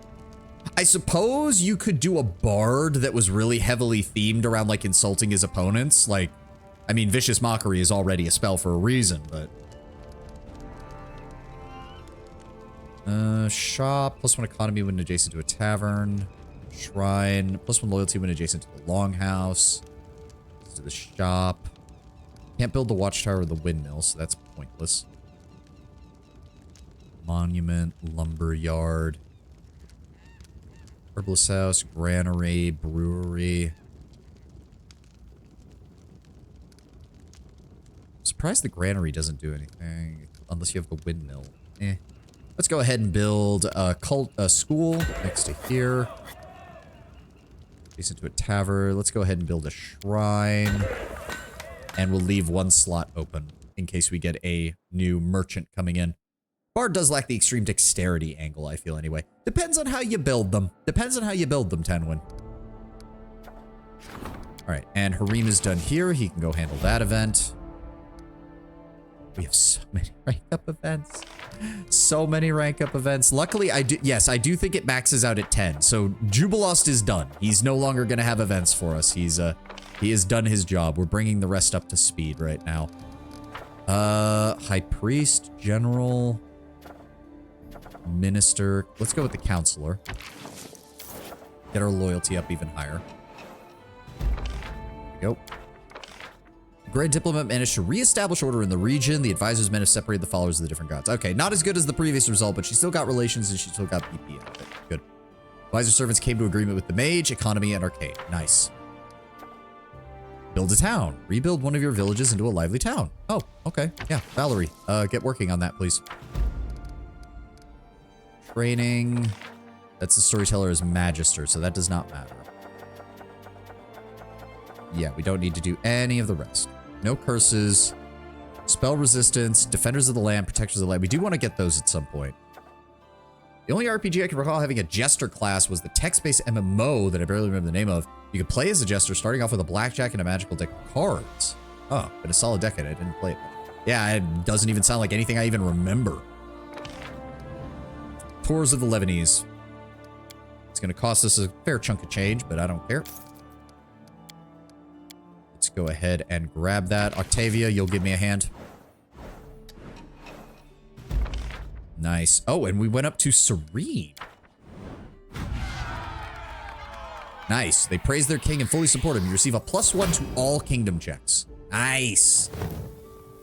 Look at that. Look at the sheer size of the kingdom of Dracaria. It grows ever larger. After many arrests, the warring families and their cohorts have disappeared from the city street, and the city is safe once more. We lost some community, but gained military instability. I'm fine with that. High Priest entered the temple and disappeared inside. What exactly transpired within that sacred hall remains a mystery, but the evil ghost has disappeared without a trace. Village is developed into a town. Nice. We can upgrade another place. How long? 49 days. Okay. More events. Warden, Goblin Problem. That doesn't sound good. Counselor awaits in the throne room, and the Warden awaits in the throne room. Mountain Resort. Beautiful sights, mineral water, and fresh air make this mountain region a perfect place for a resort. Don't forget exciting excursions into the sinister Cyclopean ruins. No special effect, but I don't even know what it does. How many tours, so there is another upgrade, we just haven't found it yet. Yep, so they produce gems and silver, producing the finest jewelry in the country. No, I just wanted to look at the, there we go. Right, we need to build the guard headquarters there. We don't know what the other unlockable is here. Magical place we need to work on. I thought I built one of these, didn't I? I thought I upgraded one of these. Yeah, Magic Candleman Tower, right. Magic of the Abandoned Keep, right. Region Center for Arcane Research. Good, good, good, good. All right, we also need to build a new town. I'm thinking right in the center of the Tours of the Lebanese. The Peak. All right, another dragon name. We need another draconic name. This one more mountainous. Or I am willing to accept undead related as well for this, because this was where we fought the Cyclopses. Lots of undead Cyclopses, lots of ancient magic. Name it Spike. Looked around, I think it was Achaea. Oh, you're talking about the RPG. Spike? I don't... Why, Lord Brown Bear? I'm not even following your logic on that one. But we have mountains, we have undead, we have cyclopses, we have Charon. Since he was the god of the cyclopses of the region, we could maybe placate him a little bit by naming a settlement after him, like Spike the Dragon. Dracowraith Peak. Ooh, Tenwin is on a roll today. Maybe not Dracowraith, maybe Drakewraith. Drakewraith Peak. I like that. Oh, spelled that wrong.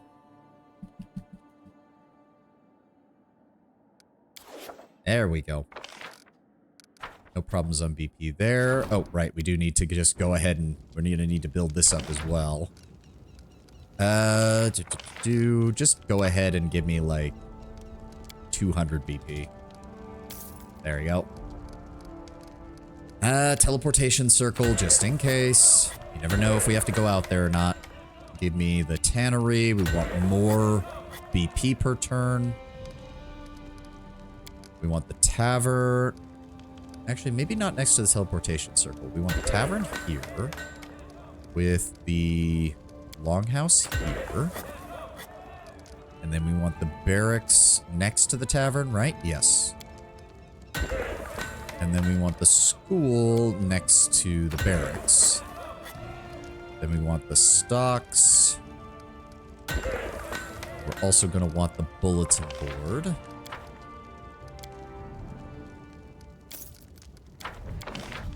There we go, bulletin board. Let's go with this. And then... watchtower, windmill. No, can't do anything with that. We need to leave one open until we know for a fact we're not getting any merchant events. So what last? Probably shrine. Yeah, let's go with shrine. There we go. Crake-Wraith Peak, where you find the best cakes and a lot of dyslexia. Alright. We got people waiting for us to talk. Alright, bring your problems to me. I am a kind and benevolent king, so long as you talk to me. Raise anything up without me knowing about, I'm gonna... Oh, Terendil, your life is in danger. The merchants are angry with you for protecting your subjects against their plots, and now they conspire against you. Luckily, the people are loyal to you, and one of your loyal servants reported this treasonous outrage. We must make up our minds how to prevent the attack and neutralize the conspirators. One option is to entrust your treasurer with bribing some of them. Another, to order your minister to eliminate the traitors in secret. But that's more their style, not ours. There's not enough time to call in the troops, but if your region addresses your people, the faithful people will rally around you. Oh, a merchant conspiracy. Oh, well. Tristan, it is good you told me that there's no time to really call in the troops, because otherwise I'd be murdering all of these bastards in the street. I've got 3 pieces of news for you. One good, one bad, and the last one's probably good again. The first is that my boys caught a Kellid barbarian trying to poison a well last night. He still managed to poison the well, though. Naturally, the savages gave us some lip while we questioned him. At one point, he even spat his teeth at us. But in the end, he sang. Apparently, a whole group of Kellid shamans are planning to poison the capital's food and water supply. This whole thing has got me blazing mad. We didn't know nothing about this. It was dumb luck we caught the idiot. Who are they and how many are there? When are they gonna strike? Would have been a mess, and there's no way we were able to catch them. However, the half-orc smiles, baring his fangs. Don't forget, the third piece of news is also good. I got a couple of folks ready and waiting to help us. You just gotta pick which one gets the job. We've got Roham, a Justikar of Abadar. Her band, the Golden Shield, promises to stand guard at every city gate and watch our unwashed friends within a fortnight. Yeah, and there's what's-his-name, damn it, Wigmold. Magic surveillance system of his own invention in the capital, which will be able to catch both the barbarians and any other undesirables. What's your advice, Ragongar? I know our men. We've trained them to work with muscle and their intuition, but I haven't trained them for patience. They're not the kind of guys who just stand guard day and night at every gate and crossroads. We don't have the manpower for it. My suggestion, Wigmold, let them cast their magic thing and have us catch those shamans before they strike. The barbarians are coming. Let our guard benefit from the extra numbers. The Golden Shields will take up their duties. We'll accept Wigmold. Proposal, a magical surveillance system sounds promising. Let me speak to them first. Wigmold Smegalodon. The aged gnome bows deep and long, and as the many bracelets on his wrists chime softly, the expensive cloth and elegant cut of his robes would be the envy of any metropolitan dandy, though few would dare leave the house draped in such bold colors. Wigmold Smegalodon, the finest magical surveillance system specialist from Druma to Brevoy at your service. What exactly do you do? Smeg sounds like an insult. Yeah. I also love how... I'm assuming that's how you just phonetically pronounce it, because it's spelled differently. But okay.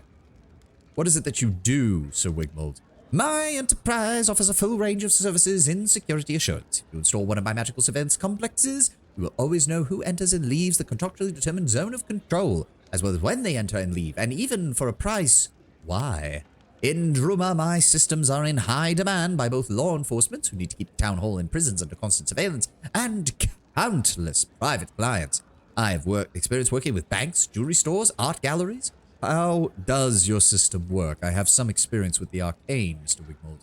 Your Highness's interests flatter me, but I'm afraid that would be ruining myself if I were to surrender the details. Trade secret, you see. I can only say that it is my own design, which has allowed me to radically increase the zone of control compared to my competitors' products. While many of the usual charms can capably detect a breach and send out an alarm within 1 or 2 buildings, my system is capable of covering several districts. Indeed, proper precautions, a whole city if necessary. You're from Druma, you said? Yes, Your Highness wishes to learn of it. 'Tis a land most striking, for its people worship not the gods, but trade and prosperity. Nearly all the people of Druma follow the prophecies of Calistrade, a philosophy that teaches severe abstinence and professes that acquisition of wealth is the purpose of life. They respect law and order, of course, but never choose sides in the battle between good and evil. We follow a strict diet, refuse ourselves basic comforts, even though they could afford to drown themselves in luxuries. They maintain ritual purity, only draping themselves in white colors and wearing elbow-length gloves to avoid any physical contact with the infidel. It is considered a virtue to never give to charity, and those who acquire wealth despite their superior efforts are rewarded. So it's Sparta, but for merchants. Like, that's the feeling I'm getting. It's still the aestheticism of, like, a brutally authoritarian regime, but for merchants. And why did you leave Druma?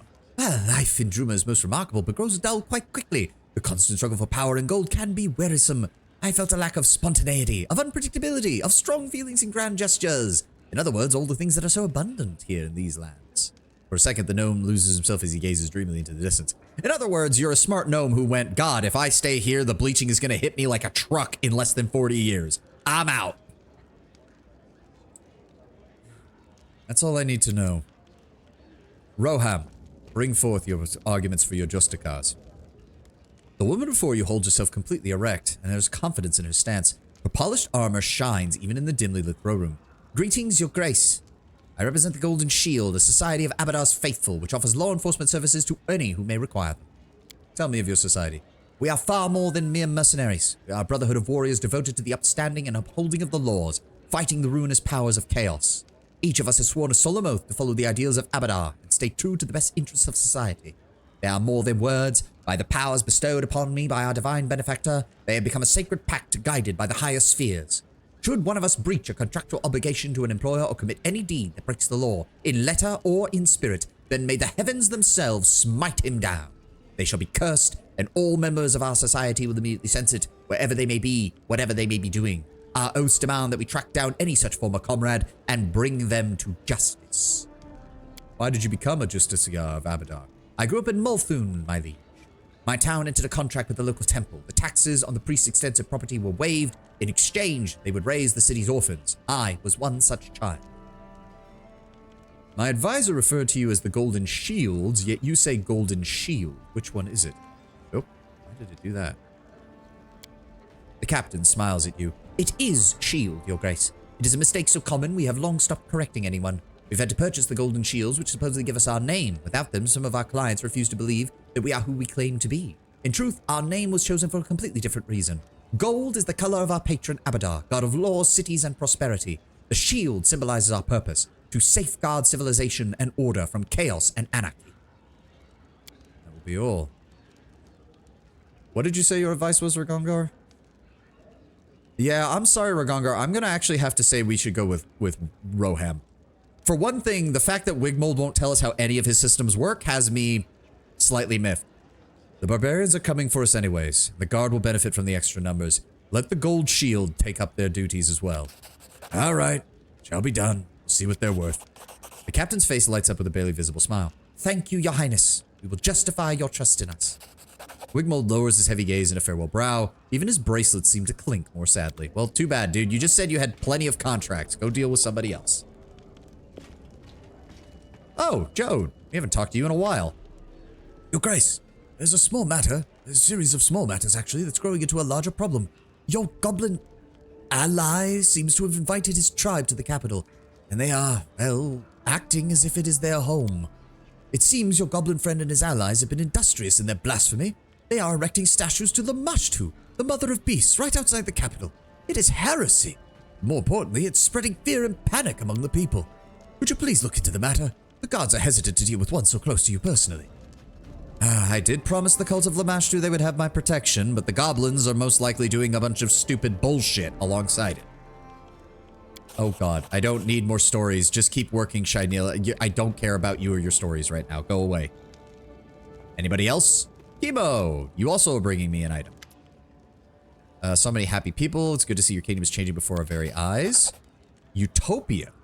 What the hell did you just craft for me, Chemo? What the fuck is that? Dark Biting. Greater Necrotic Trip Enhancement +3. Utopia. +5 Holy Undead Bane Spear with a +3 Sacred bonus to initiative checks and the ability to cast Good Hope 3 times per day as a 12th level bard, which would be great if I had anybody who wanted to use a spear. So thank you for the 50,000 gold that this is going to burn in my treasury. Oh, and we have to go talk to Knock Knock, don't we? Yep. Lamashtu's shrine at the gate. What was he thinking? On prompt second thought, I don't want to know. In due. All right, main square.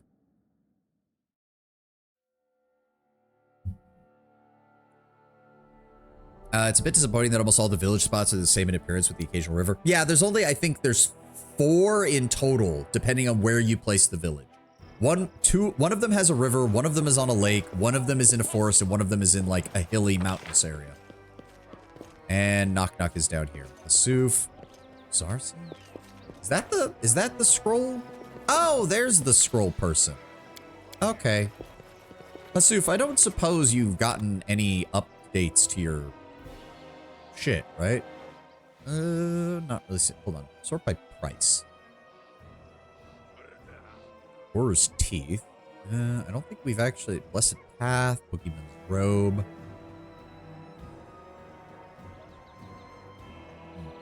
No. Headband of... Oh, so he does have some +6 items. That's nice. 70,000... Yeah, no, we're... Crafting those is a hell of a lot easier than that. I could get another 200 points of carry weight, though. But is that worth 25,000 gold, is the question. It probably isn't. What about you, Verdell? Do you have anything new? No. Adamantine full plate is the most expensive item you've got, which is not even that much right now. Erlene, you don't have... Yeah, how are things going in the shop? Yeah, no update there. Okay. Wait, we can go into this? Why can we go into this house? Hold on, let's talk to Knock Knock first. One of Knock Knock's ears perks up at your approach. He fixes you with a single eye and waits. I heard your tribe is building shrines to Lamashtu by my capital. I do like how the city's changed with the paved ground and everything. Oh, absolutely. Yes, be praised, O mother of beasts. Oh, you want to pay respect to her? I show you. Bring them down now. What? No. Shrine's sacred. You see when you come there. Do I have to go with... I don't even know how this quest works with him. Hold on. Let me double check. What is Knock Knock trying to do? Let me see here.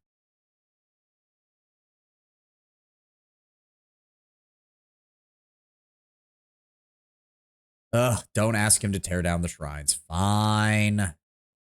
Fine. Fine, we'll visit the shrines. You like it. Promise. Alright, hold on. We need to see what's inside this room. Inside this building. Oh, random items. Citizens, some food. Some alcohol. What's upstairs? That is not far. Hello, everybody. My deepest regards, Your Highness. Some books, some random loot. Locked. No, nothing we can do there then. Some more books, some more scrolls, some jewelry. Yeah, no, I do like that the city actually gets built. Like, I do like that. Random dog over here.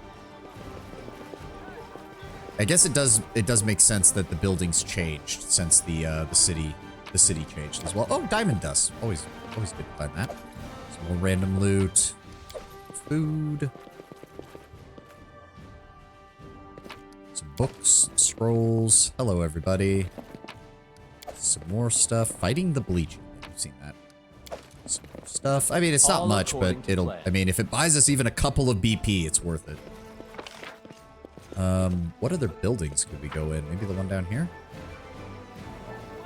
Nope, not that one.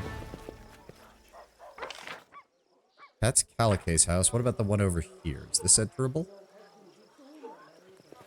Hey, Phantom Ducky. Good to see you. Good to see you. Welcome, welcome. Nope, it looks like that's all the ones we can go into. We can also go into the library, which I don't think we have done yet.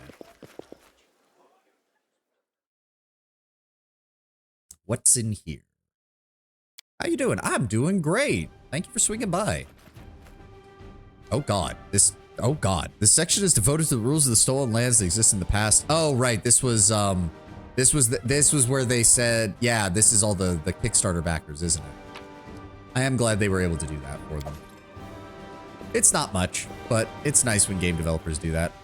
Saw you were live and I was like, I'm gonna stop by and see the Dragonfly Man. Thank you. Means a lot. But no, we're just in the middle of Pathfinder Kingmaker.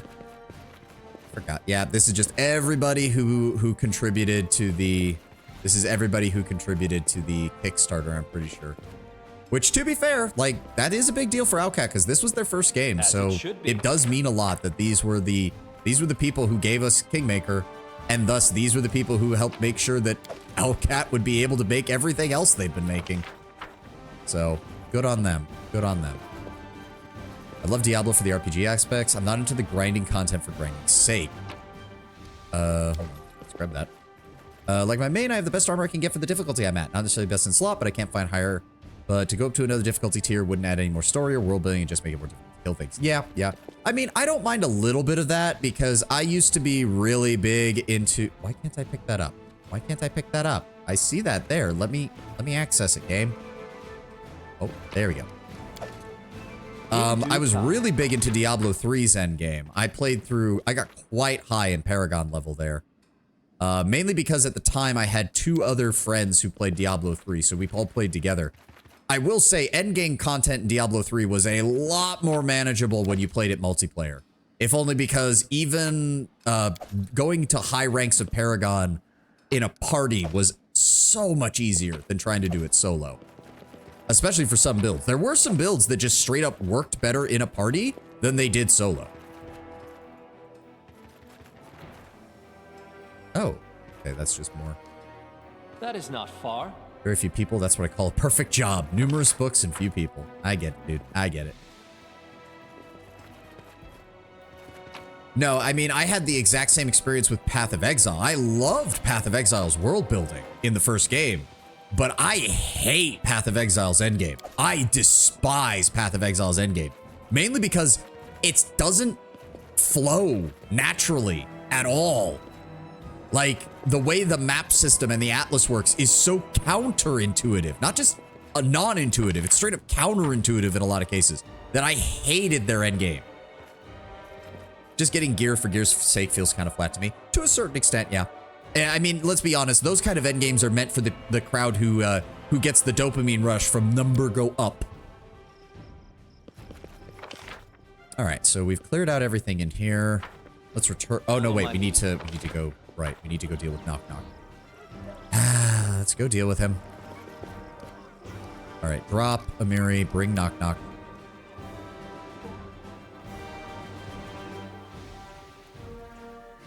Da da da da da da da da do. All right. Oh, Knock Knock, you need to be leveled up. Hold the phone. Where's Knock Knock's build? Nope, that's the alchemist. There we go. Knock Knock. What level are you at? Oh, good. You only need to do one. What do you get for this? Rogue talent. Okay. Bonus hit point. Level 14. Let's go with all that. There we go. And then they suggest advanced talents opportunists, which I don't. There we go. Which you can make an attack of opportunity against an opponent who has just been struck for damage in melee by another character. This attack counts as an attack of opportunity for that round and can't be used more than once per round. But it basically allows him to get sneak attacks off every single time somebody else attacks, at least once a round. Because I think you combine that with his ability to make extra attacks of opportunity, and it really starts to... Okay, so the goblin clearing is here. We also need to check, because I did send scouts out, so if there were any areas that we missed, they should show up. It doesn't look like we missed any, though. There's just the goblin clearing. There's nothing else in Glenabon. Let me pull OBS back up. My apologies. I'm mostly waiting for the next expansion. Yeah.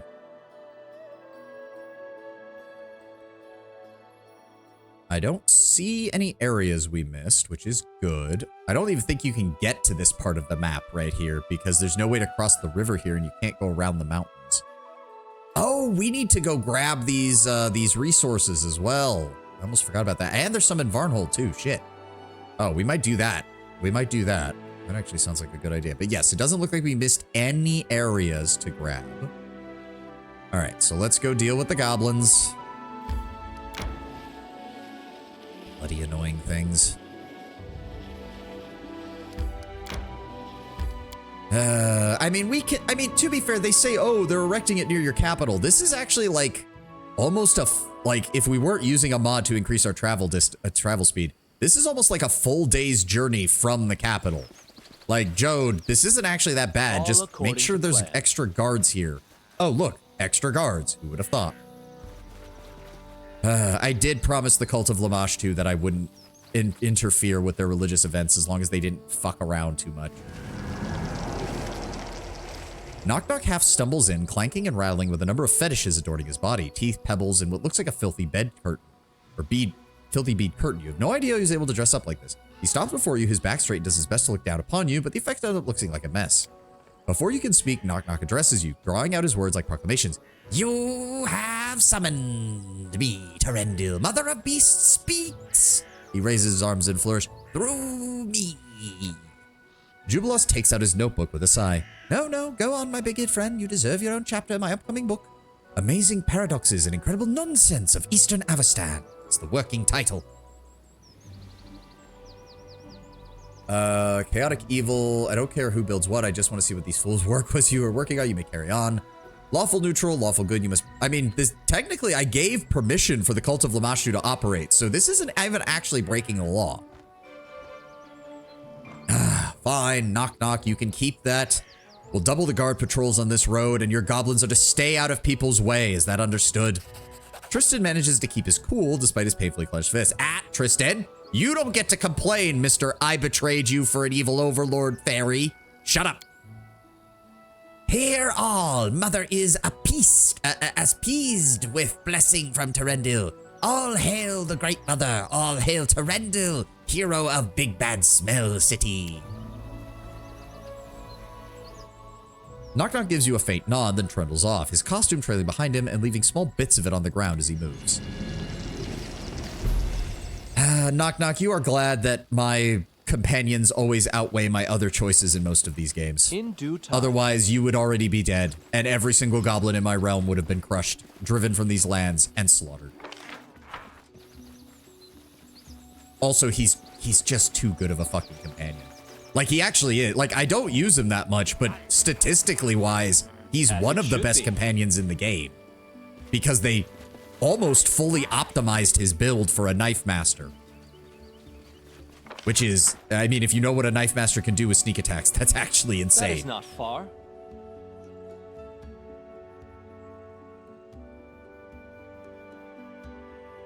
All right. Let's go ahead and take this opportunity.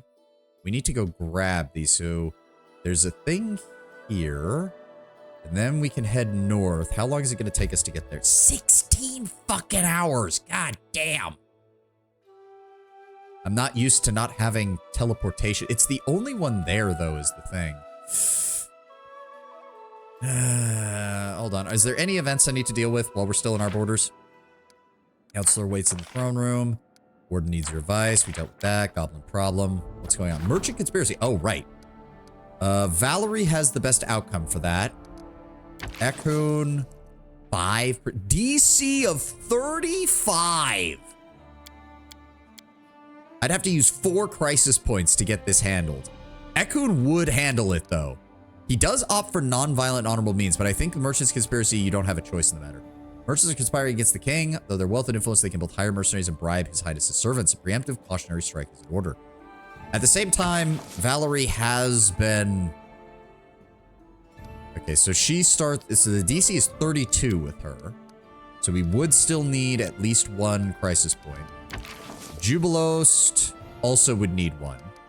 But he's got a good chance. He could bribe them.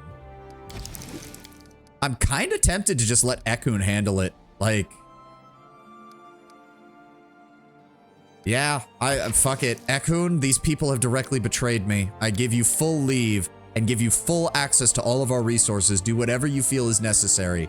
Deal with this fucking problem. Oh god. Support the Warden's endeavors. Can't do that because we're out and about. Kingdom Protection reduces the chance of random encounters in claimed region by 60%. Together with Kingdom Defense, completely eliminates random encounters. Why would I want that? I need random encounters. No. Maybe I'll do that at the very end of the game just to show that, like, we've completely secured the region and we no longer have to deal with monsters. Is there anything that you guys can do without me? Because that would be nice. Temple of Kyrgyz, Swordplay Mastery can be handled without me. Minting coin requires 500 BP. See, and provides +1 BP per day for each 1,000 in the treasury. We never have had 1,000 BP in the treasury, goddammit. Reduces income by 1 for each rank of stability and espionage below. And below 10. So we'd lose 7 from espionage. And 4 from stability. 2 from stability. So we'd only get 1 per week. But that's only going to improve as we finish up stability and espionage. So actually, yeah. Jubilo, start writing up the contract. Get that handled, please. Helping Hand provides the counselor with a +2. Go ahead and just... There we go. Start on that.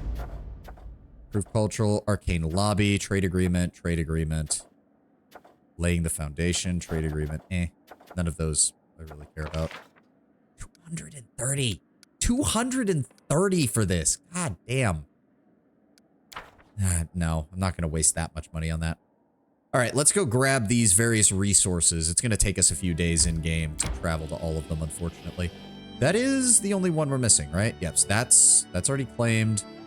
We technically don't have control of this part of the river, but there's nothing there. So yeah, we'll deal with this one in the Dire Gnarl Marches first. And we can bring Knock Knock along for a little bit. Why not? Here.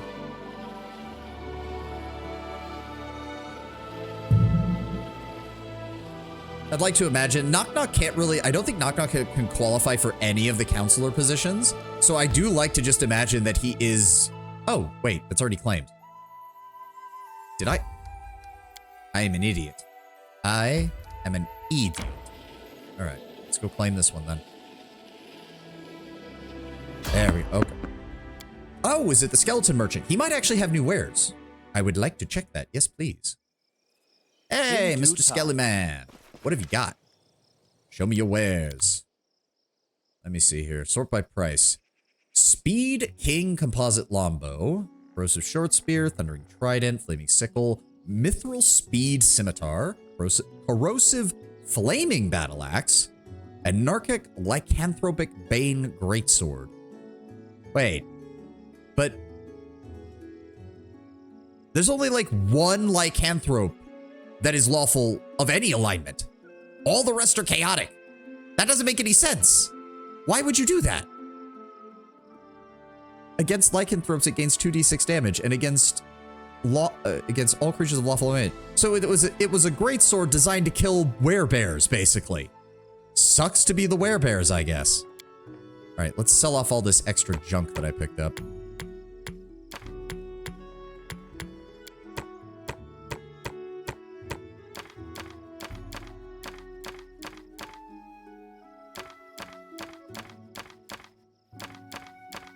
Nothing else?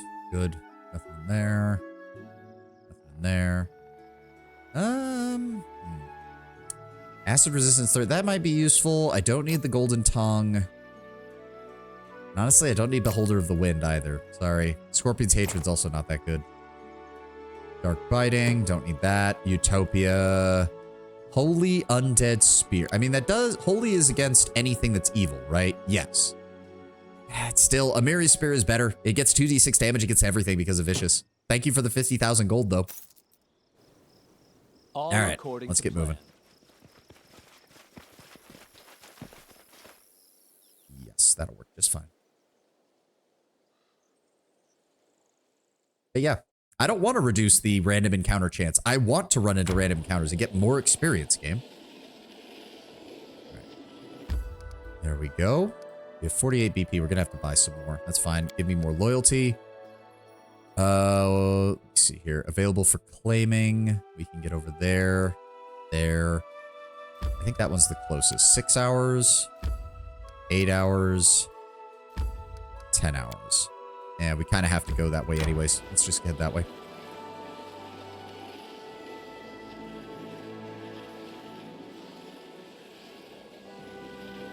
Oh, right. I still need to... There are some places out here I still need to finish exploring, like the Medusa Zone.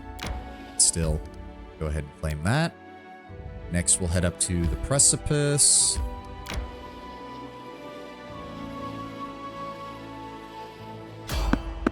Oh. Who's trying to stop us? Who dares gets in the king's way? Oh, no. Large. Oh god, the last time it was large was when this thing fucking spawned. Yeah, those are the level 8s. Oh no, please tell me this isn't the one where they spawn in a dozen of these fucking things and half of them are behind us. Oh god. Your orders. Okay, okay. I know what to do. Quiet. You know what, Jubilost? They're the worst when they have damage resistance. Yeah. I'm actually going to go ahead and use some spells here. Hold on. Mirror Image. Bone Fists. Heroism. Then... I'm going to just go ahead and use Dragonkind 1, because I've got 4 castings of that, so why not? Get fucked, Mr. Earth Elemental. You're about to have a very bad day. Forced my hand. Finish them quick. Okay, there's not that many. Ow. Tristan. Oh, god damn it. Run.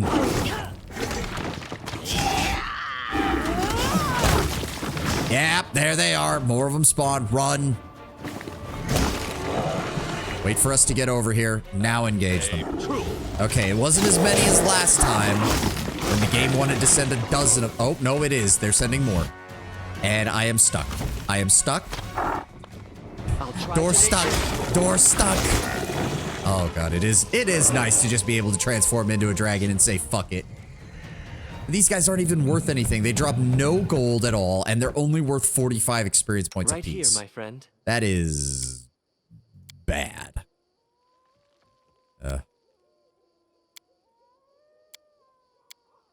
Really don't want you to use that. Just go ahead and use Cure Critical Wounds on yourself, please, Tristan. Thank you. Alright, let's leave. It is nice being able to transform into a dragon 5 times per day, though, between my spells and my abilities. Very nice. Very nice. Alright, keep moving. Just doing... we have a moment of respite? Claim. We can in a moment. Let's head down to Blackwing Vale. Go from there. There we go. Time to get some rest, isn't it? We can do that. We'll just do that from here. Camp. That's weird. Oh, knock knock. What do you even... Yeah, you can handle that. Tristan, you can help knock knock. Have a fun time helping knock knock with keeping track of keep a watch. Why don't you tell us about your family, Ekin? Everyone needs to get things off their chest sometimes. Yes, they do, but not Words in will not around bring them everyone back. else, Tristan. You can't help me. Accept this, as I have. Good God, Tristan. Like, yes, Ekun can get things off of his chest if he so chooses, but not in front of the entire group if he doesn't feel like it. Tristan continuing to be the worst goddamn companion when it comes to trying to talk to people. You wouldn't think to see it, but he does. Craftsman Strike. Okay, Jubilust will deal with that later. We've got plenty of time. Plenty of time. No need to worry about that. Okay. Oh, actually, hold on. Come back to... shit, I need to read... I'm an idiot. I'm an idiot. Okay, hold on. One. There's one there. Let's go check the other areas.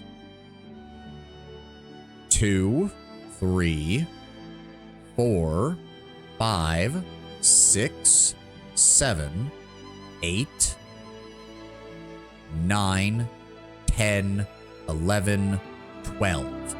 Okay, so we need 12 times 15. So 180 BP to get all of this. There we go. All right, let's set off and start getting these.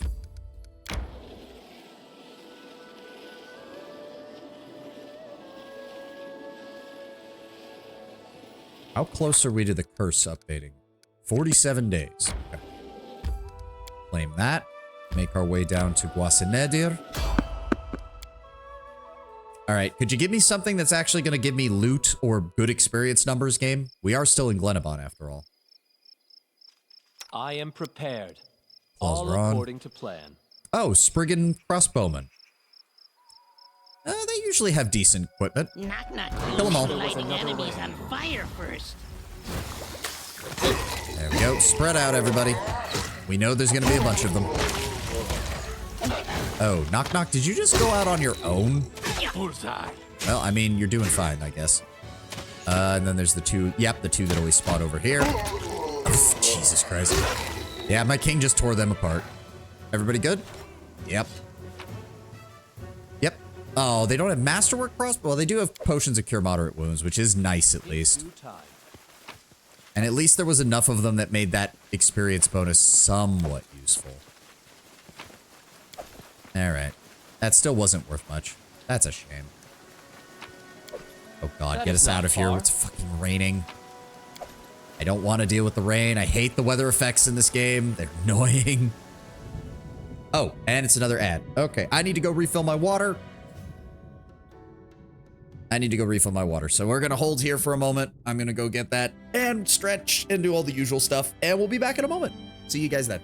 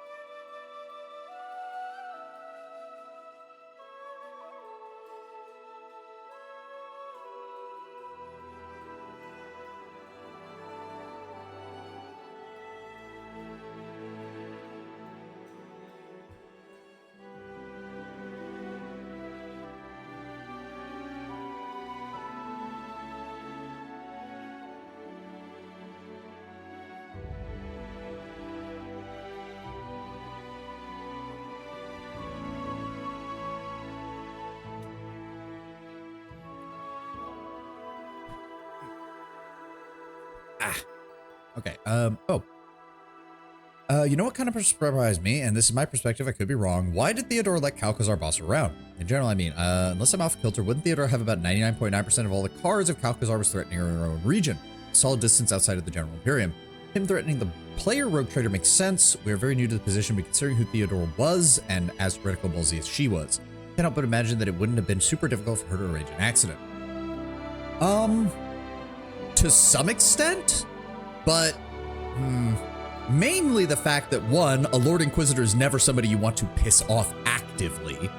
Two, you do have to remember that at the beginning of that at least of what we saw of Theodora's reign, she was very much obsessed with increasing the prosperity of the domain, but she was not very invested in the day-to-day runnings of a lot of things. We see that with how she treated Abelard and how Abelard talks about what he was told to do for her.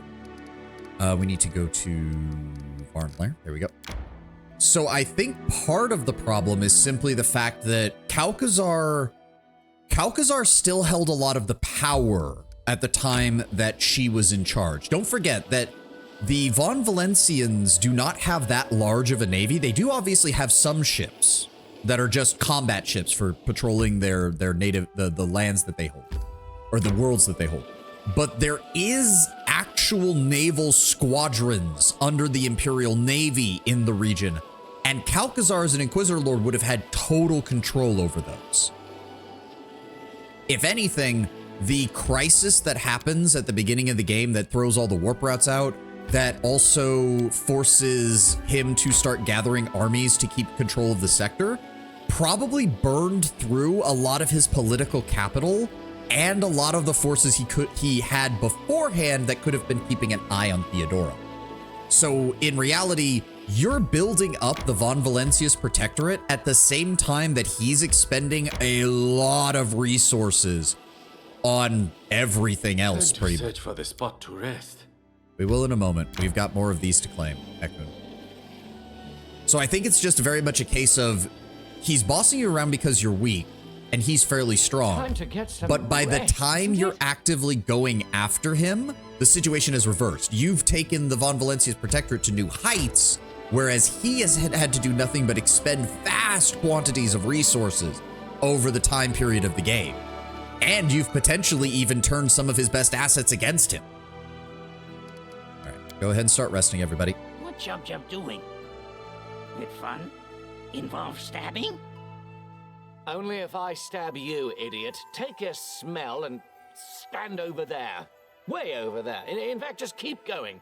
I'll tell you when to stop.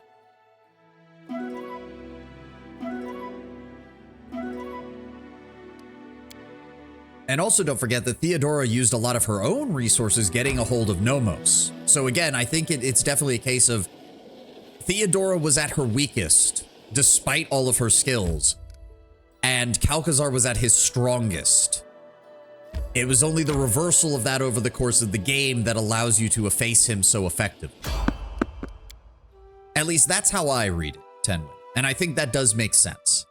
Also, just don't forget that even the most profit-minded of rogue traders is going to be very cautious around Inquisitors because they never want to be on the bad side of that kind of thing, if they can avoid it.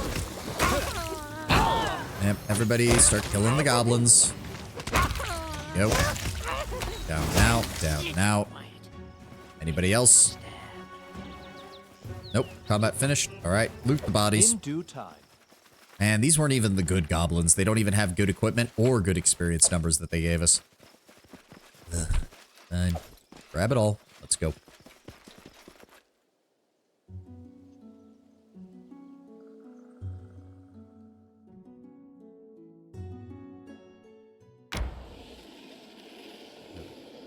More arcane.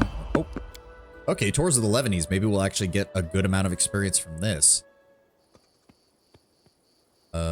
Ferocious Trollhound. Oh, okay. All according to plan. Do? No mistakes. Where's, let's see. Are there more of them over here? There are. Man, can we just, breath weapon. Can we hit both of them? We can't hit both of them. You are.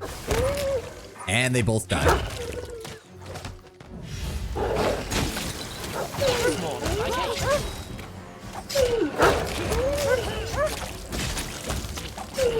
Good job. There we go. That took care of that. They were actually, yeah, 36 apiece, and with that many, that was actually worth something. Not much, but worth something at least. We can also skin all of these and get 20 gold to hide. Nice. Give me all that. Thank you. How are we doing on level? Another 130,000 experience to get to level 15. We got a long way to go. Theodora was, from everything I gather, not the best of rogue traders, at least as far as running a protectorate. I won't spoil the DLC, but man, some of the things she's done. I have heard a couple of things, considering that one of the companions is an Arbites, and apparently it has to do with the Imperial Tithe. I can already, like, I don't know the details, but just that setup tells me, oh god, Theodora, what the fuck did you do? Let's go ahead and grab that.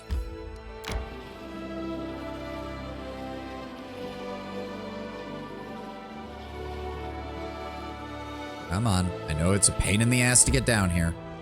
There we go. And then we need to head over here to seize the ore vein. Makes the rogue trader equivalent of dodging taxes seem mild. Oh, no. Yeah, please, no spoilers. I can't wait to find out.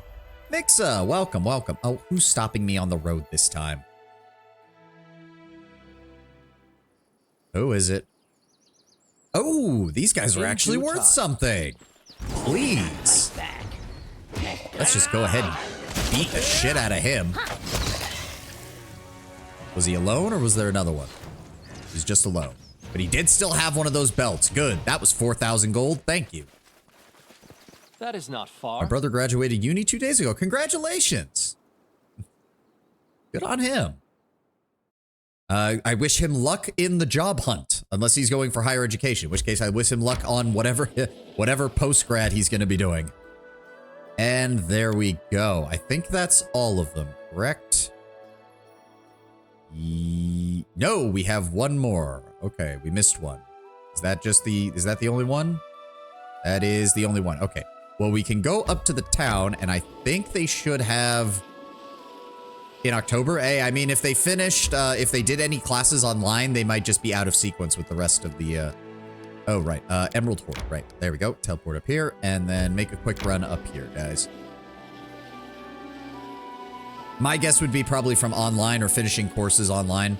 Some of those schools will just do graduations whenever people have all their credits done. May we have a moment of respite? You can rest when we get back to the capital. Hold on, Tristan. Teleport, Ebon Crown. There we go. All right. Do I have to do anything? Nope. All right. Head to the throne room. We'll rest and go from there. Ah, glorious victory. Time to search for the spot to rest. And we will. Let's just go rest, people. That's fine. Oh, wait. Hold on. Bartholomew, I need you to find a buyer for all this random junk we accumulated while we were out. There we go. 4,000 gold made off of that. As it should be. Just please go to my room and allow me to sleep. Thank you. Serbia, so everyone graduates at different time. Oh, I did not know that's how Serbia did things.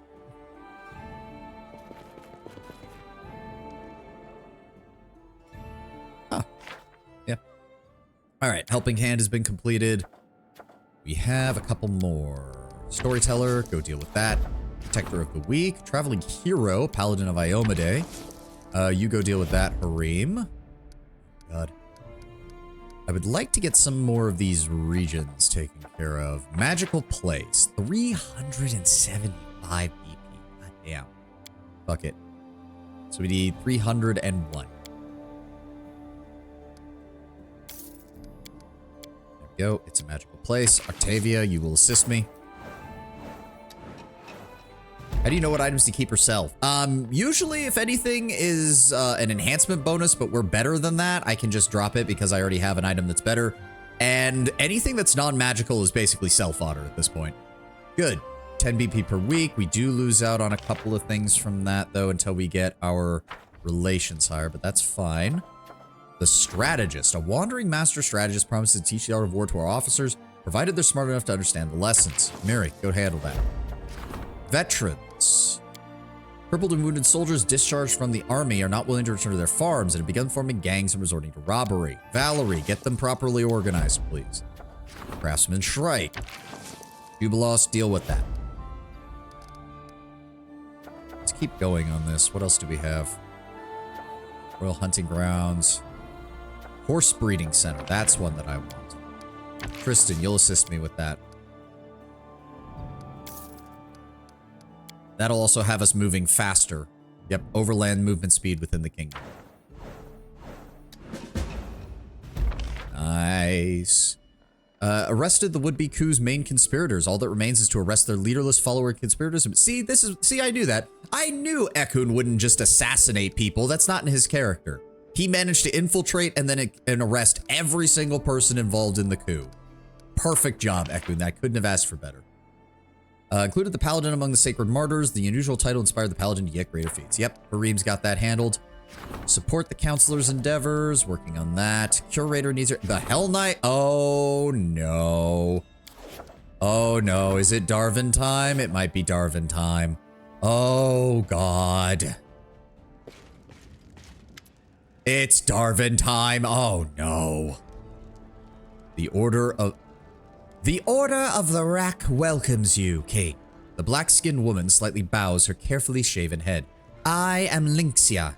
I come from the land of Cheliax in search of a dangerous criminal hiding in your kingdom. You even called me a king. Don't be calling this a barony. She stands tall and motionless. The reflected torchlight dances on the surface of her polished black armor and the depths of her watchful eyes. I am glad that we have met. I believe the rule of law in your kingdom is not just an empty phrase. I hope for the cooperation of your subjects and of you personally. Contrary to her words, Linyxia's face does not express any gladness. The corner of her mouth twitches slightly, betraying carefully concealed discontent. We are the Order of the Rack. Watch us jump. To be fair, we were approached by a different order for the garrison. The Order of the Rack is, yeah, it's one of several new or re-established orders created in the aftermath of the disbanding of various Hell Knight orders previously charged with the defense of Cheliax's frontiers. The Order has a reputation for raiding the homes of those who speak out against the status quo and for breaking up groups of malcontents before they become guilds, unions, or revolutionaries. They are enemies of foreign ideals and innovations. Art and technology are viewed as wasteful or dangerous, especially when they meet in union. Yeah, the Order of the Rack are the Hell Knights you think of when you think of lawful, stupid evil. What can you tell me of the Order of the Rack? We are the Hell Knights. We guard law and order. Legitimate authorities can rely on us entirely, and criminals tremble when they hear our footsteps. The Order of the Rack is a union of knights of Cheliax, led by a hatred of idleness, worthless philosophy, and useless knowledge. Indulgence leads to lawlessness and insurrection, Your Grace. We seek out any manifestations of dissent and burn them, be they books, scientific treatises, or those who create them. It is in your best interest to maintain friendly relations with us. Well, I may not approve of every action you take, but I certainly share your opinion for the rule of law. She raises her eyebrow for a moment. I am pleased to see that our judgments coincide, Your Grace. We will inform you if, in the process of our investigation, we stumble upon any manifestations of dissent in your kingdom. Who is this fugitive you're looking for? A dangerous pirate, murderer, and rebel. Darwin the Dashing Fairwood. It's Darwin time, oh fucking God, help us. He was found guilty of inciting rebellion and murdering a lord of Cheliax. The law of my order is unwavering. The punishment for such crime is death. Darwin's rebellion took place in Cheliax 3 years ago, and the Order of the Rack suppressed it. The participants were jailed and the instigators quartered, but the leader Darwin managed to escape. I have followed his trail for these last 3 years, and they have led me here. Is there anything I can do to assist in your investigation? The shadow of a smile crosses her face. I and my knights are perfectly capable of finding and eliminating one criminal, Your Grace. Your help is unnecessary. If you wish to aid, do not interfere. I authorize you to conduct your investigation within my kingdom. Please, work with my guards and allow them to assist in showing you exactly where you might best search. Thank you, King. Your goodwill means much to the Order. And then we get to watch them fuck it up because they're morons. I remember this quest. Greetings, Your Highness. I wanted to inform you that your efforts to open schools have paid off immensely. The literacy level of your people is growing throughout the kingdom. There's hardly any family whose children are not able to read, write, and count. Thus, I wanted to propose the next step, to open a university in the capital. The influx of learned men and women from across Avestan will be a boon for trade. Our scientists will require books, magic scrolls, alchemical reagents, and potions. The kingdom's prestige will rise, and I believe this endeavor will bring nothing but good fortune to our lands. Though many rulers fear the free thinking that breeds in universities, it is well to remember that free thought is only ever a threat to tyrants. Storyteller. I mean, there are some people who say I am, but surely you're not accusing me of being a tyrant, right?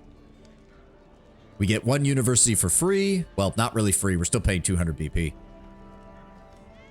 A good ruler, even if he fears dissent, knows when to guide his people's thoughts. We will champion this progress and ensure that the kingdom has a vested stake in it, and those who come a vested stake in the kingdom. Begin the construction of the University of Ebon-Crown. It is an investment in the spirit of your people itself. It will pay off much sooner than you think. Continue to bear fruit long after we have all turned to dust. I mean, I'm a draconic sorcerer, my friend. I'm going to be around for a long time, but you're not wrong. Spoken! Potion of a Shield of Faith. Ugh. Please work on your alchemical items, Spoken. Those are 1,000 times more valuable than your potions. 1,000 times more valuable. Good lord. I don't think you would be the one to bear fruit. I don't think you would be the one to bear fruit. I mean, we're not? What? We're seeing that the university bears fruit. Did I misspeak? Maybe I did. I don't know. Baron granted advisor and audience. Oh! And Lynxia is now terrorizing people. Of course she is. Daggermark Thugs reduces income by 1 for each rank of stability and espionage below 10. But we're still... Oh, we do need to purchase some money because we did go into the negative for that. That's fine. Let's see if we... Can we fit a university in here anywhere? How big is that? Let me see here. Ooh, a castle. Oh, we have more... I haven't built any buildings since we upgraded to a town. I am an idiot. Alright, let's go ahead. What is the university? Institution of higher learning, focusing mainly on the mundane subjects but dabbling in magical theory. +2 to relations if the kingdom's alignment is chaotic. +2 to economy if neutral. +2 to espionage if lawful. Can only be built in a settlement with a library and affects the exotic garden. What does the exotic garden do? Where's that? Where's that? I don't see an exotic garden. Oh, there we go. Beautiful garden. +2 to arcane when adjacent to a university counts as a park. Unfortunately, oh, we could build it over there, actually. That's not a bad idea.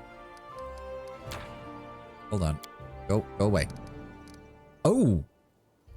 Oh, that's... Ooh. Where could I... Hold on. Sell the bulletin board. I want that. I want that. I want that. I want that. I want the Hell Knight Castle. Fuck yes. 350 BP. First, hold on. We need to rebuild the bulletin board elsewhere. I'm going to put that over here. There we go. And then we need 350 BP.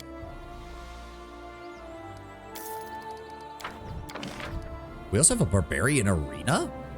Large public structure for competitions, demonstrations, and team sports or blood sports. +3 to military culture with located settlement with kobold, troll, or goblin quarters. So more meant for chaotic realms than mine.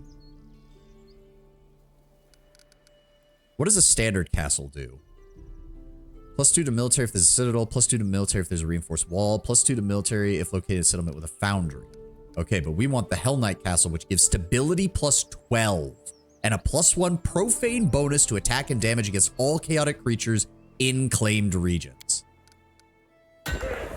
There we go. Build that shit. What else have we got? What else have we got? Military Academy. Institution dedicated to the study of war and the training of elite soldiers and officers. For each adjacent building that provides a military stability or espionage bonus, the Military Academy increases that bonus by 1. That is quite nice. The Mint, 2 BP per week. Oh.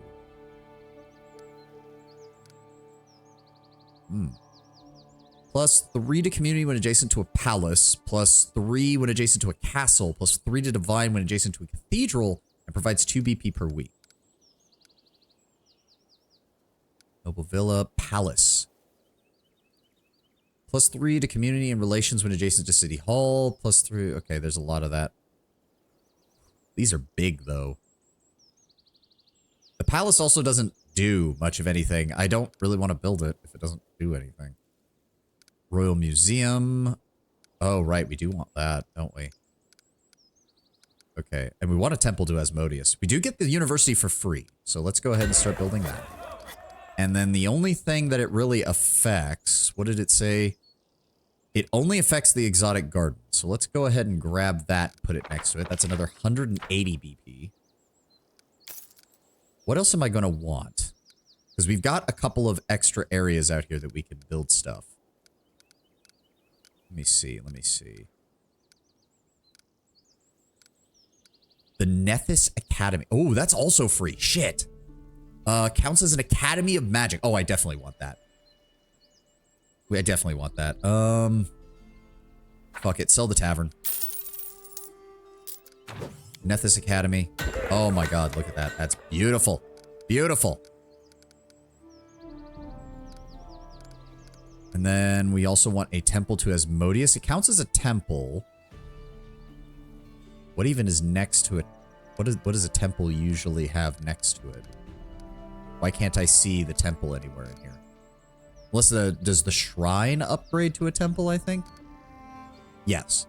That affects Nethys Library, school. Okay, that doesn't really matter. Give me the temple to Asmodeus here. Give me the... Where is it? Not the park, not that. Royal Museum. Just purchase 300. We've got the money for it.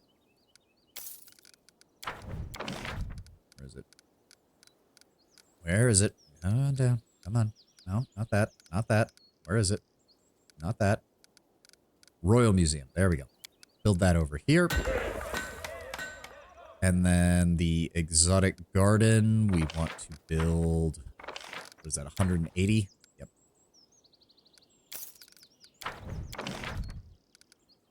That is exotic garden. That's going to go next to there. Oh, we do have another... We have another external area. I didn't realize that. We already have the watchtower. We already have the tannery. Wait, we can build another one? Can only be built in a separate slot. That is another BP per week we can get out of that. Hold on, is there... We've got 3 pair areas that we can still use. Is there anything else I want from these? The bigger stuff. Printing house, Royal Museum, we already have that. I do also, I think... Yeah, we want to upgrade these. Let's go ahead. Magical Rarity Studio. There we go. We need to do that for all of them, I think. We already... Do we have a fort? I don't think we have a fort. But do we need a fort is the question. Bank gives that. Academy. +3 to espionage. Can only be built in a settlement housing the university. Oh, okay. So we have to get the university and the academy to get the full benefit. All right. That's another 200. Well, I was wondering what we were going to do with all of our money, and it turns out building our city up is pretty much the main option. Speaking of which, let's go ahead and upgrade those wooden walls. Yes. Yes. More. Dwarven Bastion. Oh, that's good. Guess we just should upgrade everything, now that I think about it. There we go. City Hall. The Academy. Oh, we just used up all of our BP, didn't we? Yes, we did. That's fine. I have more money where that came from. Oh, no, it's... Okay, it's doing that stupid thing where it won't let you rotate. Fucking things. Cistern provides +2 stability. Herbalist House. Magical... I mean, technically we have that. I don't know why it's saying we don't. Library, Longhouse. Does the Lighthouse have an upgrade? No, it does not. Monument. I think we're good. Does the piers? The piers do get upgraded. There we go. Waterfront. More relations, more culture. Don't need the teleportation circle. The theater? Oh, only... It doesn't really get much unless you surround it with other items. Let's go ahead and get a second tannery. Yes. We need 45 for that. That'll pay itself back relatively quickly. Where is it? Where is it? Tannery. There we go. Actually, do I want that or do I want... No, we need more BP. More BP is good.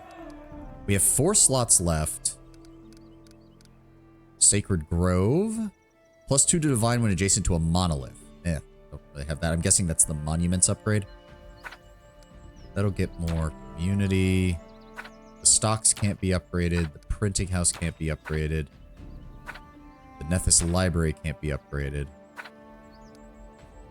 I don't really care about the rest of those. Can the tanneries be upgraded? No. Waterfront's already upgraded. Park, Palace, Noble Villa. We do need more espionage, so I think the Noble Villa is a good idea.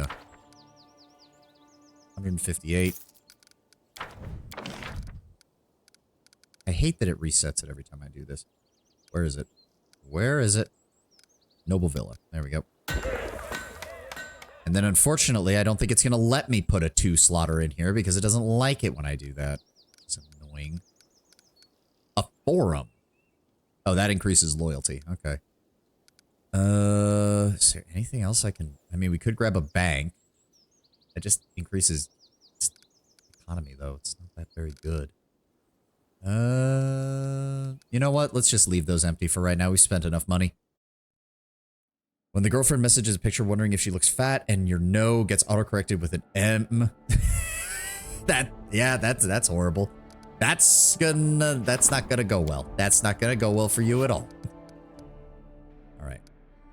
God, we have more rank up events. We have more rank up events. All right, let's just keep going. Let's keep going. Economy's already at rank 10 and everything maxes out at rank 10. We're also, we're at economy 285, which means we're already getting, yes, the no import tax is already improving immensely. So let's just keep going. Octavia, let's start. There we go. All right. Ordered the purchase and imported machines from Absalom to make working with the rough materials significantly easier. The craftsmen, their tasks now much more convenient and simple. Have returned to work with enthusiasm. And we got espionage out of that. Good work, Jubilost. We allocated patches of lands to the veterans. They've settled down and begun to cultivate the land. Good. Yep, we dealt with that. More culture. Oh, god damn it. They're just everywhere. They're just everywhere. So many events. What's up, Valerie? Terendil, your kingdom is growing larger. No matter how many advisors you hire, your officials cannot address every problem and issue. A monarch needs vassals, knights, mayors, guild leaders, local chiefs and elders. They form the natural aristocracy of a kingdom, the Thai society of your land. There was a time when bandit chiefs were the aristocracy of the stolen lands, but we have put an end to that. There are now knights of honor scattered across our land who look to serve you, to be faithful vassals and to enforce the laws of your land. 'Tis only natural that the law now rests upon the shoulders of your royal vassals, not representatives of the people. Mayors and chiefs come and go, but aristocrats remain, committing themselves to a ruler and raising worthy successors from a young age. They are obliged by the nobility that naturally arises from their responsibility to their subjects. I'm not surprised Valerie's a believer in noblesse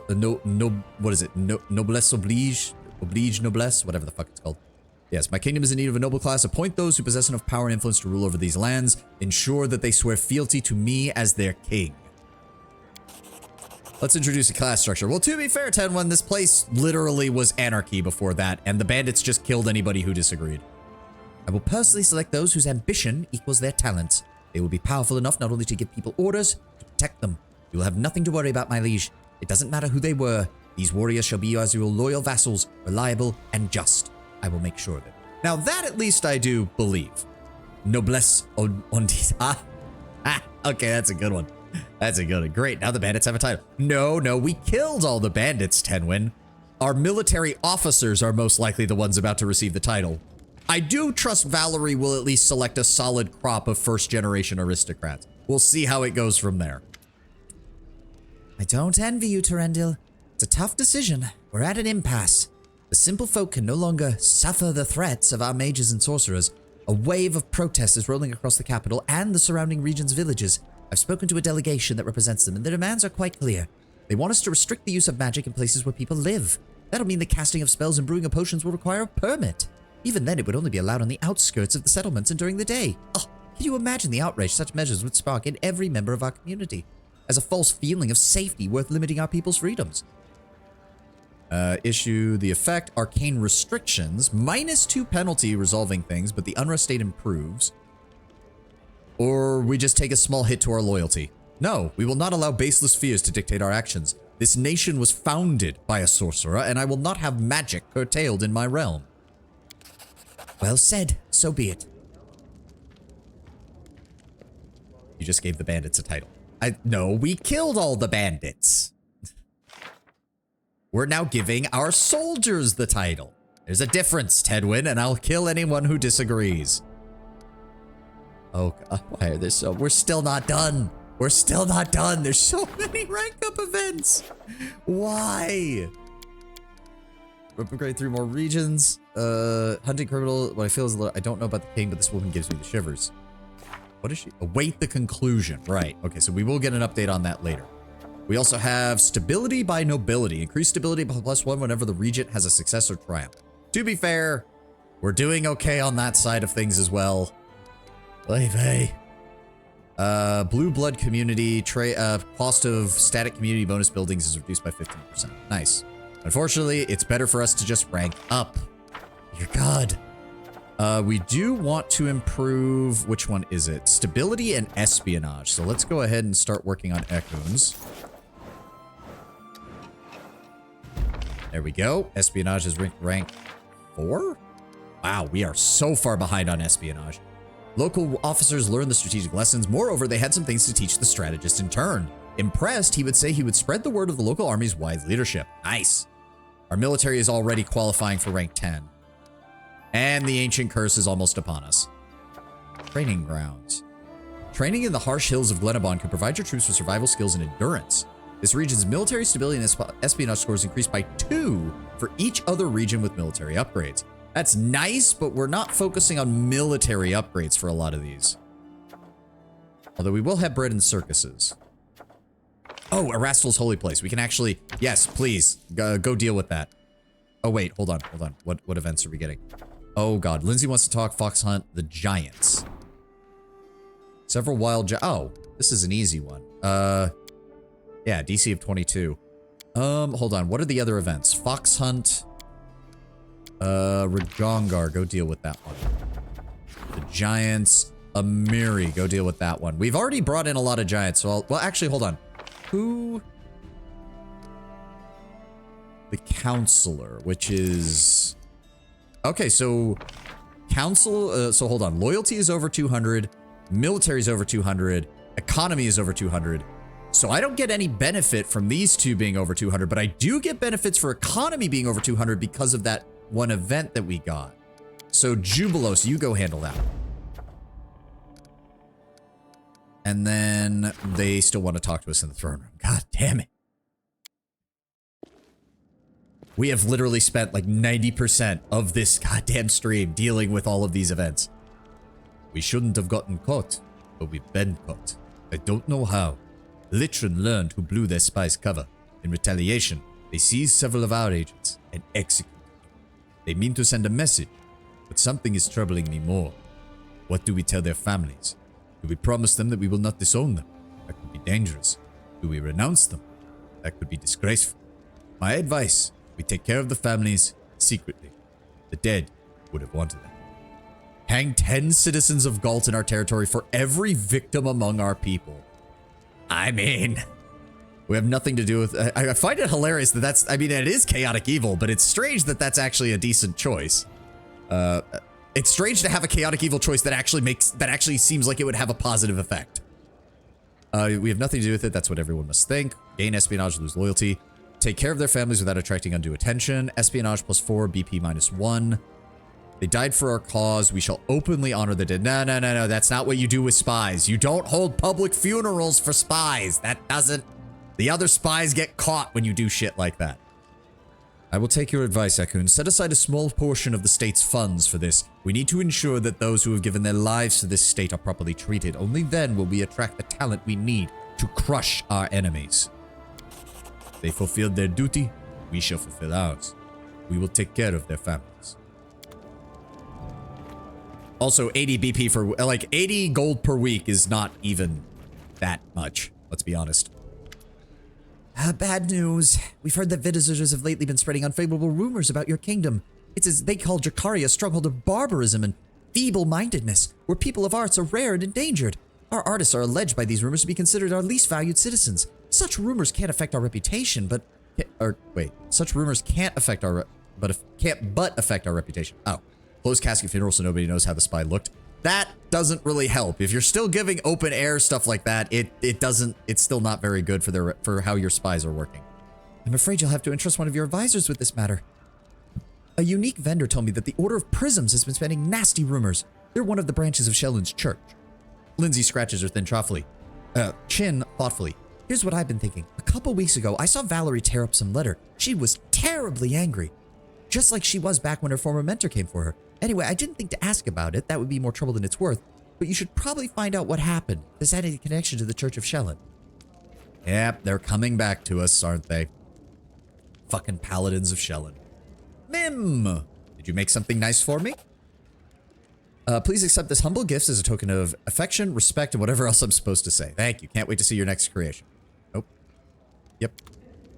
She should, like, most of our vendors should be getting close to getting the unlocks for their design. Valerie, are you willing to talk? Yes. Valerie, I heard you received an unpleasant letter lately, and we've been having issues with the Church of Shellin. Is there anything you need to tell me? Let me guess. From Lindsay, correct? She pokes her nose into other people's business. She lowers her head sadly. Forgive me, Your Grace. I was hoping I'd manage this without your help this time, which is why I did not speak. A few days ago, I received a letter from the new Temple of Shellin on the outskirts of Pitax, from a paladin of the Order of Prisms. This time, they're not demanding that I return to the Order. Instead, they wish me to go there and submit to a divine trial, an answer for my transgressions in front of Shellin's worthy servants. Valerie scoffs in indignation. Of course, I tore up that letter and tried to forget all about it, but now it seems they have begun to plot against your kingdom. I was hoping that such a simple thing could be ignored, but it seems I shall have to meet those stubborn fools face to face and explain to them what their tricks might lead to. Why is it that you never just talk to me, Valerie? I have to pry all of this out of you. She blushes with shame. Accept my humblest apologies, Terendil. Every time I encounter a problem, I think it's within my power to handle it on my own. I do not feel like I need to keep distracting you from running your kingdom, but time and time again I find I must rely on my friends and comrades. I promise, I'll not keep anything back from you again. Good. Then we'll go there and get to the bottom of this. Thank you. I am ready to go to the Temple of Prisms as soon as you have the time. Oh, how are things with the storyteller and Lindsay? Satisfactory. It appears that the storyteller has thought it best to leave me alone, which I do not mind at all. Lindsay, she shrugs her shoulders, I expect I'll never have any influence over her inappropriate enthusiasm about her book. Well, that works for me. All right, we do have some more stuff. We want the sexy person back. No, she doesn't want to. Then throw a tantrum. Well, to be fair, I think they're more pissed off that she keeps getting annoyed when people, she gets annoyed when people bring her artwork and she intentionally destroys it, which for the Shellinites, that's actually a major issue. They do not like the destruction of art. Like, it's a huge sticking point for them. All right, I don't think, what is this? Great sword. Okay, I mean, I guess we'll sell that at some point. Didn't somebody, there we go. This ring generates a shield-sized wall of force, can be wielded by the wearer as if it were a heavy shield, AC +2, and grants an additional DR +2. Nice. So that's basically allows you to wield a heavy shield without having to hold a shield, which is perfect for a two-handed build or something. Doesn't really work for anybody we've got, but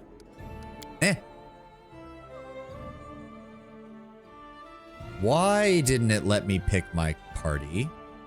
Game? Why didn't you let me pick my party? Is something going to happen?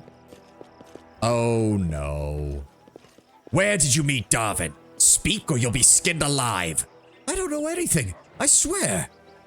I've never heard that name before. Please, stop beating me. What in the hell's is going on here? This woman is suspected of having links to Darwin. We know that he bought food from her. And I'm telling you, I don't even know who that is. I've never seen a man named Darwin before in my life. Please, Your Grace. One way or the other, you'll soon find out everything I need.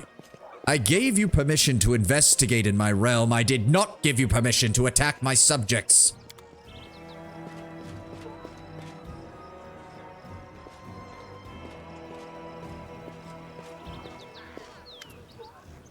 It seems I was right in my suspicions. The rule of law in these lands is an empty word, worth no more than a wooden coin. It is not surprising seeing their ruler's weak will. I gave you the authority to investigate, to find your criminal. I did not give you the authority to attack my subjects for no reason. Certainly not you, no. You don't have the guts for it. You prefer to just sit on your throne and look on benevolently while your so-called subjects set your fortress on fire. Lynxia, you have no idea the amount of blood dripping from my claws, from my fangs. I have slain 1,000 men to take this crown, and I will slay 1,000 more to keep my country safe. I did not give you permission to act in this manner, and if you continue to do so, the Order of the Rack can consider itself exiled from this realm for failing to respect the proper, lawful authorities. You have one more chance to continue your investigation with more humane methods. If you find someone that you must bring to an interrogation, you will consult me, their ruler, their liege lord, and I will decide the methods needed to be taken to uncover their conspiracy. Bypass me again as the lawful ruler of this land, and you will be destroyed. Lyxian's face remains motionless, but her face shakes with barely hidden contempt. Thank you, Your Grace, but I must refuse.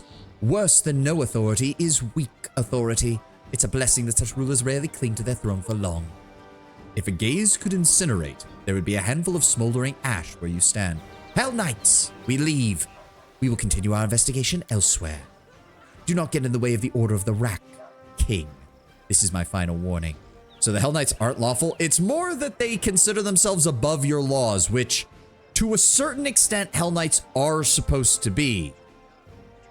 But it's very obvious that Lynxia is a moron because she's bypassing if you're a ruler who's already given them permission to act, there's no reason for them to go above your head. Like, if you had denied them, that'd be one thing. Then they would just fall back on, well, our laws are more than your laws, so we're just going to follow them. But usually when a kingdom is willing to work with the Hell Knights are usually willing to work alongside the kingdom unless something directly gets in their way. This is just Lynxia being a dumbass. Like, notice that the other order, who we purposely invited in, had no problem with this. For this quest, the Hell Knights are clearly flanderized to be senseless antagonists. Exactly. They were made to be dumb. Why is there... I thought we banned necromancy, but, I mean, okay. Apparently, I guess we bribed the priests of Pharasma, because they don't seem to mind that we have this now. Okay. Works for me.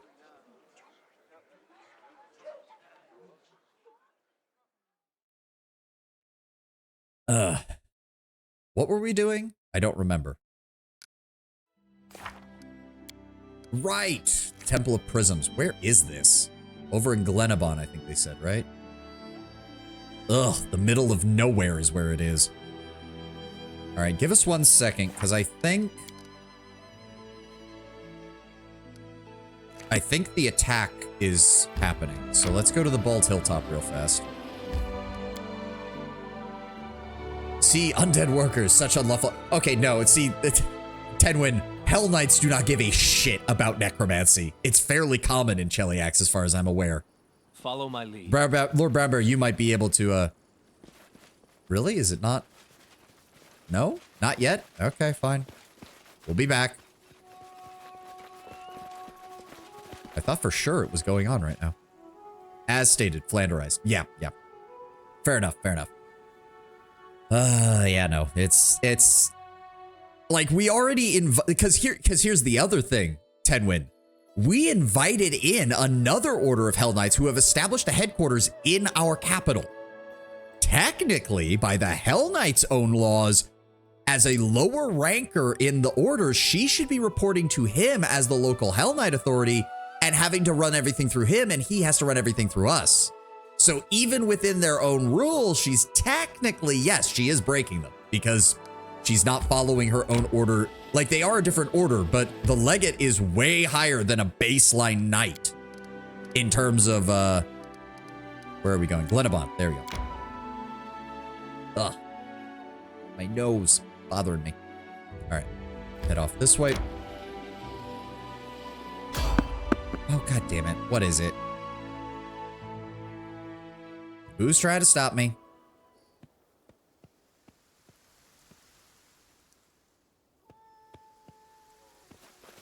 Goblins? Really? Good lord. Akbo, go after the goblin alchemist, please. Oh, God damn it.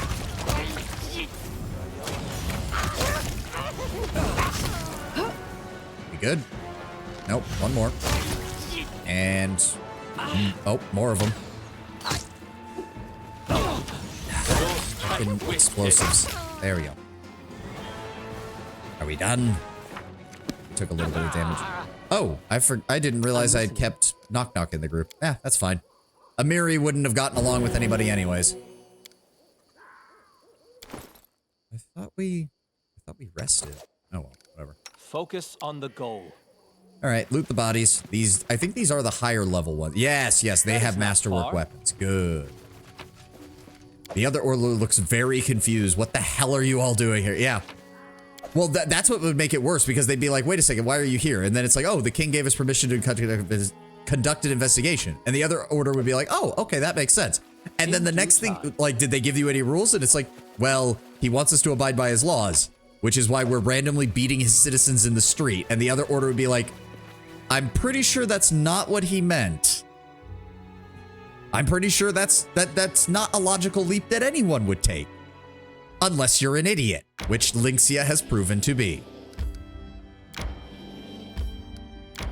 Unfortunately, I don't think we're going to be able to finish. Yeah, we've only got like 8 minutes. Now, if I recall correctly, the main thing you want to do here is just don't let it descend into a bite, because that causes a lot of problems.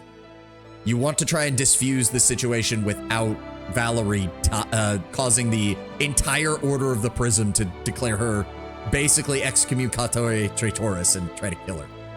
We would like to avoid starting an international incident with one of the largest churches in Galarian. All according to plan. Yep, there's the paladins. Bastards. Ebeld the Silvertongue, Priest of Shellen, Laren the High Priest of Shellen, Hagen the Paladin of Shellen, and Fredrero Sinet. As it should be. More like the Order of Tism.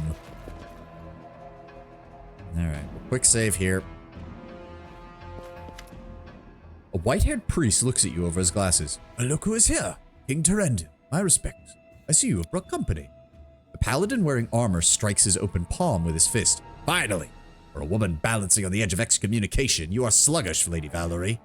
Valerie slowly turns her head towards the paladin and gives him an icy look. I am never in a hurry to meet those who would seek petty vengeance upon the innocent for another's alleged transgressions. The paladin notices Knock Knock and chokes with fury. And this? How dare you drag this abomination into the temple of the goddess? Knock Knock grimaces and sticks his tongue out. Yeah, stink is awful. What are those, flowers? Ugh. And that's why I brought him, because I knew it would piss you off. Actually, I completely forgot he was following me. Please, everyone, be calm. Let us not hurry in with accusations and hasty decisions. In the end, we are in a sacred place, and arguments under this vaulting are unacceptable. Who even are you? I'm Laryan. I'm a priest of Shellen and leader of the local congregation. For now, at least, until my place is taken by a permanent priest from the Order of the Prisms. For now, I am simply the spiritual advisor and mentor to respected Hegand and his men, paladins of Shellen all, who require the advice of our more experienced devotees. And this is her new cathedral? Yes, the Temple of the Lenses is a new abbey for the Orders of Shellen. He looks up at the vaulted ceiling in admiration. A beautiful architectural masterpiece. Such a sophisticated building will make a splendid home for the Order. Valerie giving Knock Knock an appreciative nod. Yeah. One of my favorite players to play with. Oh, sorry. It says one of his favorite character cards, a goblin who stumbles into a temple of Shellen during a choosing ceremony becomes a paladin accidentally. Which of you is behind the rumors being spread about my lands?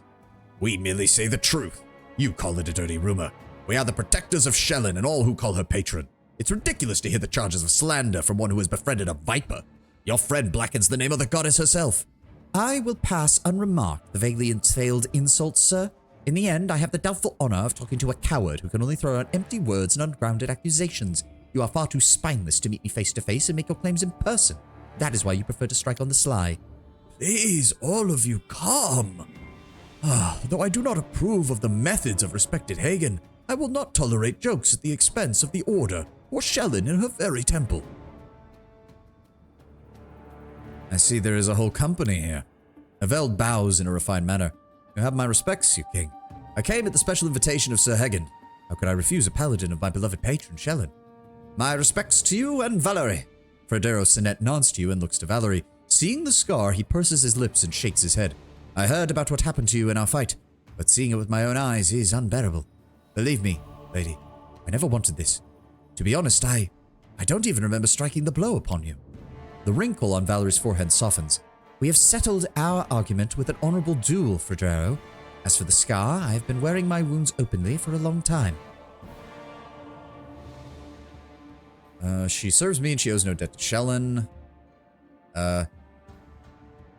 Yeah, she serves me and she owes no debt to Shellen.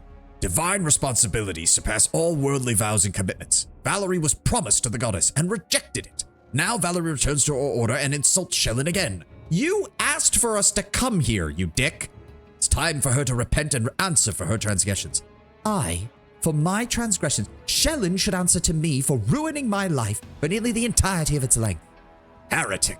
Seems there is no hope for this soul, deeply blackened by pride. We will have a divine trial, and Shellen's judgment shall cleanse you of at least part of this abomination. Valerie clenches her fists in silence. It seems the scar on her face darkens and deepens. What trial do you speak of?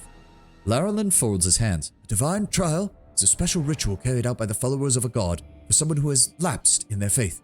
It is not a well-known practice, for it is used only on those whom there is still hope for returning to the church, or at least making peace. Making peace indeed. Valerie, who has rejected Our Lady, should not count on being coddled. As the ruler of these lands, I must ask, what is she being directly accused of?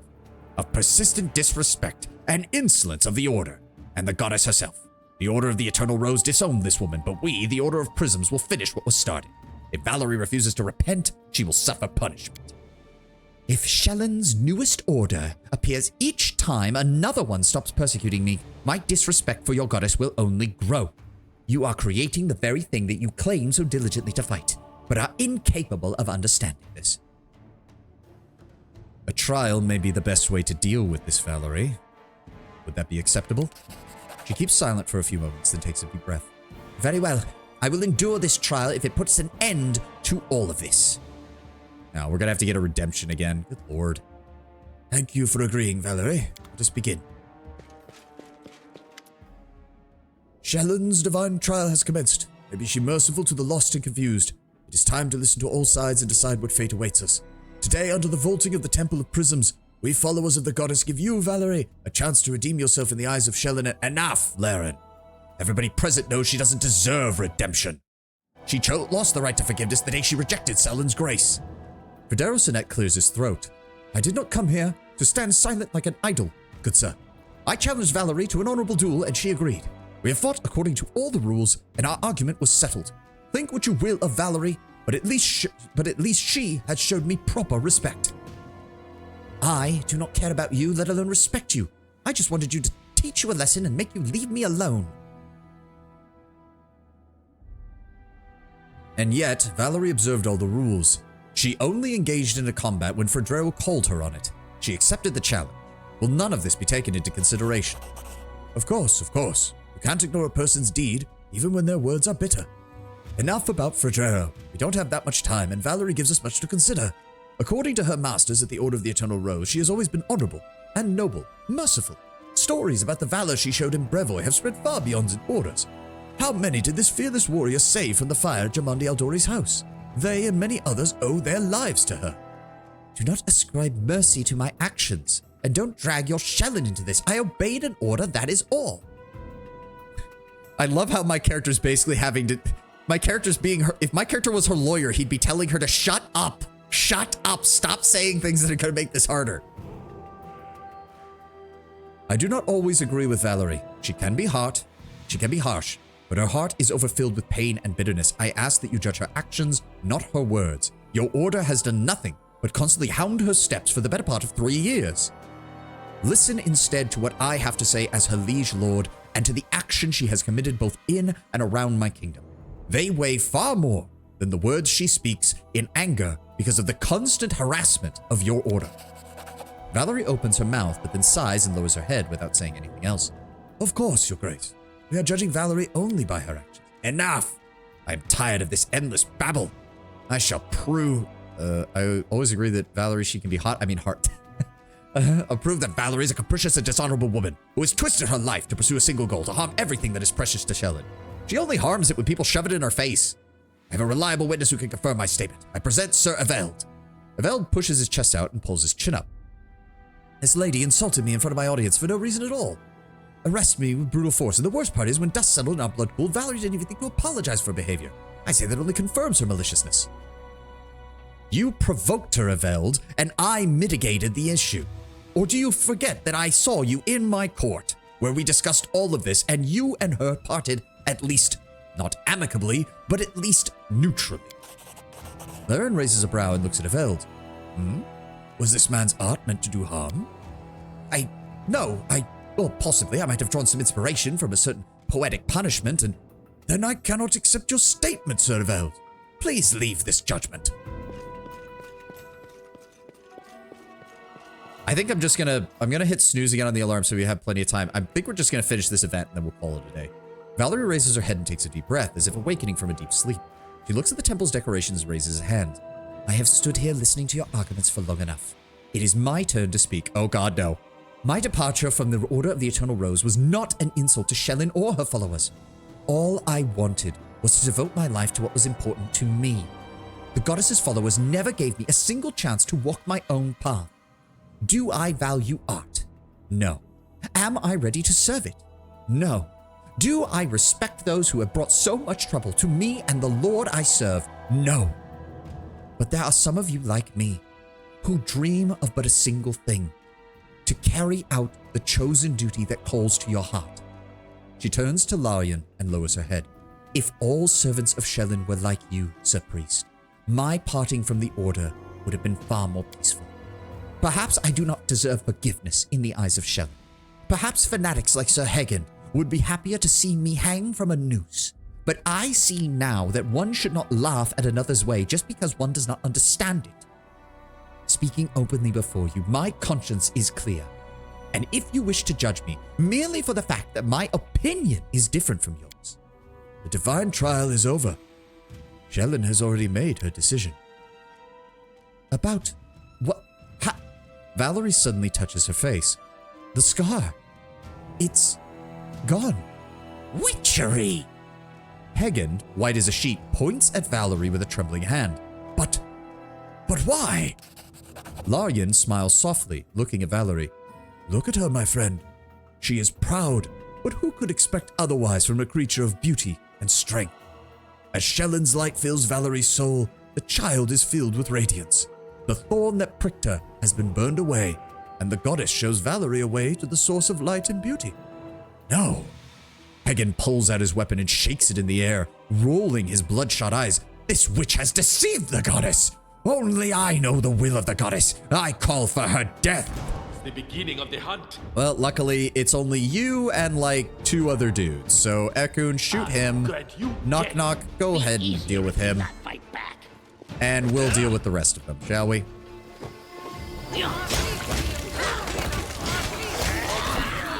I love how they're actually attacking the priests. Like, holy shit, you guys suck at this. Valerie's panting and wiping the sweat from her forehead. This is it. Finally. She turns to Larian and looks at him. I think it's obvious to everyone here that they attacked. That bloodshed is always a heavy burden on the shoulders of our followers. He shakes his head sadly. Please forgive them, Valerie.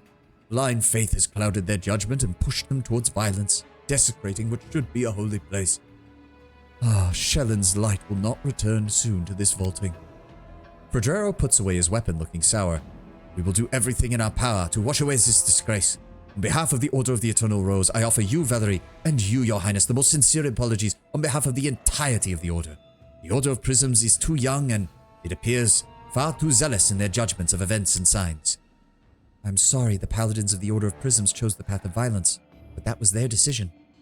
There's nothing else for us here. If you do not mind, I would like to be done with this place. So your scar was sent by the goddess. She bites her lip. Probably, possibly, I don't know. I must have done something that made Shelyn take it back. I don't want to think about it. I need some air to clear my head. We'll talk later. Oh, apparently one of them is still alive. Several of them are still alive. We need to deal with this. Hold on.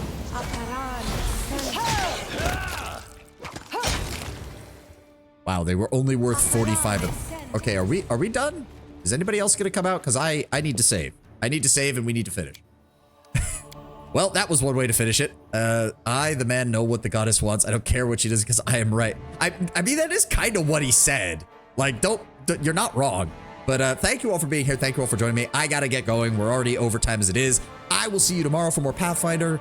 And hopefully we'll do something other than just stand around and handle all the bureaucracy of running a kingdom. It's been a good stream.